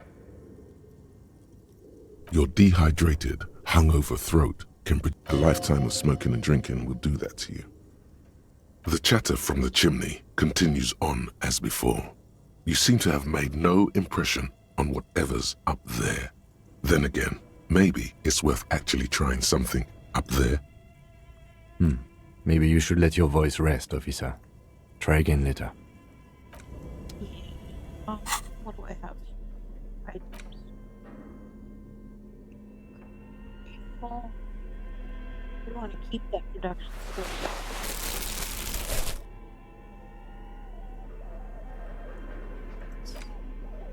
The note is written with a blue pencil on a piece of lined office paper.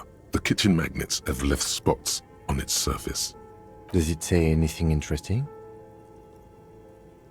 This is tangential at best, but the lieutenant's detective instinct is still active. Someone has scribbled, S. I can't believe the off-site copy is still here. The illiterate ginger kid keeps stealing stuff from the studio, so I had to hide it somewhere safe. You'll find the filament memory with the off-site copy in the frozen ice cream maker. Please take it home, ASAP. It's important.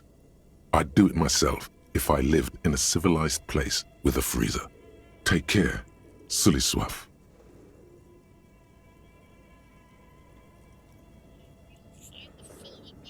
With the offset copy in the frozen ice cream.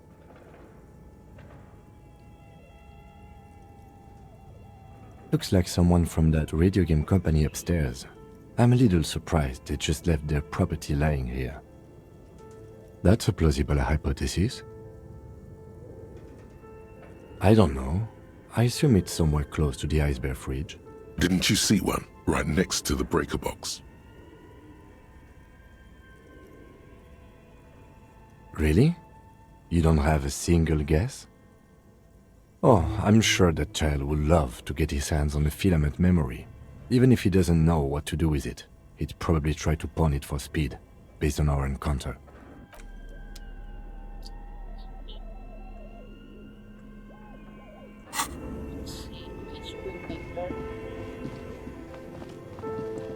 I need to. Oh, wait, here it is. Open sesame. This orange machine is dead still. It has a hand-cranked ice cream churner and an electric freezer. The ice around it slowly melting. Turning the crank feels oddly satisfying, like stirring your childhood dreams. In the distance, you hear water dripping. It's all gone now. You'll never become a poet or an entrepreneur. What better to assuage the creeping sense of failure than some frozen fat and sugar? You slip your fingers under the frozen lid, but the ice is too cold for you to get a good grip. A pry bar would come in handy here. If you want to try again, then you need to have the pry bar in your hand, detective. Equip the pry bar by going to the Tools tab in your inventory. From there, you can equip it to a held slot.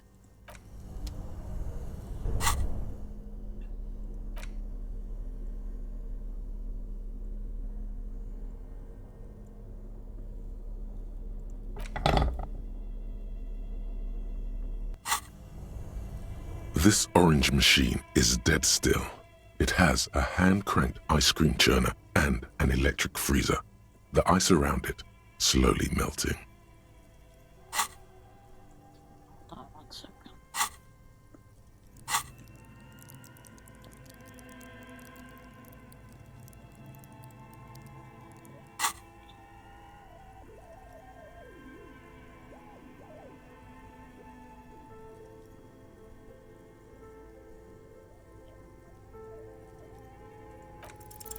The ice squeaks beneath the pry bar. You think you've got the bar jammed in there pretty well, but the lid simply won't budge. You see the pry bar's metal handle bending right. Yeah, well, that's a good pry bar. I'm not criticizing it, but this ice cream maker is frozen shut. It takes an advanced tool to get it open. I have no idea, officer. This ice cream maker isn't important enough to requisition a special tool. Sooner or later, you will stumble upon a tool mighty enough. Then we will know what's in this mysterious ice cream maker.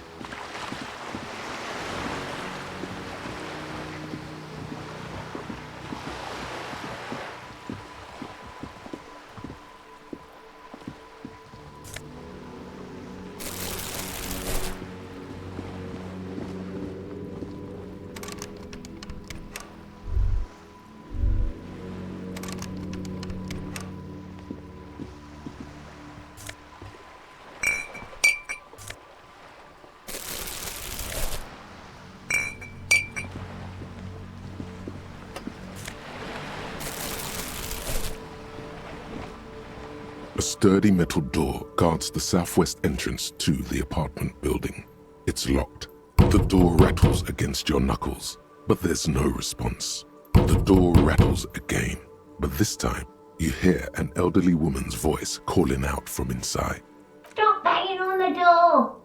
I'm not letting any more strangers inside. Ha! The police? Everyone knows the police don't come round here. No, I already told you. I won't be responsible for any more strangers getting into the building. Go check the backyard door. Maybe someone there will. Backyard door? There must be another entrance. Madame, I assure you, we are real police officers. There is no reply.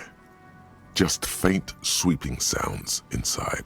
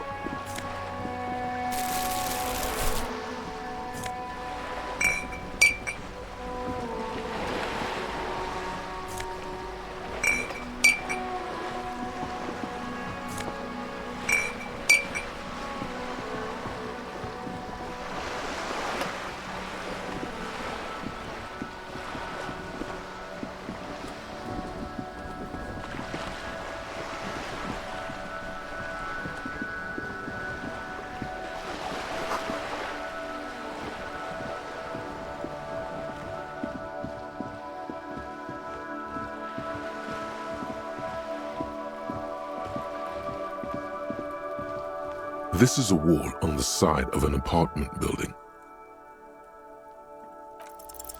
You have no clue. It's just so many walls all over Martinez, weather-worn, cracked, their paint peeling.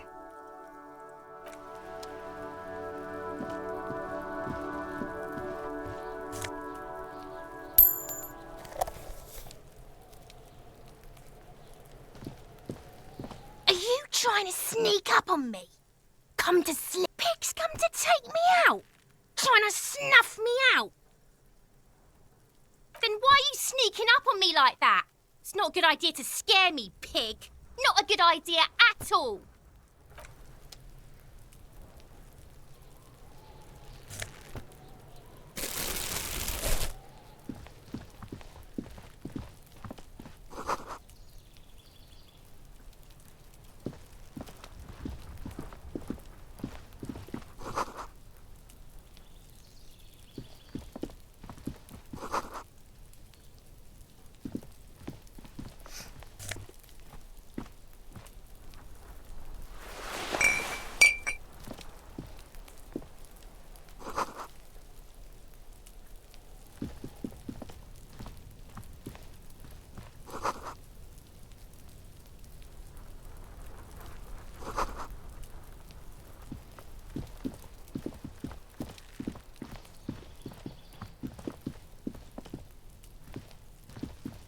There must be another way into the building.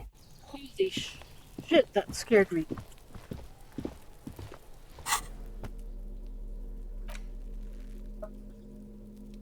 What the hell was that?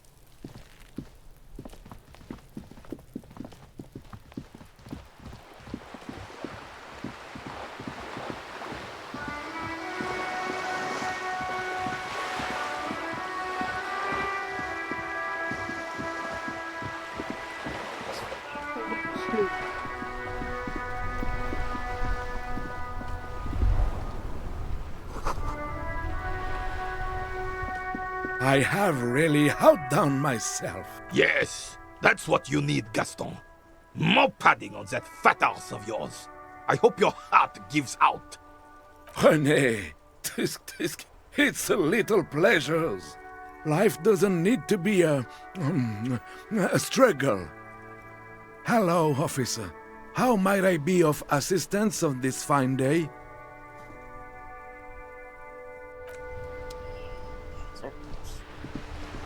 We are still waiting for a replacement for the bull you sent sinking.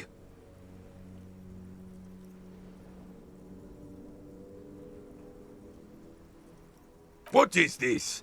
Are you mocking us? This isn't for pétanque. Now. No need to get angry again, René. I'm sure the officer tried his best. It's not like there's a bull kiosk here in Martinez. That's how it is, huh? Fine. I guess you did attempt to right your hooliganism. Consider it forgiven. It's a Belle McGrave. 4.46 caliber. Breech loading. Revachol made.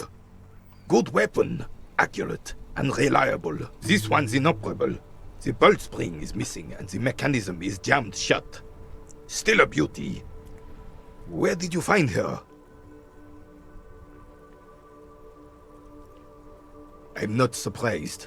There are probably lots of forgotten wartime weapons lying around here. Back in the day, everyone had something stashed away. As for the rifle, I don't know what else to tell you. These BM-446s are an antique. No one uses them anymore. The ammunition is impossible to find. As René turns from you to his partner and back, the medals on his chest rattle and glare. He keeps his spine straight and his ribcage lifted, displaying them proudly. 2. The larger one is shaped like a cross, while the smaller medal resembles the sun. A crowned head in front of 2 crossed rifles. The medal hangs from a blue striped triangle. A small blue star inside an orange sun. It has the word Valiance written below. For bravery.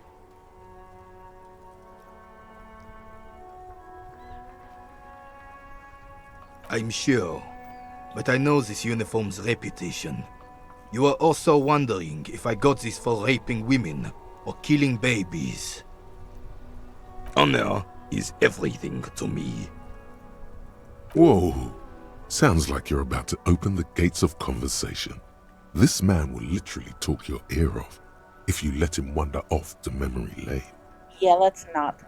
Didn't think you had the stomach for it. Kids don't these days. I'm used to that.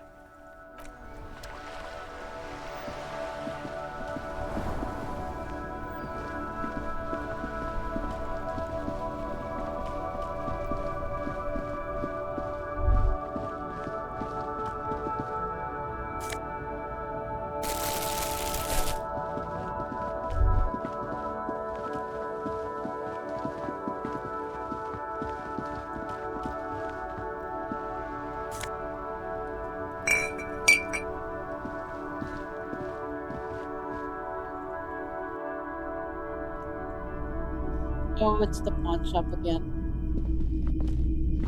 It's not often that I see officers from the RCM in my pawn shop. What can I do for you? His courtesy is not insincere, but he prefers being alone with his projector, just watching the movement of light across the walls of the shop. I haven't had any problems myself, though some of my customers have complained about inconsistent law enforcement. Who are your customers usually? All kinds of people come through here. Locals, travelers, People looking for a deal. People looking for a keepsake. People who are terminally bored. As you can see, I have a wide selection of goods for everyone to choose from. It keeps me entertained.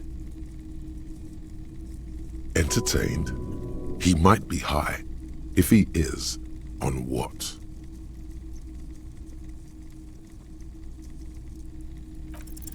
Feeling warm and enthralled by the movement of light, while the mind continues to race forward. Lucky bastard. He's probably on Perolidon. It's tough to come by on the street. A drug developed by the military to treat and prevent radiation sickness. It has psychedelic side effects, and it makes your eyes turn yellow.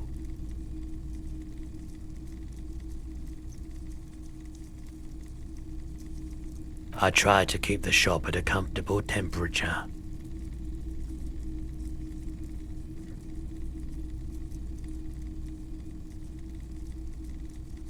I've had to take it, you know, since the People's Pile cleanup. I was with the Emergency Relief Brigade. He's taken it for mental and emotional, not physical pain these days. There's a reason why everyone's tried to forget any of it ever happened, and why no one has tried to repair or replace the pile. So much disappointment and early deaths. Cancer mostly. And we knew all that was coming even as we were cleaning up as best we could. No one's. Everyone's. So much bitterness. A bunch of poor people built themselves a primitive nuclear reactor, hoping for the best. What do you think is going to happen? The cleanup happened 15 years ago. I was young then. Later, my second aunt died. Left me this shack and all the assorted junk in it. So I came to Martinez. People told me don't go there. It's a shithole.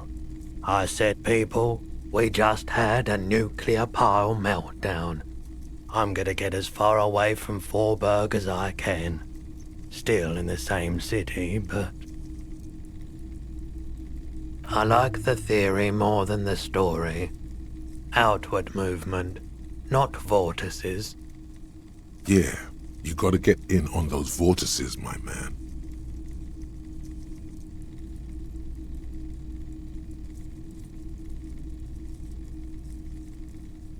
Someone else came here earlier today asking the same question. I promptly sold her the gun you pawned a couple days back.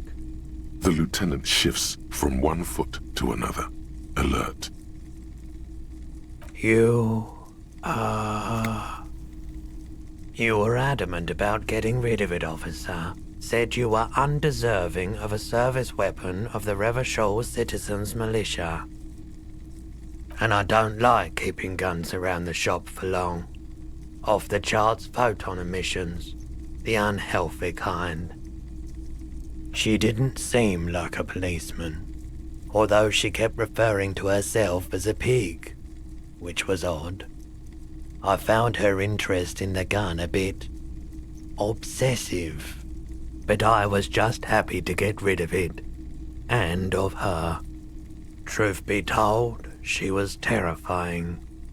Right, so let me get this right. You sold your sidearm, issued by the Citizens Militia, and now a civilian is running around the streets of Martinez with it?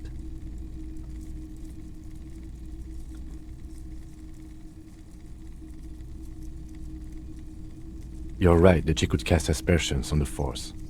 We have to find her. Of course.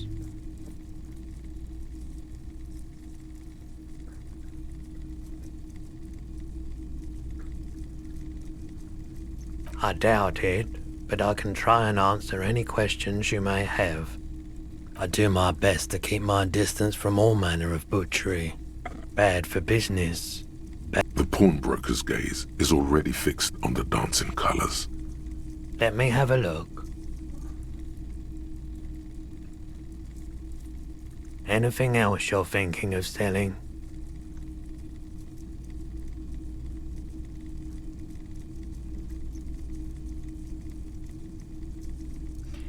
Actually, I'm not sure I'm ready to sell this stuff yet. Another time, perhaps.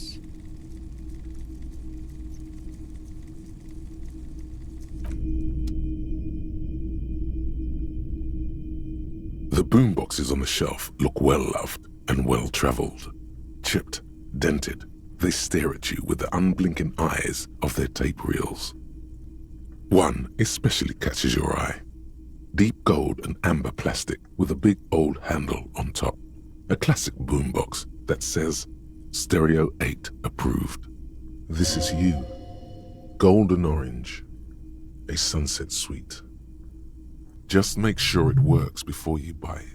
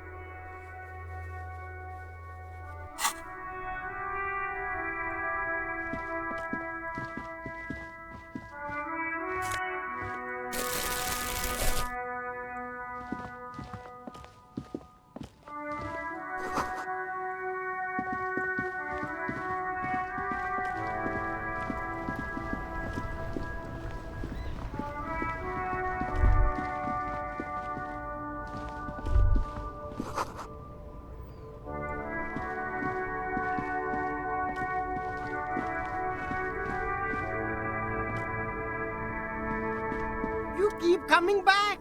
That's good, officer. Keep browsing those clothes, keep saving that economy. Something cold grazes your hand. Synthetic and sleek. A windbreaker.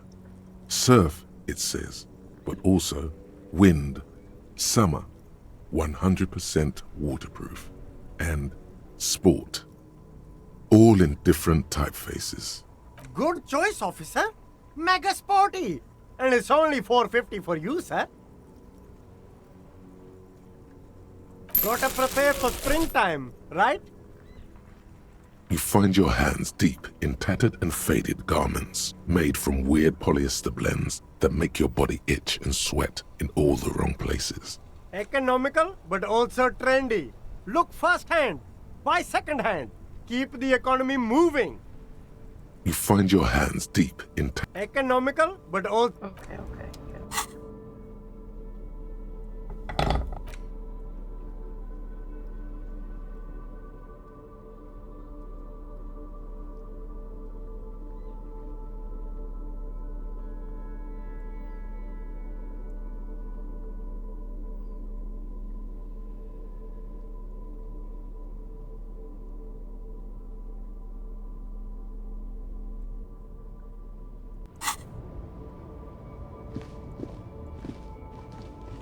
The shine on these sunglasses... These are all boring. Boring third-rate ho-hum sunglasses made of cheap Syrahese plastic, the kind of plastic that melts in the sun. Those UV stickers are almost certainly just there for the show. If anything, these lenses probably direct more UV light into your pupils. A UV magnifier. These are all first-rate sunglasses. Premium design, superb material, very cool, UV resistant. These will definitely keep your eyes safe and cool while doing your dangerous police work.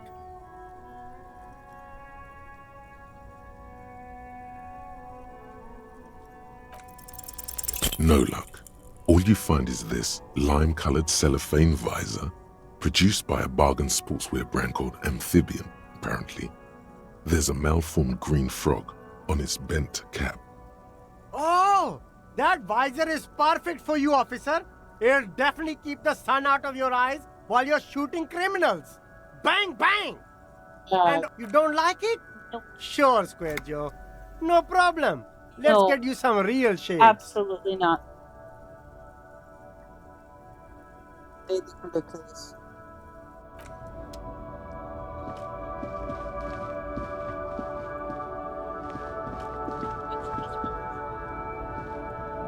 You see two lowly, defeated speakers, thralls, slaves basically, perched atop them like conquerors surveying the land.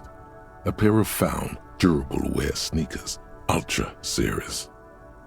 I can see you've a taste for luxury, officer. Can't keep your eyes off those sneakers? A pair of found Ultras. The design is impossibly sleek and simple. A futuristic silhouette with a sleek monochrome colorway, a jet black upper, and a silver-lined midsole. Those sneakers, mister. Those sneakers are the latest found sneakers.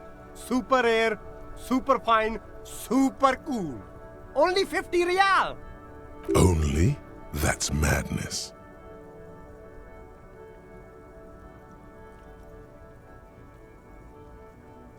These once respectable speakers have been conquered, reduced to a mere prop by the indomitable found Ultras atop them. No, don't look at the speakers, officer. Look at the sneakers. The sneakers are the stars here. These, officer? These speakers are Samaran garbage. I'm ashamed to even use them for props. Don't waste your time on them. No way, officer!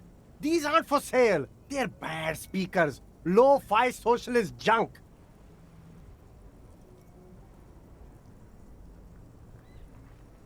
Well, if you want them...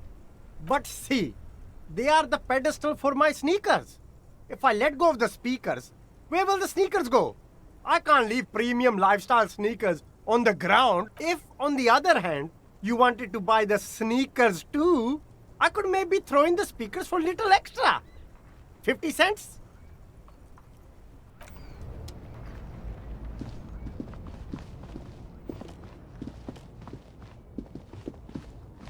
That is a very, very strange man.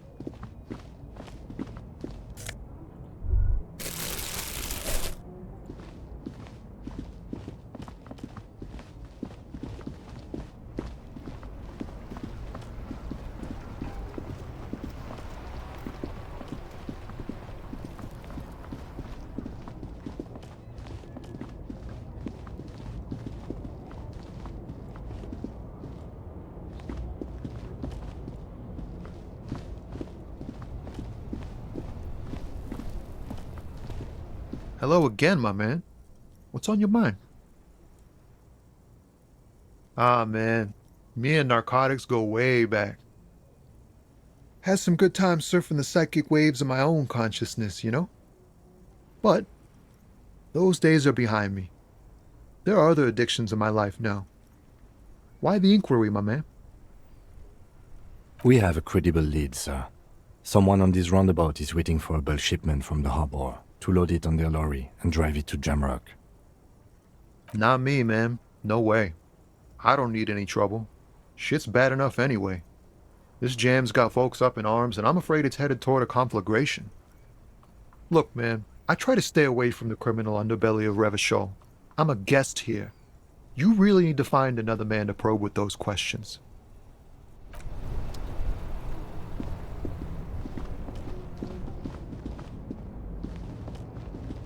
Check in with the old lady and then come back to some.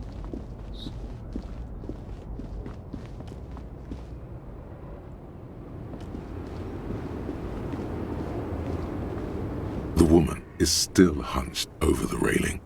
Huh? What is it? What do I need drugs for, lowman? What I see, what I feel, the great adversary, no drugs can compare.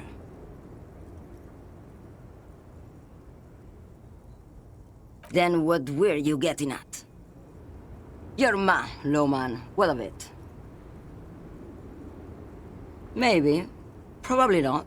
Makes no difference to me either way. Just this month, I made half a dozen trips from Saramiriza to Grat, on the U41A.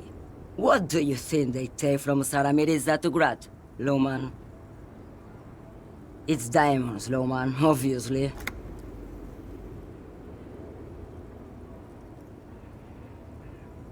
Easy. He's the skinny man who thinks he's a poet. Never trust a poet. Also, he's the only one I can see from here. That's correct. There is no visibility of any of the others.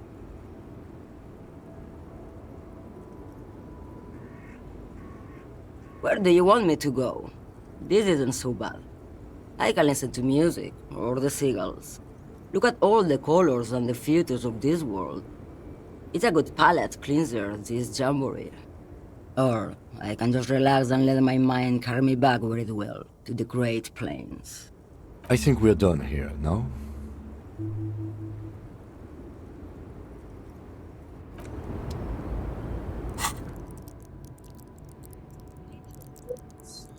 Let's see.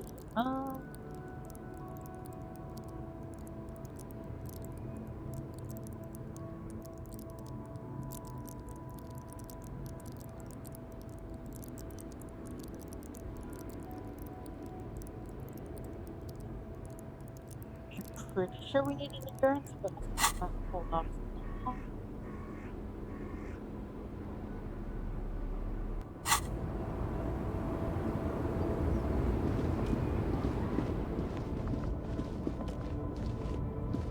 An old monument stands in the middle of the traffic island.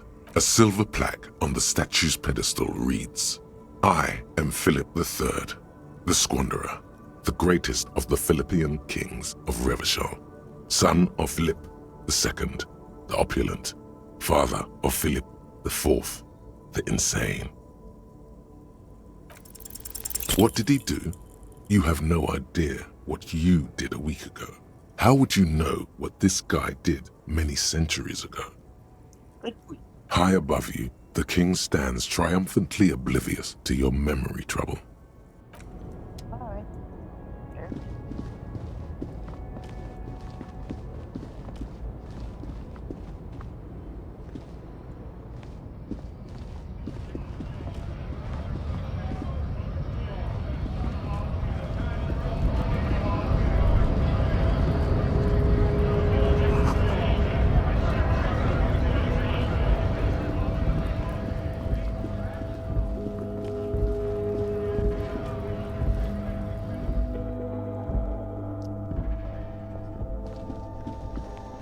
The tear machine stands in the corner. A sign says, 1 bottle equals 10 cents. Your bottles clunk into the machine, and the money appears with a satisfying jingle. You're a richer man now.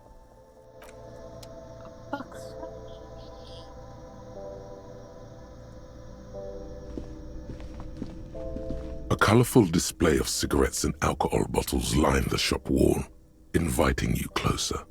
There, in that dark green glass, all in vain. The great flowing river of warmth, wine, alcohol, beer, alcohol, love, alcohol. Guess not, no. Good thing you're an unrecovering alcoholic then. I'm obliged to inform you that both alcohol and cigarettes damage your health. But I guess you already know that.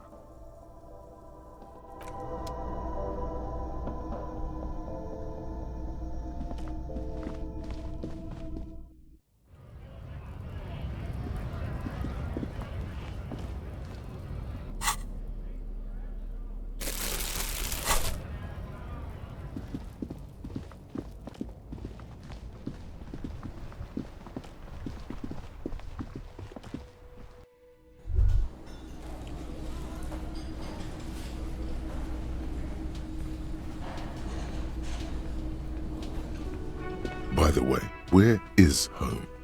The address is coming up blank, and this place sure isn't it. But you've been at this hostel cafeteria for only 3 nights. Where were you before? You had to be somewhere. You don't really know, do you? South, maybe, Doesn't sound like somewhere you can stay if you run out of money. You can try. Run some addresses in your head when you get the time.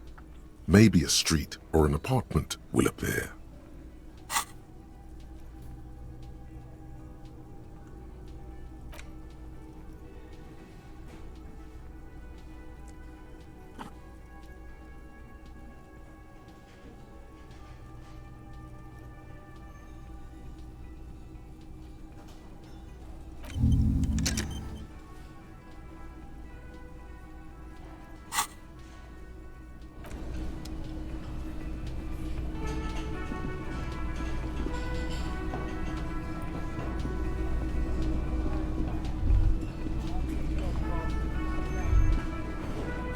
You should totally sing karaoke here, the first chance you get. Your emotions need to be expressed. People need to know your vast, oceanic soul. No, I'm not singing karaoke. I'm sorry, that's just not happening.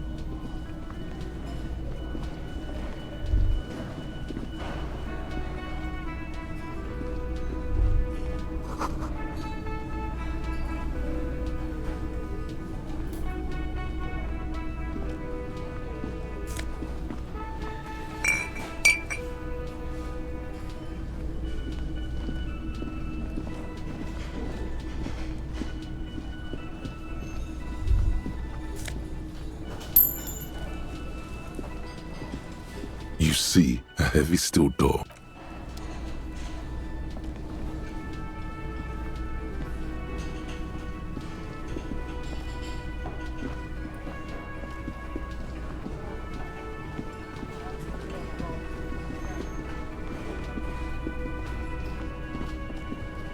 Hello, sweetie. Wait, who's Sweetie? Why, you are, officer. You're a handsome man, officer, with your mustache and your chiseled jaw and that silly dimple on your chin. You must forgive me. I'm getting so scatterbrained. I completely forgot to introduce myself. I'm Lena. My husband Morel and I are staying with our friend Gary just down the street, but... This Lena is wacky enough for the motley crew. Oops. Hire her on the spot. Of course, dear. Good luck with your case.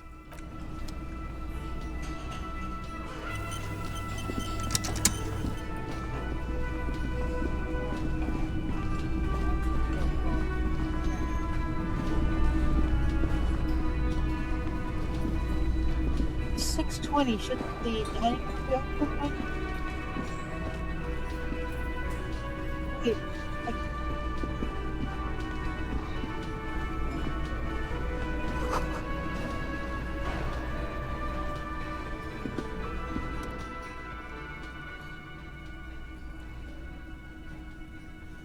On the counter, rolled out of his open hand, you see a blister pack of headache medicine.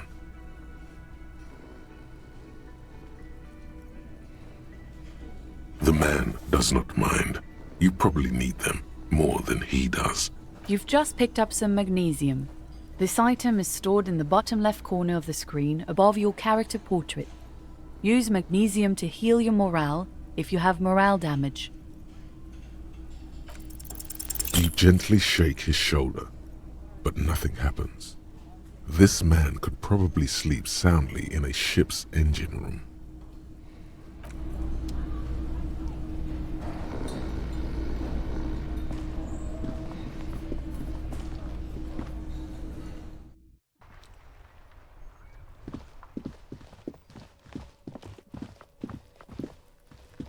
You see a set of tire tracks in the brown slush that covers the plaza mosaic.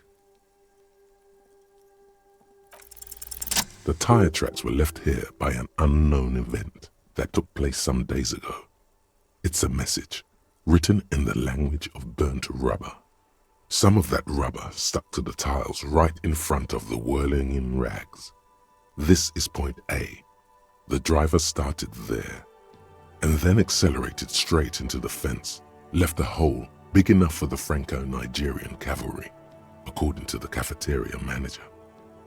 The driver proceeded to back out of the yard, barely stopping before hitting the adjacent building. Before heading south, must have been in a hurry.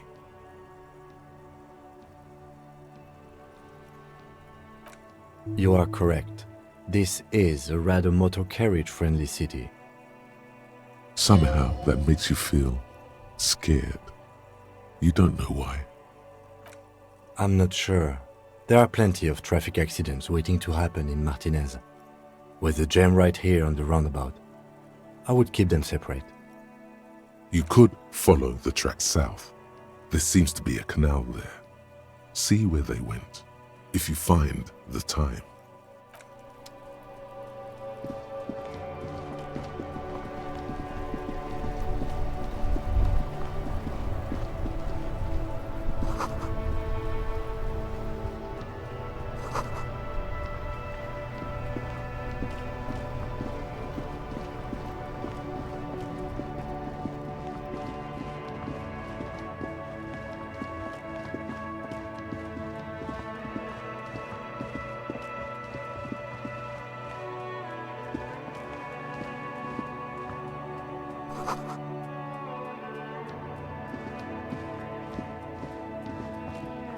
Just like that, I don't know where to go again.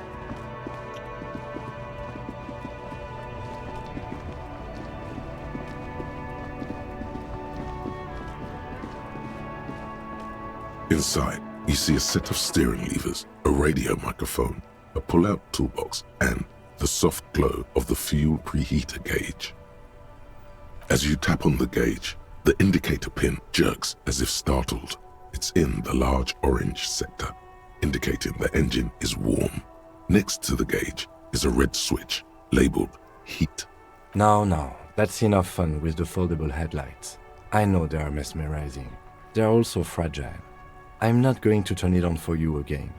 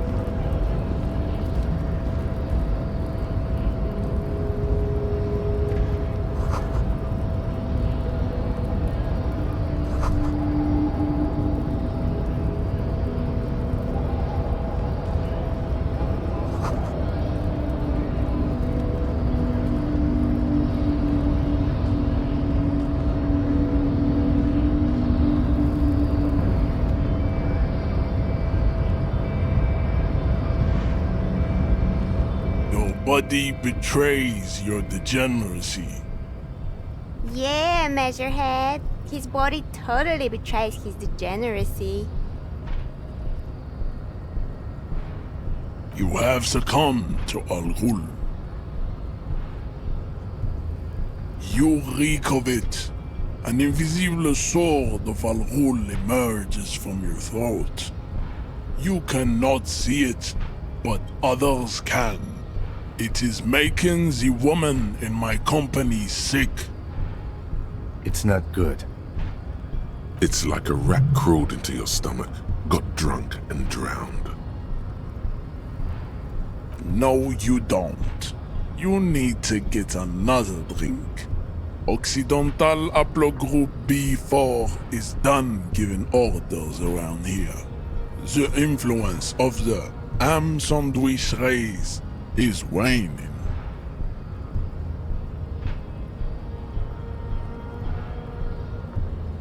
Jerking motions, signs of a late-stage neurodegenerative disorder. How far the Occidental Haplogroup has fallen. You were once a noble and powerful race. You gave the world eugenics, electricity, and powerful weapons of war like missiles and aerostatic aircraft. You made great gains in metallurgy, race theory, and statecraft. You dominated lesser cultures, like the deformed Himians and the inexplicably potato-obsessed Khoikos. But now your ascent to the genetic summit has halted. You are obsessed with sadness and with frivolous pop culture. You will be superseded. Isn't that right, babe? It is, baby, yeah. You know it. There is a button right behind him, just out of reach. It must be the one that opens the door to the harbor.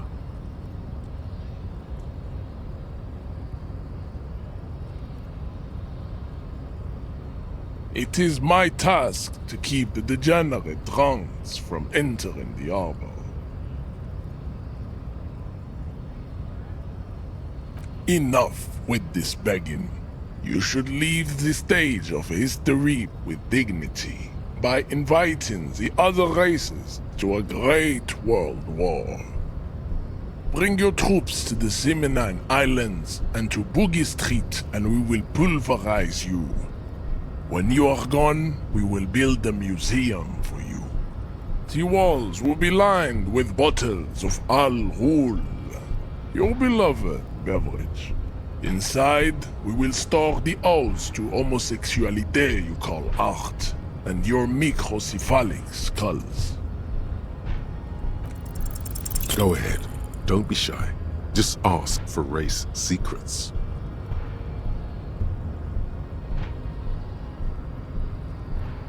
That's understandable.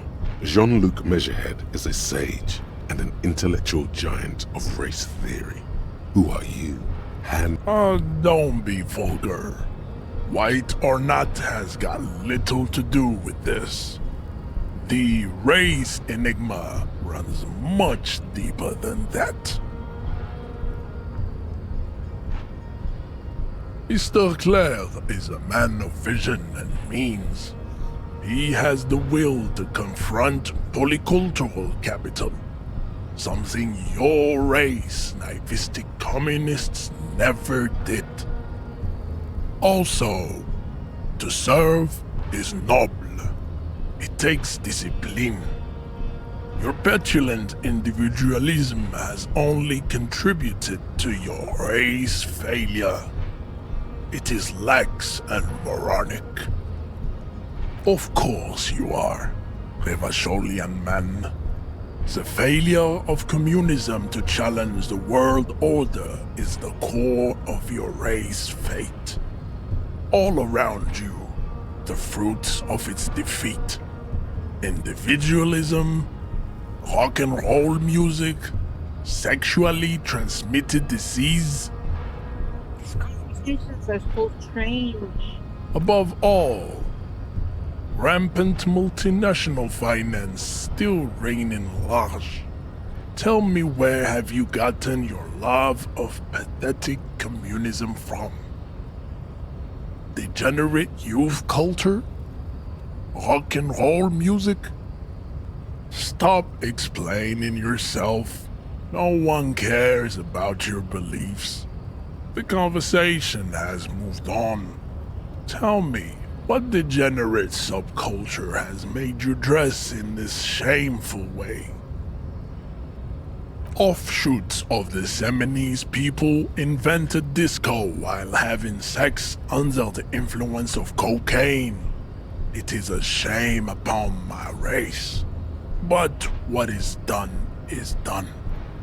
My head is literally starting to hurt. I am not surprised you enjoy it so much. This has happened to many of the side products of the inevitable cultural victory of the Seminoles race. What you need is to come to terms with extinction and never getting into this harbor.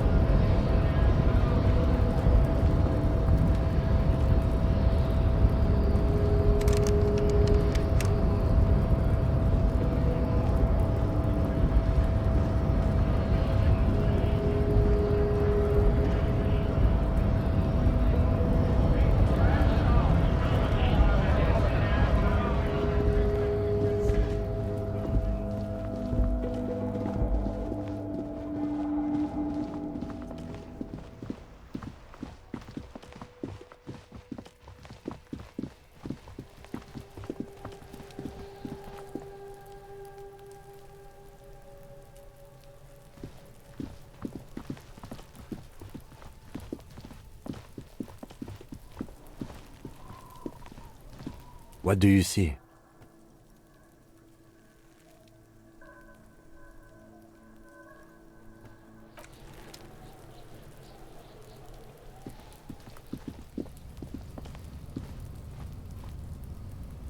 An inconspicuous pile of the roofing material, Eternite.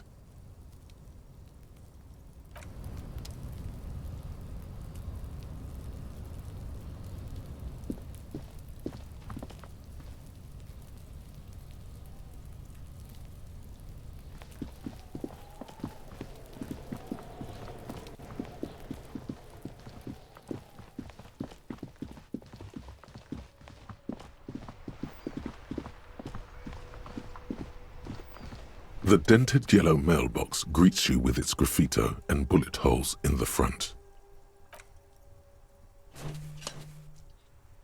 And the mailbox.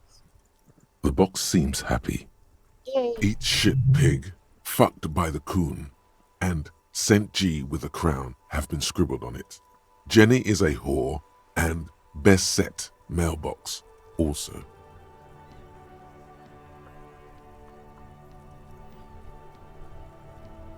Why am I having a conversation with a mailbox? What is even happening? The mail collection box seems cathartic, thankful even. So do you. You shudder. Then you swallow. Okay, this game is really strange.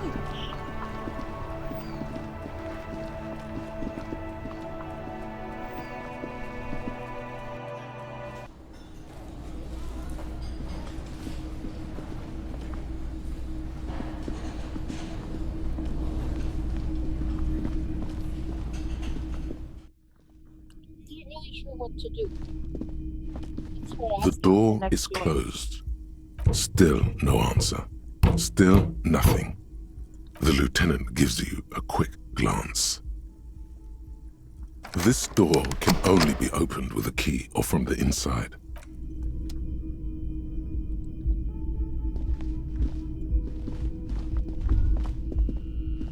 You should pick that fat, juicy cigarette butt from the tray, light it up, and smoke the living shit out of it.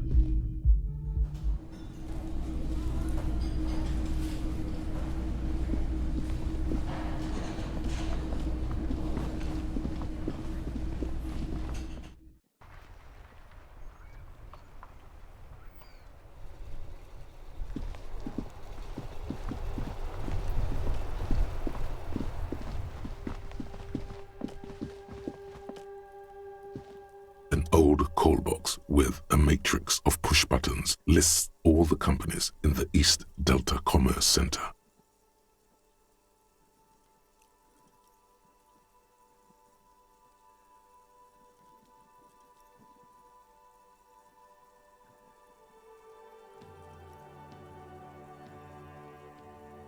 An off-key melody starts playing after Kuno, please stop calling here. Grown-ups don't have time for your stupid games. Oh, I'm sorry, officer. I thought you were...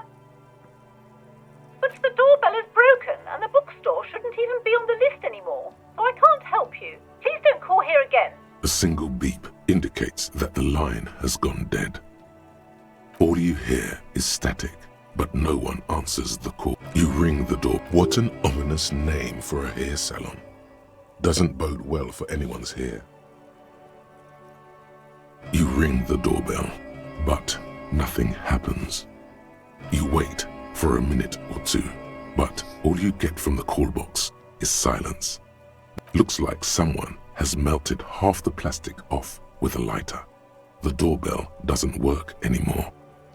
You hear static from the intercom speaker. It sounds as if someone has picked up the receiver but isn't saying anything. Yes, hello. is Tricentennial Electric. She sounds almost antique, as if her voice was being played off an old wax cylinder. A receiver must not be working properly. My God. The lieutenant exchanges a look with you. It's you. My God. I didn't think I would hear your voice here. It's a woman, and she knows you. Your heart beats faster. No, something's wrong here.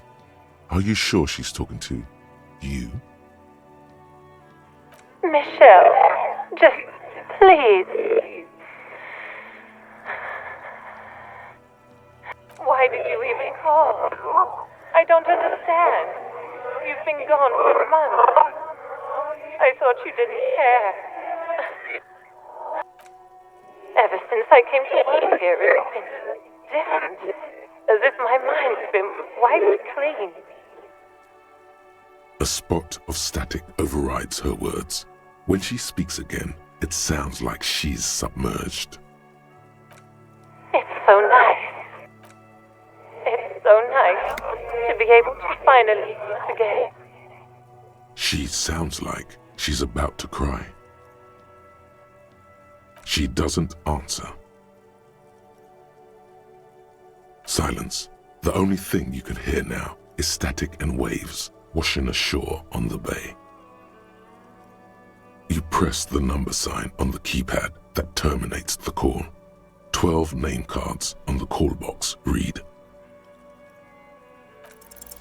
Whatever she says, it can't hurt you. You're a different person now. Stronger, healthier, and... alright, maybe not healthier, but it's a bonus that you've drunk so hard you can't remember any of your past relationships. Oblivion's the ace in your corner. There's a light buzz as you press the doorbell, waiting for her to answer the call. Yes, hello. This is Tricentennial Electric. Have you come to place an order? My God. Here come the bad vibes again. Relax. Distance yourself from it. It's you. Wait, is she...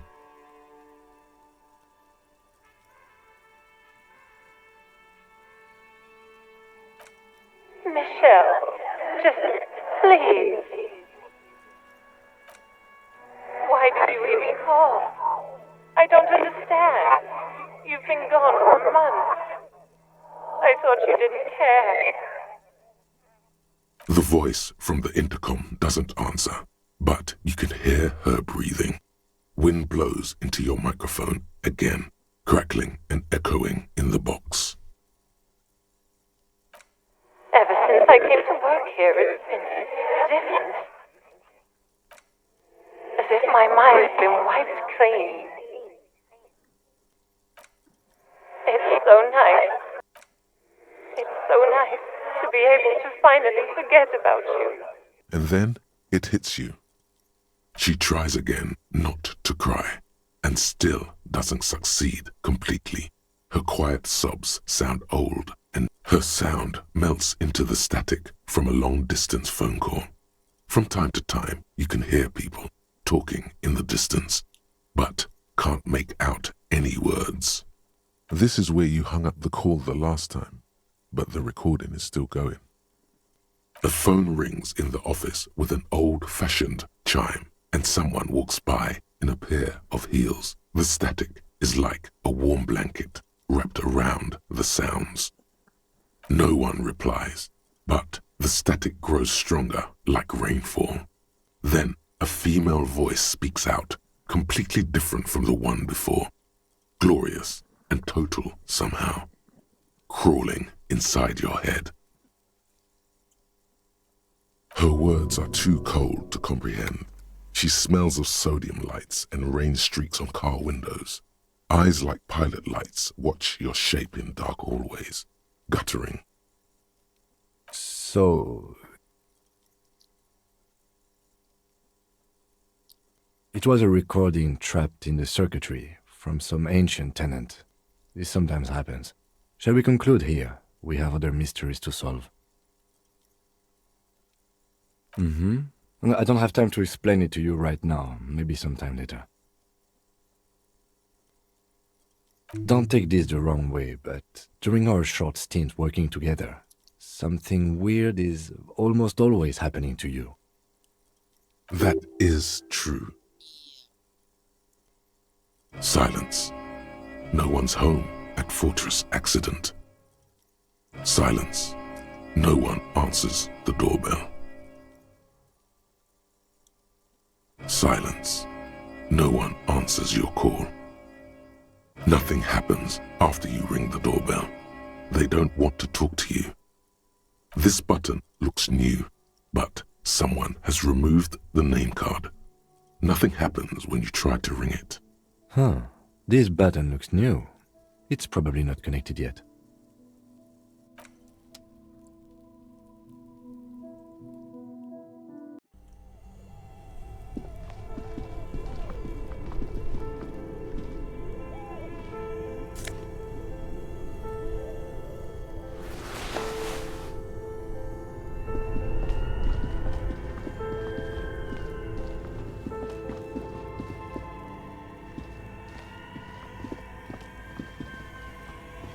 A few bricks have fallen off, revealing a compartment behind the wall.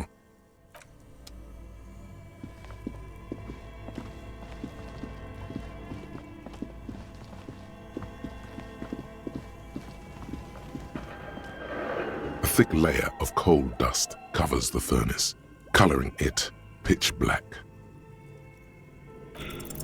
Another pathetic yelp sounds off into the vast darkness of the chimney. You're a little embarrassed you produced it. A hollow ring echoes through the furnace. Your toe hurts.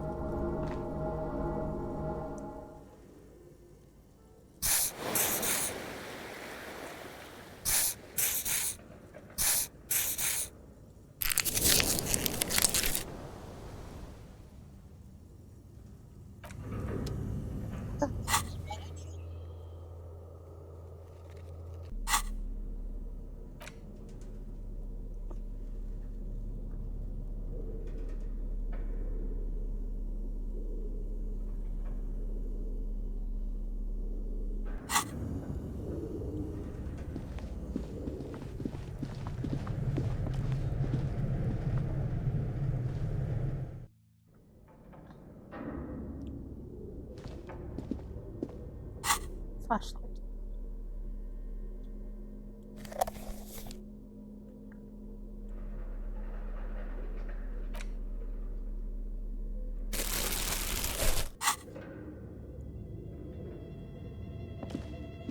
This old fireplace is covered in lines drawn in blue and red marker, the mesh spreading over the stone like blood vessels on alabaster skin. It looks ghostly and strangely ancient. The whole thing resembles Kadran mosaic tiles. Very pesantic.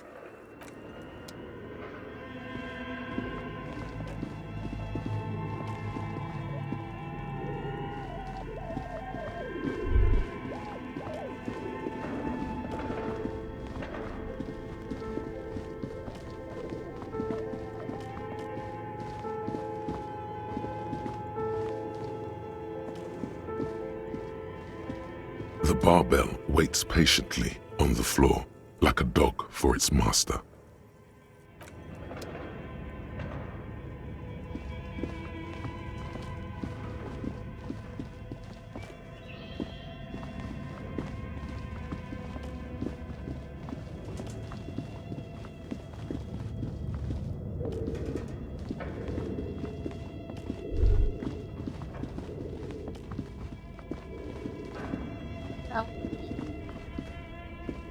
Your flashlight slides over an old green chalkboard. Some of the writing has faded with age, but you can still make out sections here and there. Photos and drawings have been pinned to the board. This is a monthly calendar from the year 50. Cryptic words like sprint, daily minimi, and GPI span the marker-drawn grid. The grand scheme of production and money. Minimi stands for a mini-meeting. It's part of a bigger framework for managing work called RUN, Station 41 tried to implement it a few years ago, but failed. Your eyes glide over 4 sections of the imposing green chalkboard. The handwriting is only partly legible, but you can still make out 3 slogans: Call in, Tune out, Wirral Untethered, and Heat Death of the Universe.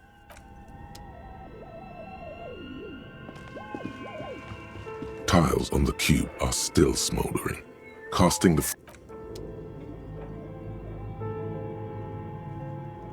tiles on the cube are still like a smooth draw. The filament slides into place. On the keyboard, the play key starts blinking. The speaker comes to life. Statics. Good evening, Fortress Accident en rue de Saint-Ghislaine.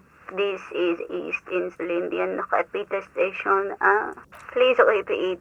Is this the production schedule? Good. Please repeat the password. Still no.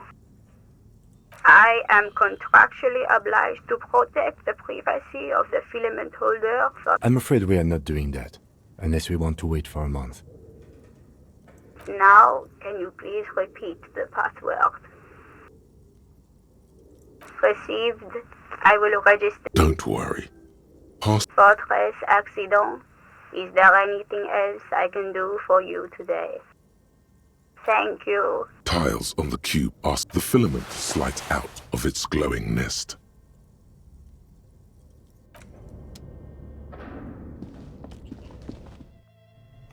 Who's getting straight me?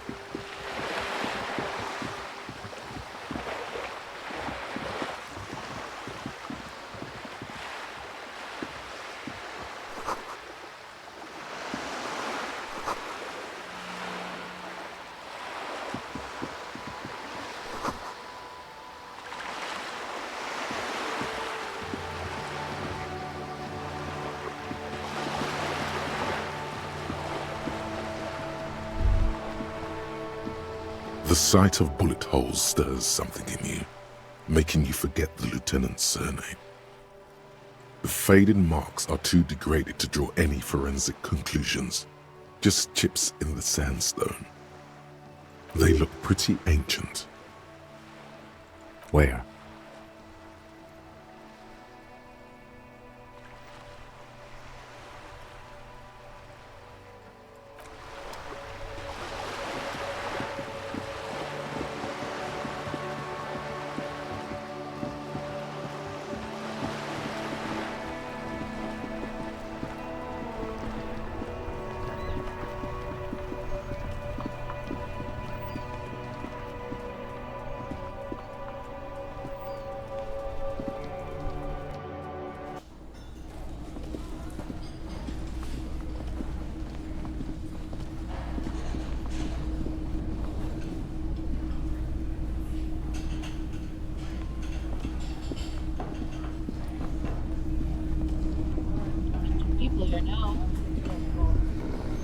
That sugary black rum stain on the counter makes you teary-eyed with joy. It's almost touching how syrupy and sticky it is. How long have you been up already? Oh, excuse me. Do you have something better to do than lust for sweet syrupy rum and lemonade? With a twist of lemon? Maybe lime? Maybe who cares? Just rum?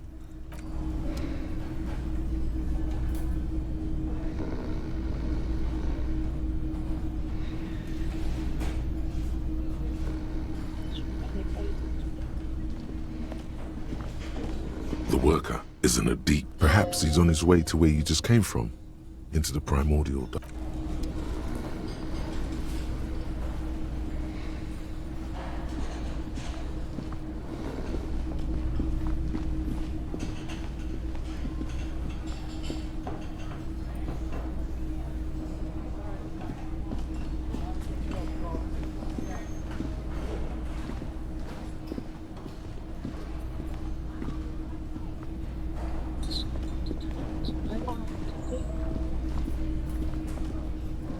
can I help you?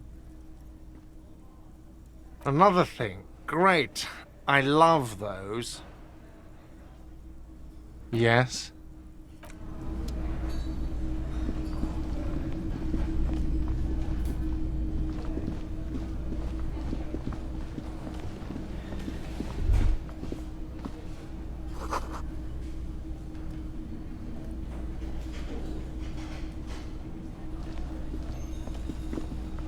The man ponders his cooking utensils and he looks up at you, then looks away quickly, shrugging and muttering something to himself. Shrugging is an international sign for, no, I don't know what's behind that door.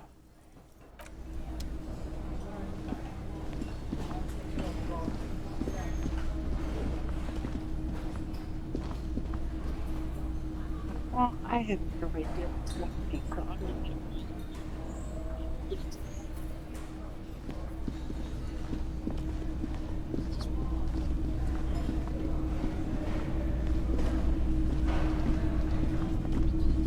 search.